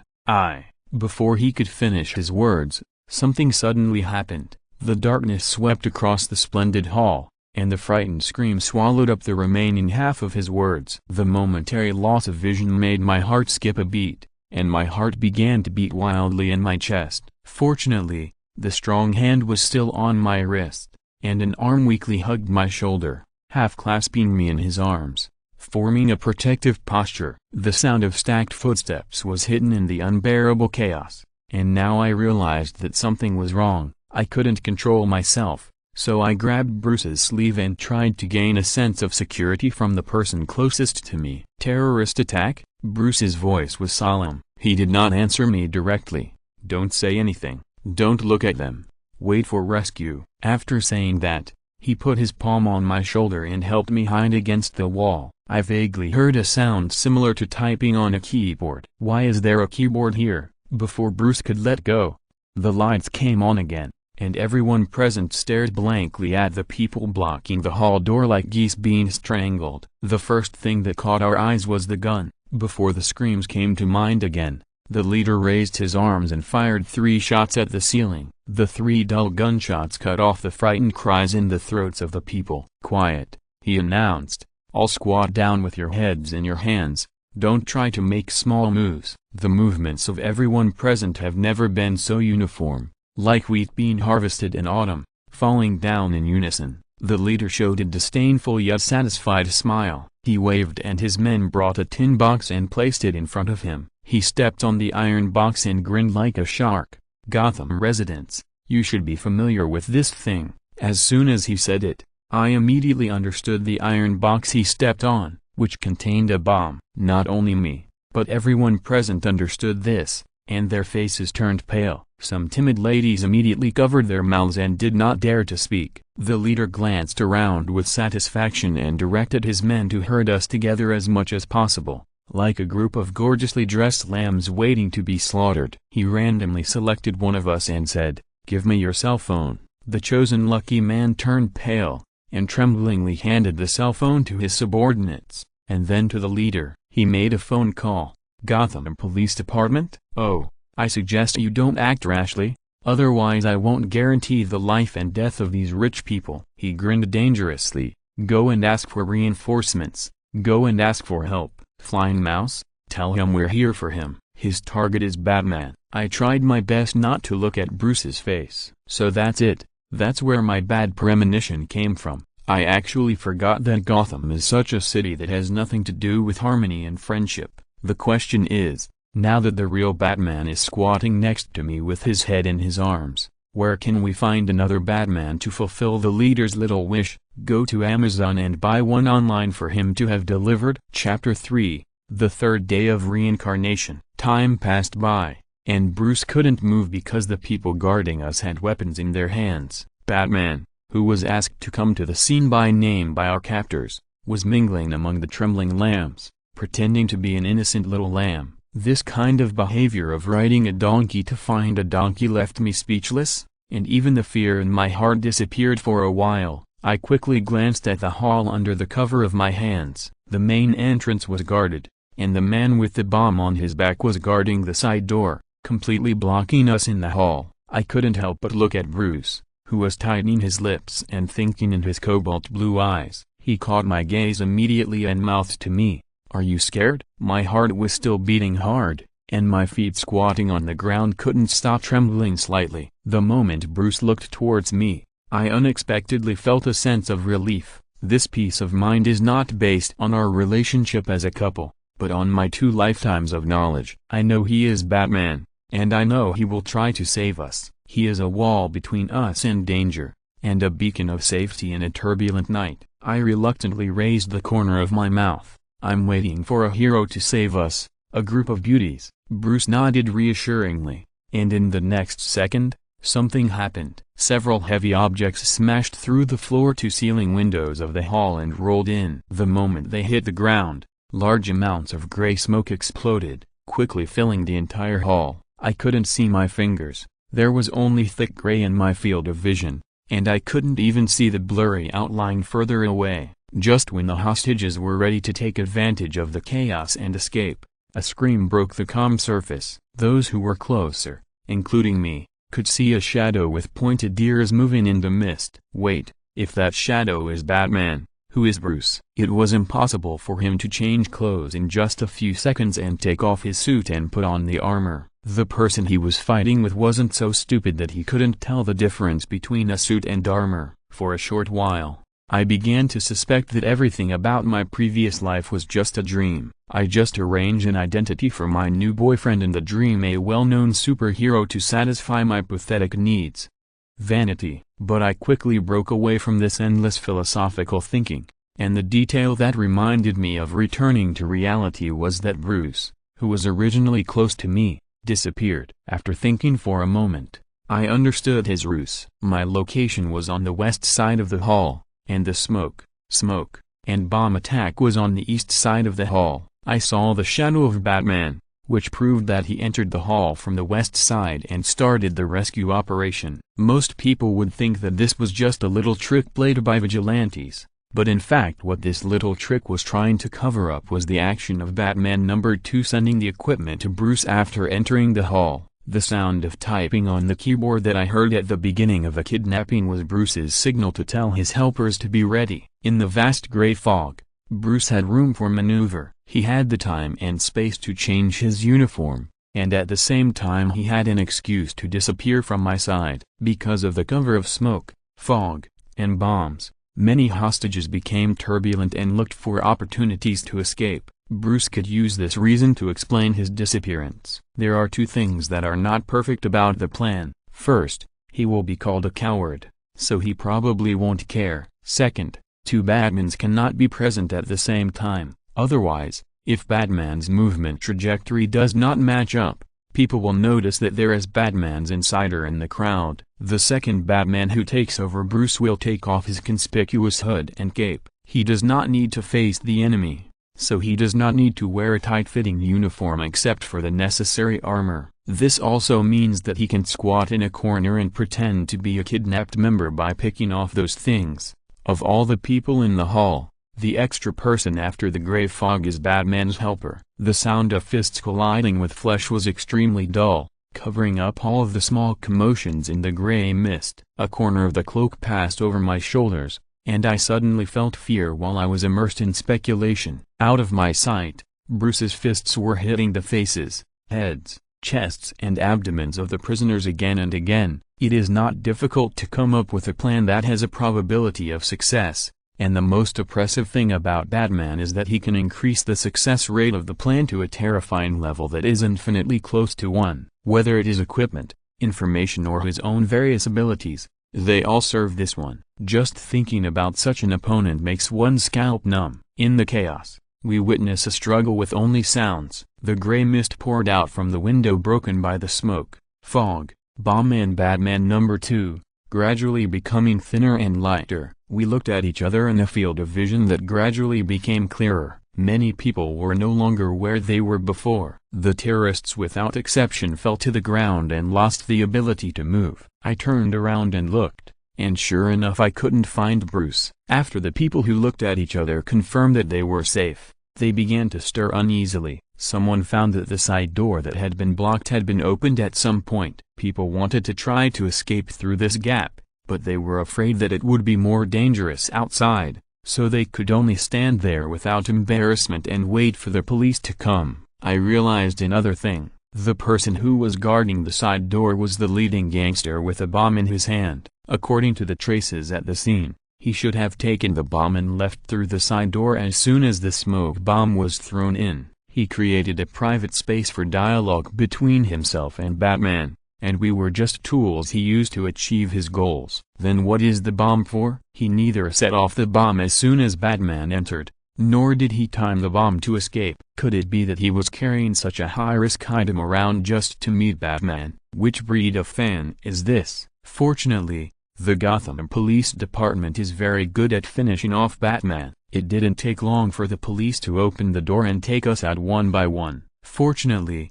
only a few people who tried to escape in the chaos were slightly injured, and everyone else was safe. The police officers counted people and took notes on the few sober people. Linda walked around in the crowd. Where's Bruce? Has anyone seen Bruce? I felt bad. Even the police officer heard her shouting, "Is anyone missing?" Just as I was about to find someone when I was fooling them with an excuse, a hand suddenly put on my shoulder, and before I jumped up in fright, I said, "I'm here, I'm fine."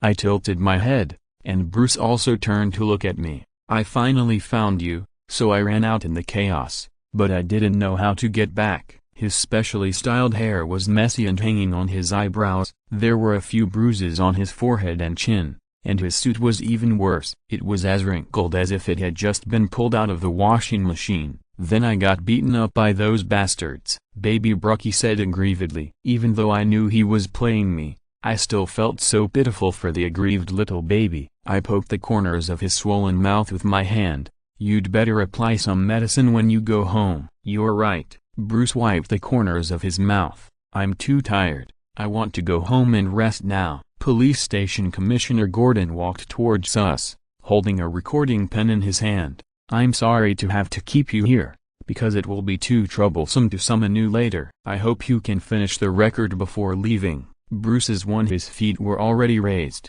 "I'm sorry too. My fragile little heart needs to rest now. I'll go to the police station to make up my record after I've rested." The police officer following Gordon scratched the greasy underside of his hat. "Sloppy hair. So I hate dealing with rich people. Boy, can you cooperate with the police?" The incident has been solved, and Bruce's appearance here proves that the bomb has been properly handled. That he rushed back in a hurry and then left in a hurry after forging proof of his presence proved that the matter was far from over. After realizing this, I stood up to smooth things over. Have the police considered paying attention to the situation in other places? I pointed to the guests around me who were getting impatient. It's useless to leave us all here. It will only hinder your police's search for evidence. The police officer wearing the hat showed a completely evil expression. What clues do you have? The first time Batman arrived at the scene, our kidnappers did not activate the bomb. I shrugged. Maybe the bomb was just a bait to trick Batman.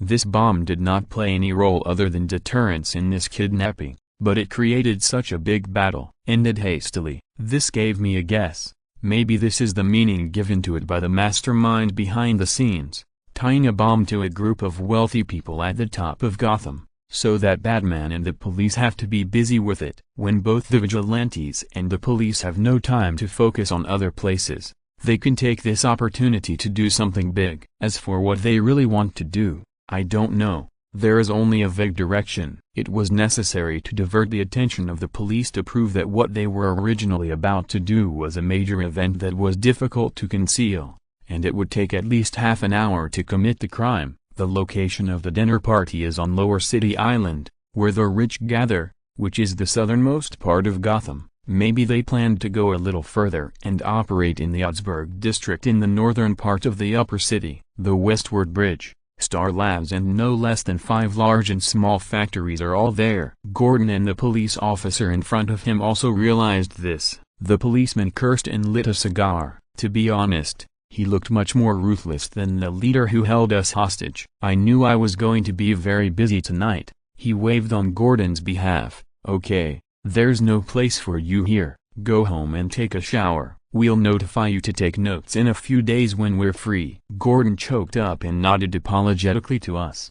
Don't worry, Officer Bullock has always been very careless. It's not that I have any problem with you. They summoned the police to prepare for the possible second operation as soon as possible. Get ready. Bruce put his arm around my shoulders and took me away from the crowd. I'm leaving. Here are the keys to the Aston Martin. Can you drive back by yourself? It sounds ruthless, but I understand him. The busyness of the second career. How are you going back? Walking back. He raised his chin forward. My butler is here to pick me up. Following his line of sight, I saw an old man in a crisp suit standing next to him. In front of the Bentley, he opened the door for Bruce. So that's it. This is Batman number 2. I looked sympathetically at the striking Mediterranean shape of the old man's head. The poor old man not only has to worry about his young master who goes through life and death every day, but when necessary, he also has to fly around in the sky pretending to be a young master with an old bone.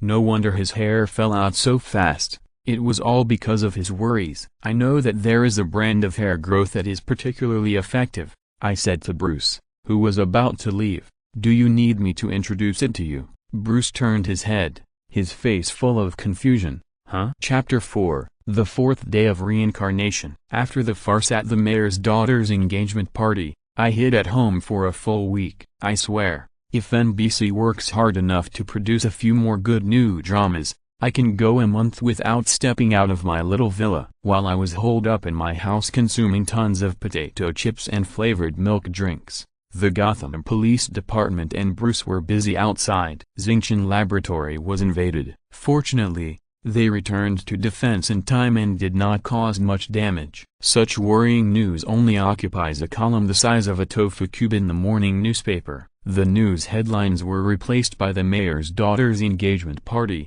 including the kidnapping case, the mayor's stance on rectifying Gotham's security, and the unmarried couple's feelings for each other further sublimated during the crisis. These time-wasting things occupied the headlines for a full week. I'm definitely not unhappy that this month's cover girl Lucille Crane's announcement that she's quitting showbiz was relegated to page 2. Fortunately, someone noticed the news of my withdrawal from the circle and called me to express condolences. When Virginia called me, the manicurist I had booked to come to my home was holding my right hand and trimming my nails. I answered the phone with my free left hand, Congratulations on becoming the first fan this week to care about the life status of a retired star. You will get a copy of this month's latest fashion magazine. No need to shed tears of gratitude, because I am an approachable actress. You mean the basement magazine that the magazine gave you after you took the cover? Virginia exposed me mercilessly. She is really a woman who doesn't understand the charm. I heard you are so lively. I guess being withdrawn from the circle and being hijacked didn't have any impact on you. I switched my phone to my right hand and stretched out my left hand to let the manicurist apply the chosen nail polish on me. Maybe it's because love nourishes me. I laughed loudly and said, I picked up Brooky's baby. Are you surprised or surprised? There was a violent cough on the other end of the phone. I sincerely prayed that she was not talking to the person in the office. Laptop while drinking coffee. What the hell? Bruce Wayne. Virginia's voice sounded like she had eaten a whole packet of chili powder. His stamp collection is all on your head? I said innocently. It's good. I'm hungry for his body, and he's hungry for my face. We both get what we want. Virginia's silence could literally embody her expression. Okay, just looking at looks and assets, he can really compare with your ex-boyfriends in the industry. Virginia sighed, then lowered her voice. Tony and I are officially dating. Wow, congratulations, baby. You finally hooked up with that big bastard Anthony, and old Stark's wish finally came true. I was rambling on, suddenly startled. Anthony, Tony Stark. Anthony Edward Stark, the Iron Man who revealed his true identity a year ago in front of countless news media cameras. Virginia Pepper Potts, my good friend, the current CEO of Stark Enterprises who took office not long ago. A year ago, I was pursuing my dream of being in the entertainment industry, and Anthony Iron Man's identity was far less conspicuous to me than his hobby of collecting stamp cover girls. Virginia is my senior sister in college. She lived in the same dormitory with me when I was sent to the University of Business Administration by my second uncle to study business management, which was of no use. I rarely call her Pepper, as she is now nicknamed, but I always call her by her first name, Virginia. My past cognition caused me huge information errors. How could this be? What a fucking life I have. The world I live in is not just the DC universe. It is a combination of DC and Marvel, and maybe there are also evil forces with ghosts and gods buffs, or Sherlock and the like with serial murderers running around. Is there really a peaceful city on this earth where I can enjoy my early years? I became stunned on the spot and turned into a penguin standing in the ice and snow. Virginia, also known as Pepper Little Pepper, saw that I didn't say anything for a long time, thinking that I didn't comment on her and Stark's relationship, so she defended guiltily, actually, Tony is not that bad. Wow. Is this the magic of love? If you hadn't called me every night to complain about your arrogant, carefree and unkind new boss, I would almost believe it. No, it's not that I'm dissatisfied with this little Stark being your boyfriend, I said with mixed emotions. I'm just a little surprised. In my previous life, I only went to the cinema to watch Avengers 1 with my friends in the Marvel series. And Avengers 2. If you ask me what the movie is about, I can't summarize the specifics. I rubbed my temples with a headache. Didn't you tell me a few days ago that you wanted to resign? What happened that made your studio jump from an urban workplace drama to an urban romance drama? Pepper whispered. A lot of things happened. Oh, she exclaimed. It's time for a date. Let's not talk anymore. I'm going out to eat with Tony. Oh, I said coldly. I wish you and your boyfriend a happy meal. Bruce and I, the last time we met was a week ago. And during these 7 days we maintained an online relationship, flirting through messages and money transfers. As a qualified tool girlfriend, I should give the media a chance to help Brooky Baby promote her prodigal character. Thinking of this, I casually sent a message to Bruce. I wonder if my dear Bruce is free tomorrow to have dinner with me, a retired actress? To my surprise, this time he immediately replied to me, of course, it's my pleasure. He quickly made a plan. How about I drive to pick you up at 8 o'clock tomorrow morning? We can go to the Iceberg restaurant for lunch. The theater has an opera performed by the main star in the afternoon. If you are interested in it, I will call the theater now to clear out the exclusive private room of the Wayne family. The news of baby Brooky's new girlfriend should have been known to the whole city at this time, but it is a pity that ours, the debut, was overshadowed by a special feature on the mayor's daughter's engagement party. Bruce probably planned to use tomorrow's date as a reappearance, so he spared no effort to show off his affection to the entertainment tabloid paparazzi. With food, fun and company, there is no place that is not satisfying. I took a picture of the manicure that the manicurist had done on me and sent it to Bruce. I look forward to your compliments tomorrow. Thank you for remembering me when I was hiding in the villa cultivating mushrooms. Bruce sent a surrender emoji. I don't mean to snub you, I've been too busy recently. I know that the Bat Monster is my bane, and something bad will happen to me when he appears. As Batman, he is indeed very busy, but he can't reveal that to me. I smiled and said, he is your savior. Aren't you going to say something nice for your savior? Don't talk about him being so great. Bruce immediately replied, he is just a criminal. He tried his best. It's really embarrassing to create a persona for yourself. I split the screen and opened the takeout ordering program. The criminal you talk about has many admirers in Gotham. As far as I know, there are also his supporters in the police station. Bruce's tone became serious as he chose words and sentences. If a person flouts the law, no matter what the original intention of his actions, then he is a criminal. Batman is at least suspected of crimes such as illegal detention, illegal manufacturing, intentional injury, and invasion of private residences. The laws he violated are enough to make him have been in prison for decades. Are you tired? I said perfunctorily, holding my chin in my hand. How about you say more? Your cynical look is quite cute. Bruce didn't expect that I wouldn't press the button. Common sense played its cards,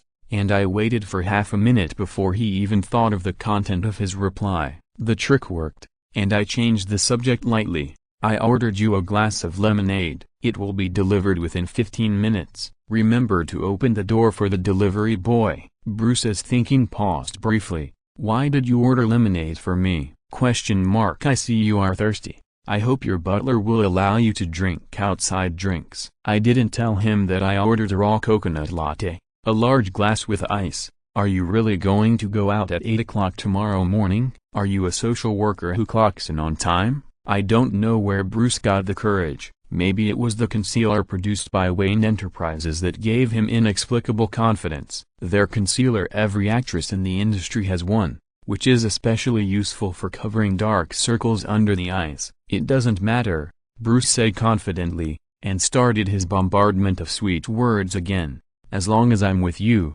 I can get up any early. I raised my eyebrows, to thank you for your attention. I decided to wash my hair and go out tomorrow. It turns out that young Batman sometimes has a lot of misunderstandings about himself. At 10 o'clock in the evening, I read the online news. There was an explosion at the Ace chemical plant. I knew that my appointment at 8 o'clock tomorrow morning would become an impossible task. I sent a message to Bruce, who was flying on top of a street lamp in Gotham. I still think 8 o'clock is too early. We will leave later and go to the opera after lunch. After sending this message, I took off the mask on my face and fell asleep peacefully after doing my nightly skin care. I guess I won't hear from this busy guy before 3 o'clock tomorrow morning. At 8 o'clock in the morning, I naturally woke up and looked at my phone, but Bruce still didn't reply to me. I set an alarm for 10:30 and happily enjoyed the wonderful sleep. At 11 o'clock in the morning, I slowly put on my clothes and sat up, and took a few bites of the breakfast brought to me by the maid on the bed. At 12 o'clock at noon, I picked 3 lipsticks and put them in my handbag. I finally received a message from Bruce. I've been waiting for a long time, honey. I was too sleepy last night. Forgive me. I brought you a rose and a new necklace. You can see me and the gift when you go out now. I checked the makeup on my face in the mirror one last time, and then replied leisurely, don't worry. I didn't wait long. To be honest, he didn't believe me. There is no way. If you're listening to this novel on a channel other than Fanfic World, it means they downloaded and uploaded it without effort. We cordially invite you to visit our channel, Mundo Fanfic Novelist. There you'll find the original version of this story and you can explore many other novels of various genres. We are waiting for you to immerse yourself in a world of incredible novels. Chapter 5, The fifth day of reincarnation. As soon as I went out, I saw a handsome man sitting in the driver's seat of a Bugatti filled with flowers in the back seat. His hands were resting on the edge of the lowered car window, and his eyes were looking melancholy into the distance. It was really a beautiful sight. I walked over quickly and handed him the coffee in my hand. A Levi's hand-ground coffee. I hope it can wake you up. Bruce took the coffee and opened the car door for me. Who is a Levi? My maid. There is only one butler and one maid in my cold and unpopular but happy villa. The housekeeper was sent by my second uncle, and the maid was hired by myself. The Wayne family is different from me in that their butlers are hired by the family. For example, Bruce's butler Pennyworth once served his parents, and Pennyworth's father was also the family's previous generation of butlers. I don't care about the details that these rich families pay attention to. And I don't care whether Ellie and the housekeeper Roman take orders from me or my second uncle. The adult world is not only filled with ambition, but also confusion, just like whether my second uncle has any remaining affection for me, and how far this kind of affection can take me. Why did he send me to take professional courses at a business administration university after taking away the power of the company? These are things that cannot be studied in detail. Right now I just want to enjoy my brief relationship with baby Brookie, and I don't care about anything else, including the Batman part. I sat in the passenger seat and opened the apology gift Bruce had prepared for me. It was an emerald pendant. Bruce put down the handbrake and explained, "It goes well with your eyes." Mine are the traditional light green eyes of the Crane family. The Crane family is not a local family in Gotham, so they can only be regarded as second-rate nobles in the exclusive city. Our ancestors were East Slavs who moved their families to North America and settled in New Jersey in the last century. Therefore, I have a typical Slavic appearance, with fair skin, a tall figure, and soft facial contours. I tied the pendant around my neck and turned to ask Bruce, "Does it look good?" He glanced hastily. "I'm even more fascinated by you now." I guess Bruce didn't learn composition in middle school, but loves stories. Training courses. He must have had a great teacher. Bruce's Bugatti drove us all the way to the Iceberg restaurant, which actually wasn't the best place for a date. Although the Iceberg restaurant is very popular in Gotham, anyone with a little knowledge of Gotham knows that it is a money laundering place used by the Penguin to conduct illegal financial activities. The visit of baby Brookie is definitely something Cobot needs to treat with caution. We had just sat down in the private booth in the corner, and before we even turned to the second page of the menu, the owner of Bing Shan restaurant came over with the restaurant manager. "Look, what brought Bruce Wayne here?" The short, fat man in a tuxedo stood in front of our table. The weather was not too hot, but he was wearing a thick suit. The cane in his hand was a gorgeously decorated cane. Black umbrella. Bruce raised his eyebrows and showed a flirtatious smile. "Look what you said, only your restaurant can give us the most perfect date experience, Oswald." He grabbed my hand on the table, not lightly. He rubbed his fingertips slightly twice, his sapphire eyes full of affection, but he was talking to Cobot. "Let me introduce to you my girlfriend Lucy. You must know her. This month's magazine cover beauty awesome." The small eyes of the single-eyed gentleman looked me up and down intelligently, then curved up happily, as if he was sincerely happy for a couple in love. "I've heard the name for a long time. Big star Lucille Crane. Your exit is definitely a big loss to Hollywood." Listen to this shameless compliment. As soon as the news of my withdrawal came out, I don't know how many directors wanted to celebrate with a salute. Those with a little bit of fame and financial strength would at least open a bottle of 1982 Lafite. But I don't mind competing with others on how thick my skin is. I put my backhand on the back of Bruce's hand, squeezed it flirtatiously, and put on a professional business smile on my face. There is nothing I pursue anymore in the entertainment industry. I am at one of the peaks of my life at the moment. I raised my eyes and glanced at Bruce timidly. "Money, status, cover girls and Gotham babies, what else? Is it something I don't have?" Upon hearing this, Bruce also looked at me very cooperatively, and we both smiled sweetly, and there was a sweet smell around us that would knock every dog over. Cobot was the innocent little penguin who bore the brunt of being kicked in the heart. From the corner of my eye, I caught a glimpse of his lips trembling like wavy lines, and he said with a stiff smile, "Oh, that's really good.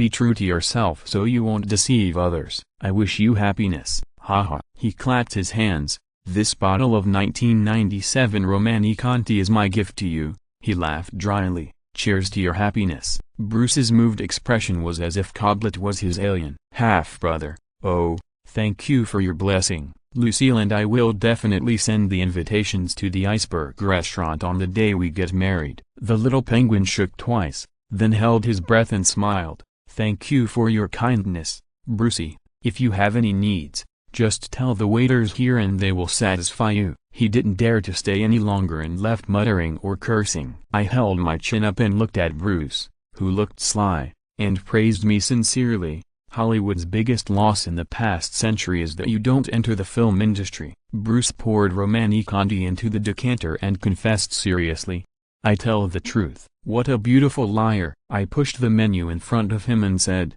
"I'd like a French fried lamb chop, thank you." As I said, Iceberg restaurant is not a good place for a date. At first I didn't care why Bruce brought me here, but now I understand. It's not that Bruce Wayne is coming here for a date, but Batman is coming to investigate the news. Before our food was even served, Bruce asked to go to the bathroom. I sipped the red wine and made sure that the 5th minute after he left, he was not flushed down the toilet, but changed his clothes to beat up the poor restaurant owner. TSK. What did Cobot do wrong? Little Penguin just wanted to make some black money. This beating should be related to the engagement party of the mayor's daughter, as well as the invasion of Star Laboratory and the explosion of Ace chemical plant some time ago. No wonder Bruce is as diligent as a commended Gotham model worker. Brookie has disappeared from public view for too long, and Batman has been too active. He made up an alibi for himself in the middle of the investigation. When I leisurely cut into the second lamb chop,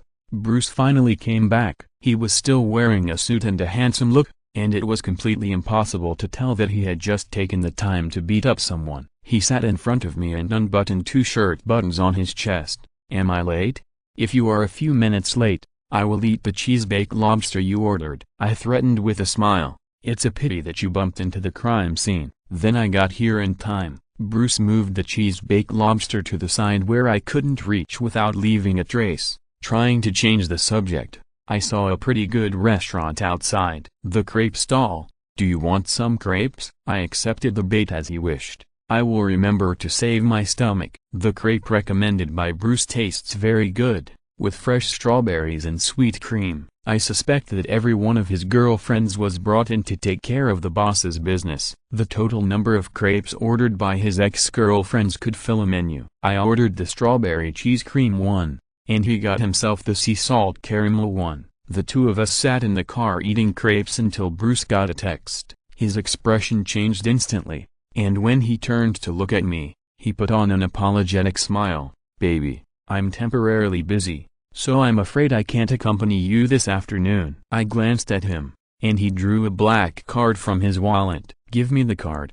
There is no limit. You can buy whatever you want." This is the apology I deserve. The expression on his face was mixed with 7% pity, which was enough. "Register directly at the theater. They will take you to the private room and leave the car for you." I can't help but chuckle. "Are you sure you're not here to collect your car?" Bruce shook the key. "If you like it, I'm willing to part with it. I'd rather find myself a driver." I took the black card from his hand and got off the bus with my bag and half-eaten crepe. "I might be angry if we don't arrive at night." Bruce saluted me through the car window. "Yes, sir." I watched him drive away, staring at the black card in his hand and thinking deeply, what should I buy with this card first? Ah, by the way, I think the crepes in this store are quite delicious. Bruce is not here, so I am more relaxed. I am not good at acting, and it is very tiring to act as his sweetheart girlfriend in front of him every day. After he left, I walked around the street a few times and bought some clothes that I liked. I bought Bruce a coat, by the way. He would look great in that coat. I spend my boyfriend's money to buy gifts for my boyfriend. I am really a virtuous girlfriend. When the time was almost up, I said my name as Bruce and entered the theater. I had the exclusive use of the huge private room of the Wayne family and ordered all the signature dishes available in the theater. The waiters suspected that I was not here to enjoy the opera but to have a meal. I have to say that I really appreciate art. If you pick any actor on stage, his acting skills are better than mine. If I were on stage, I wouldn't even be able to play a tree. When all the dinner plates were removed, the opera came to an end. The private room door was opened, and Bruce walked in dusty and sat down next to me. How do you feel? I thought about it for a moment. It feels very shocking, but I can't explain how shocking it is. Bruce smiled and asked another question. Do you think Salome loves John? I looked through the private room, looking out of the floor-to-ceiling windows.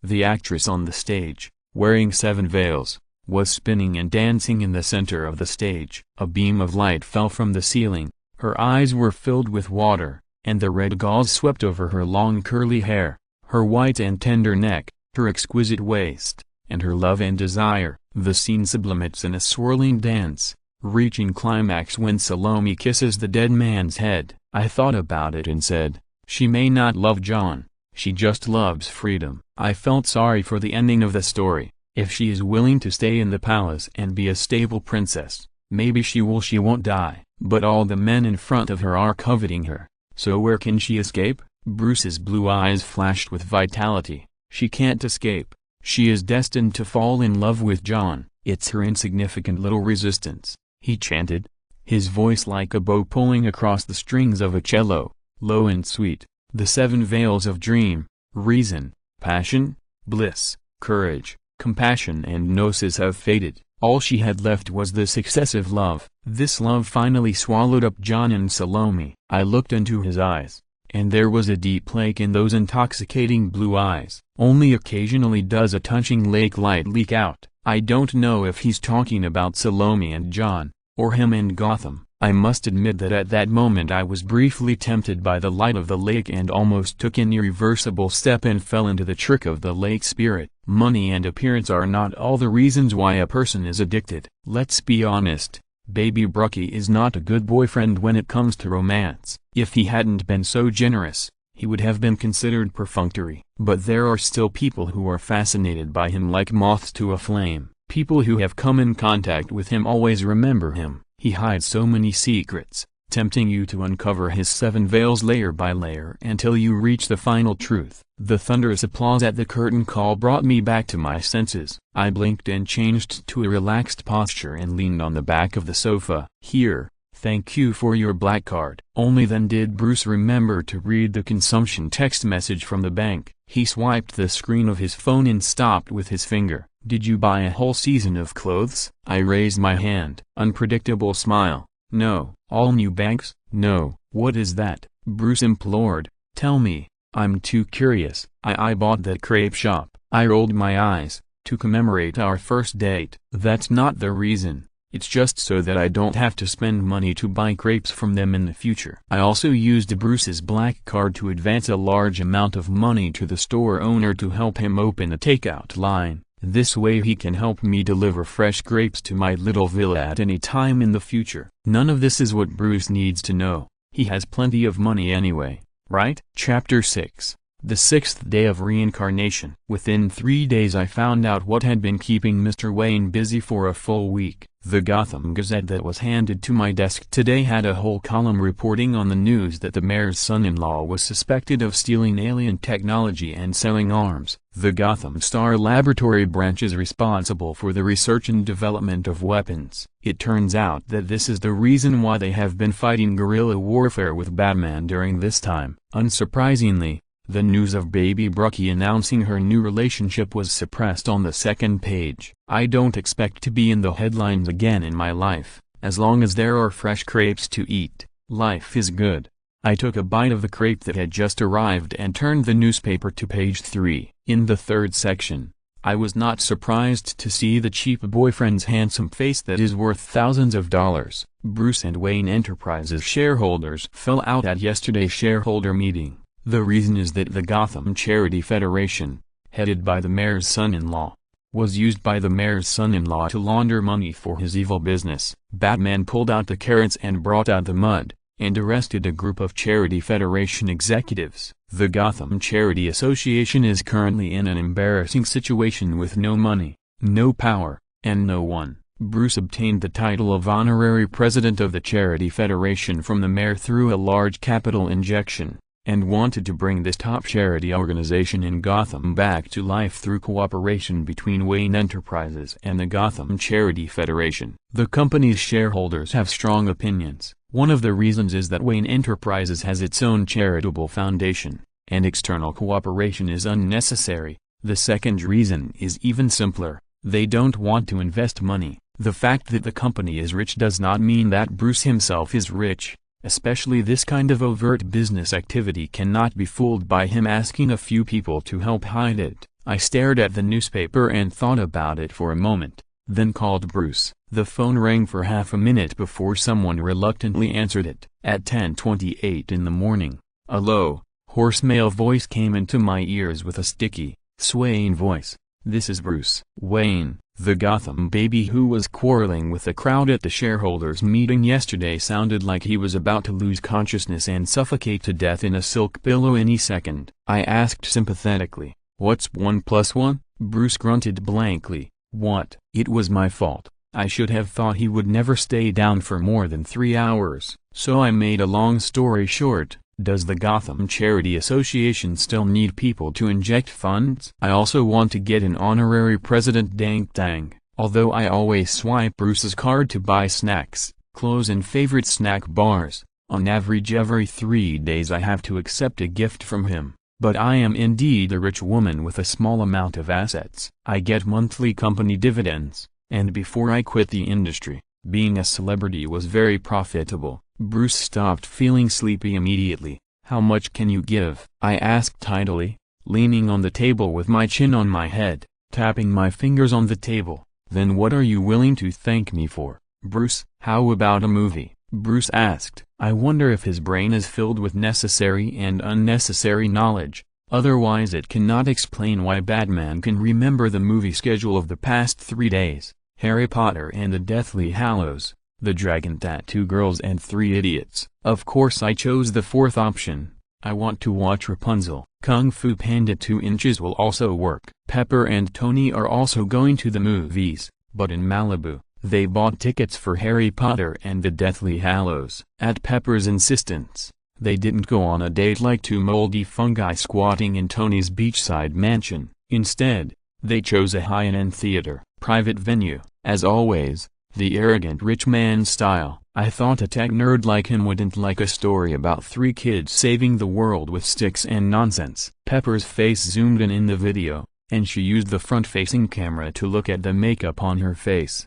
"You really have a big opinion against Tony, just like I have a lot against Bruce." "This is different!" Exclamation mark. I slapped the foamy water with my hand, and the rainbow bath ball under the bathtub was still bubbling. "Bruce and I are just doing a simple money transaction, but you are completely fascinated by the evil blacksmith technology geek," Pepper said half frivolously and wiped off the lipstick with a makeup remover. This was the first time I saw her shy attitude.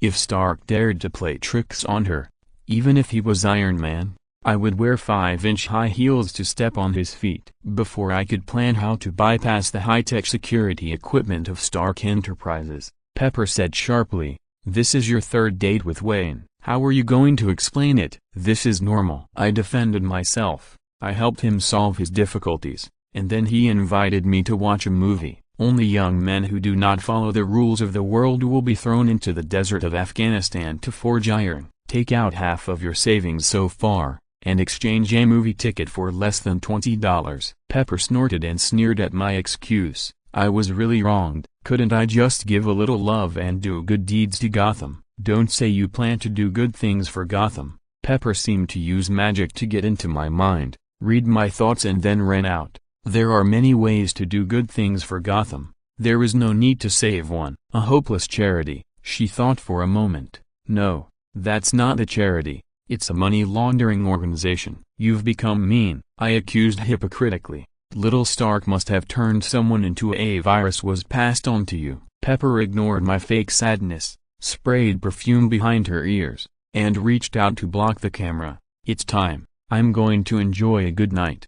Goodbye, baby." Woman. After having a boyfriend, he ruthlessly abandoned his cute schoolgirl who was lying in the bathtub applying a facial mask. Her name was King. To step on Tony Stark's heels you have to go up to 6 inches. I didn't expect you to know the CEO of Stark Enterprises. Are you college classmates? Bruce was wearing the coat I bought for him with his money, and he looked naturally good-looking and tall. And roommate. I walked within 2 steps of him and looked at him in this dress with satisfaction. Pepper was wrong. Even if it cost half of my savings, it would be nice to see Gotham baby wearing the clothes I bought for him. We just watched Rapunzel and enjoyed the 3D modeling and cheesy love story. Bruce did not occupy the whole theater with one wave of his hand like someone else. We blended in with the audience of all kinds, just like an ordinary couple. Originally, we could drive away after the movie, find an empty road for a drive, and discover a few good stalls along the way. But when we left the movie theater, we discovered that opposite the movie theater was a charity spot belonging to the Gotham Charity Association. Considering that I was also the investor who invested money in it, I suggested, "Would you like to go over and see how they operate?" Bruce was stunned for a moment, and then raised his lips with a little kindness and amusement. He tugged on the clothes on his body. "Our total outfit is probably over 10,000 yuan. Rich people like us couldn't ask for the truth in the past." He was like a sophisticated computer, extracting data from the database in his brain, extracting the information of the charity branch in that district. I remember that the branch in District 10 is responsible for the deaf-mute charity fund. If you want to take a look at the situation, you must at least dress up as a deaf-mute first. Bruce took out the charity fund he had just prepared, putting the car keys back in his pocket. "Can you know sign language?" "I learned it when I was filming a movie." "That's good." He looked around and led me to an alley familiarly. Drill. My expensive red-soled high-heeled shoes stepped through garbage bags and sewage, and stopped in front of a second-hand clothing store under Bruce's guidance. He smiled at me, a smile as relaxed as I had ever seen him. "Do you mind?" I shrugged. "I'm willing to take risks with the brave man." We picked out 2 outfits in a second-hand clothing store. I walked out of the fitting room, pulled at the clothes on my body uncomfortably, and subconsciously asked, "How do you feel?" I regretted it the next second I asked this question. The purpose of our trip was not in order to look beautiful.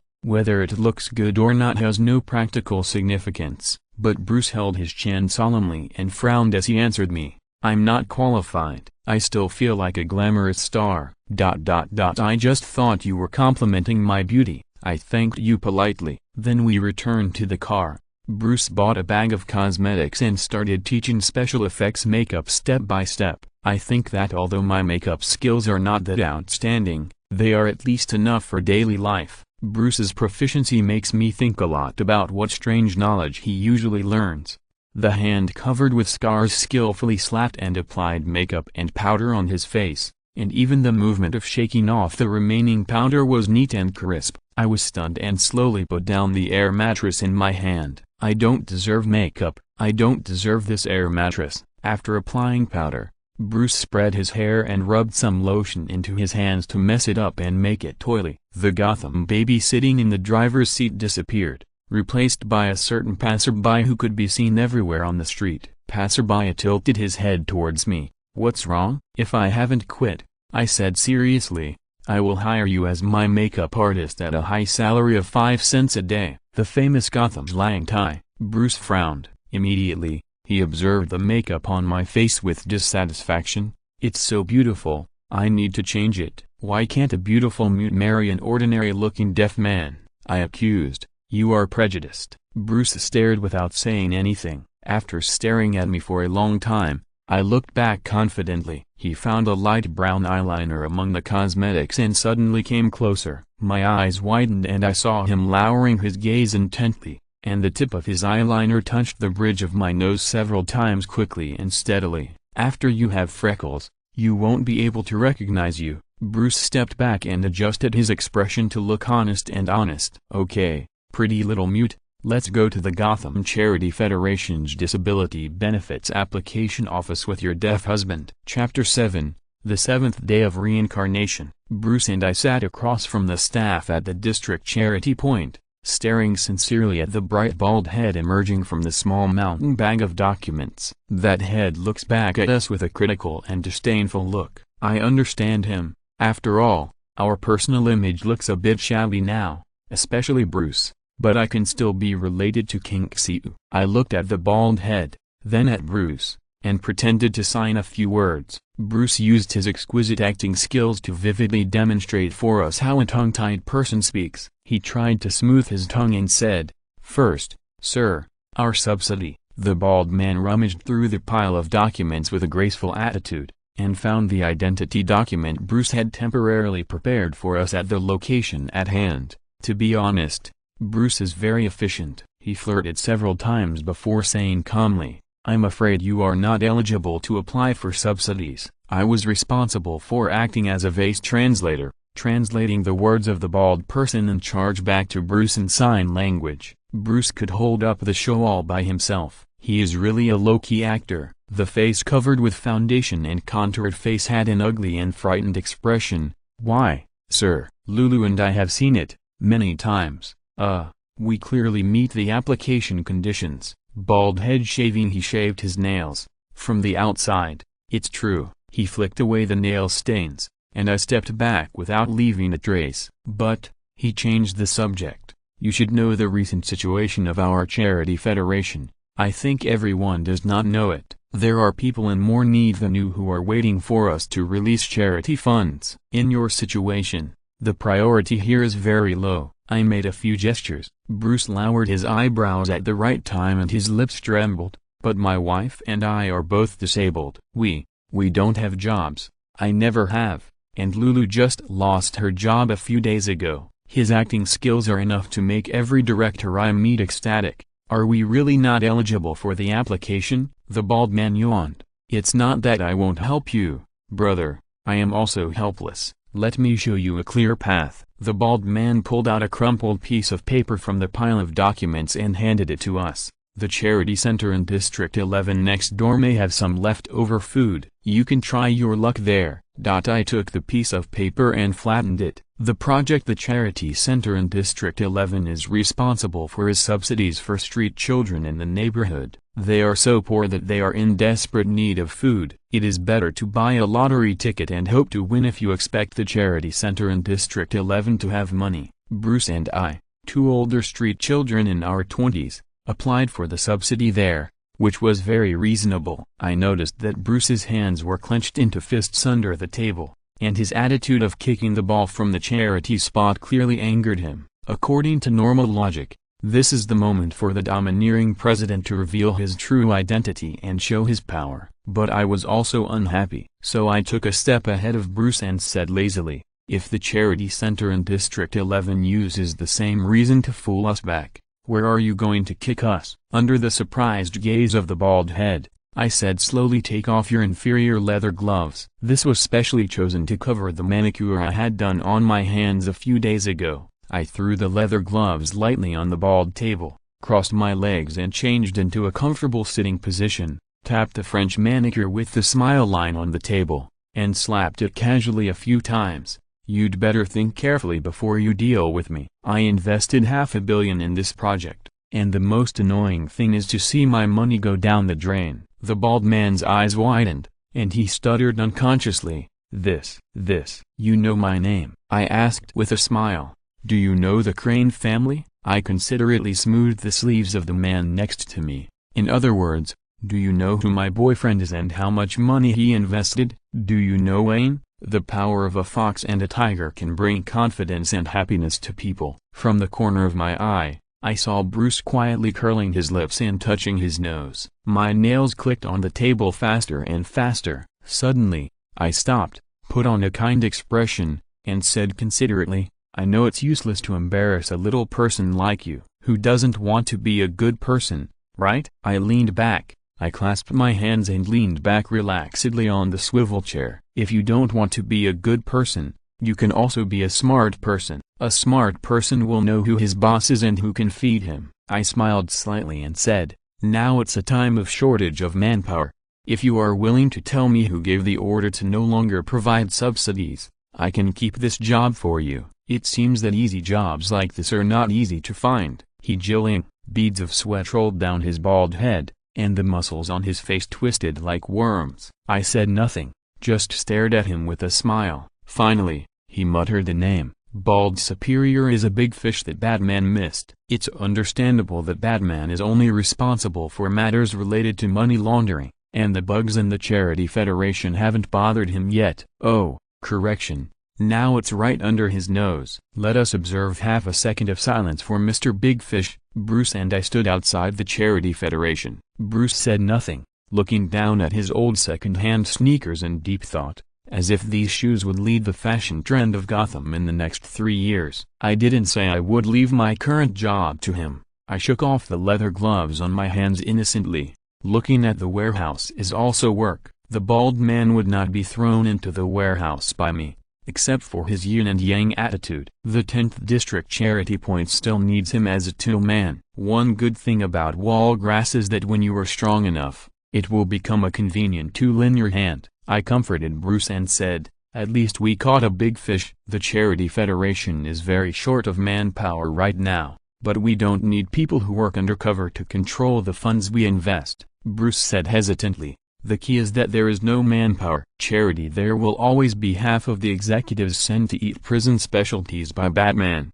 and with a few more pulls, it can be directly merged into the Wayne Charitable Foundation as a subordinate organization of Wayne Enterprises. As expected of Baby Brookie, her business acumen is top-notch. I shook my head and threw away the business war fantasy in my head and proposed a solution. I can temporarily step in until they recruit new employees. That's a good idea. Bruce didn't question whether my ability was up to the task. He blinked. Blinking my eyes, you can come to Wayne Enterprises to work after they recruit new employees, and we will fight with the shareholders together. I put my hands in front of my chest and made an X. I'm still young. I don't want to go to work. He wiped off the foundation on his face with a makeup remover, leaving some pink lip gloss on his lips. I reached out and rubbed his lips, met his eyes, suddenly grabbed his collar and kissed him on tiptoe. Beauty is misleading. Next time I kiss him, I must remember to wear high heels,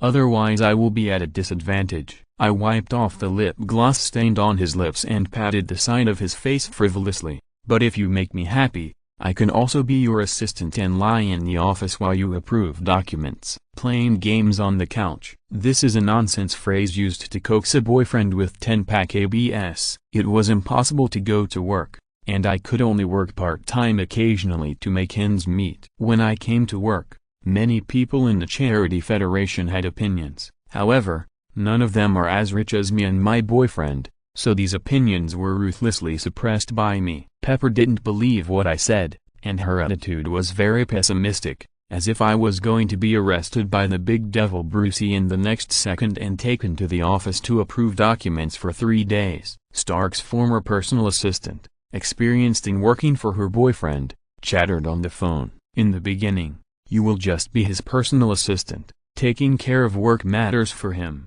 One day you will find that you are in charge of his life. Then he will thank you, give you a promotion, and let you become the CEO, leave the whole company to you. This is the conspiracy of men. The lesson of blood and tears. I sympathized. You just finished your date and went to work overtime. I'll finish it soon. Pepper comforted herself with the lessons learned before me. I said in awe, you've worked really hard, honey. When I said this to her, I was about to leave the Charity Point in District 10. Baldhead and other employees had already left work, and I was the only one left to check the accounts. I looked up at the sky outside. It was late at night, and I decided to take a taxi home instead of challenging Gotham's safety factor at night. I stepped back into the door and closed it. The door won't close. A hand stretched straight in and jammed the door. With a squeak, the door was pushed open bit by bit with irresistible force, revealing the face of a strange man. My mind went blank for a moment and I even forgot to speak. In my ears,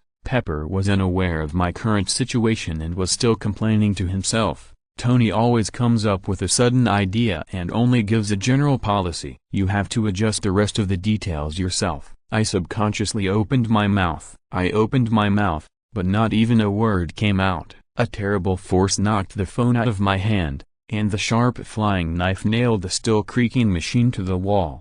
I took a few steps back and realized something. This man came for me. It's not that he picked the target of the crime at random and happened to pick me who hadn't left, but because I was here. He came here specifically. There is a problem with the Charity Federation's accounts. This is what he came for. Understanding this, I regained a little composure. I must not let him find out that I have noticed something wrong with the accounts. The Charity Federation's accounts are kept in traditional paper documents. I was shocked when I discovered this, and felt desperate for their low office efficiency. Now it seems that this has given me a chance. I raised my hands tremblingly, and with my heart pounding wildly, I heard my own voice. If you want money, I can give you any amount. I paused for a moment, tears welling up in my eyes. Pepper must have called the police for me, and I had to wait until rescue.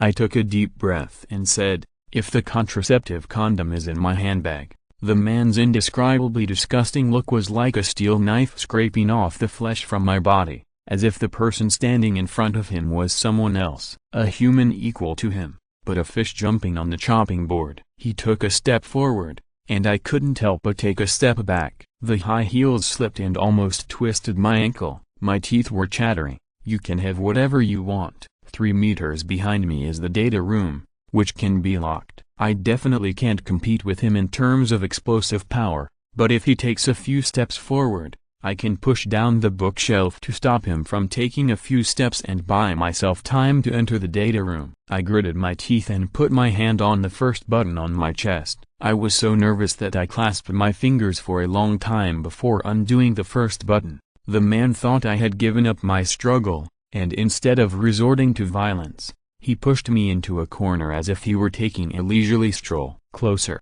closer. He walked to the bookshelf, and the bronze ornaments on the bookshelf hung just above his head. Go and have your fucking dream. I knocked down the bookshelf with all my strength, and ran to the reference room without looking back amidst the dull sound of the bronze ornaments colliding with the man's scalp. Ouch. The man gritted his teeth. You bitch. The sound of him kicking the bookshelf away was like a reminder in my ears. I ran away to the door of the reference room like crazy, locked the door in one go, and was still trembling as I leaned against the door panel.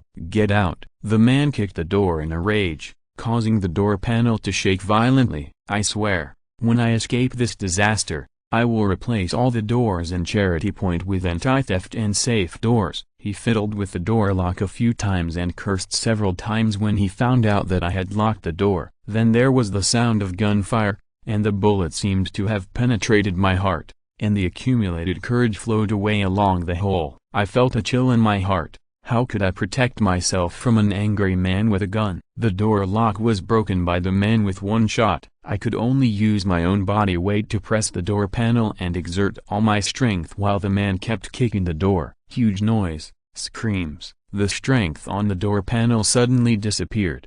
I was sure by the sound that there were 2 people outside, one of whom was beating the other like a pig's head. I hid in the reference room for an unknown amount of time, and my hand could barely hold the doorknob. The door panel was lightly knocked twice, and my heart almost jumped out of my chest. Don't come in. The person standing in front of the door gave me time to calm down, until my brain barely regained the ability to think. He spoke as if he had a handful of sand in his throat. Every word was rough and hoarse, but it gave people a sense of stability. It's safe now. End of this chapter. Thank you very much for reaching the end. Don't forget to like. Looking for more exclusive content and immediate access? Subscribe to our Patreon. Remember, every like, subscription, or donation encourages us to continue. Thanks to everyone. See you in the next video.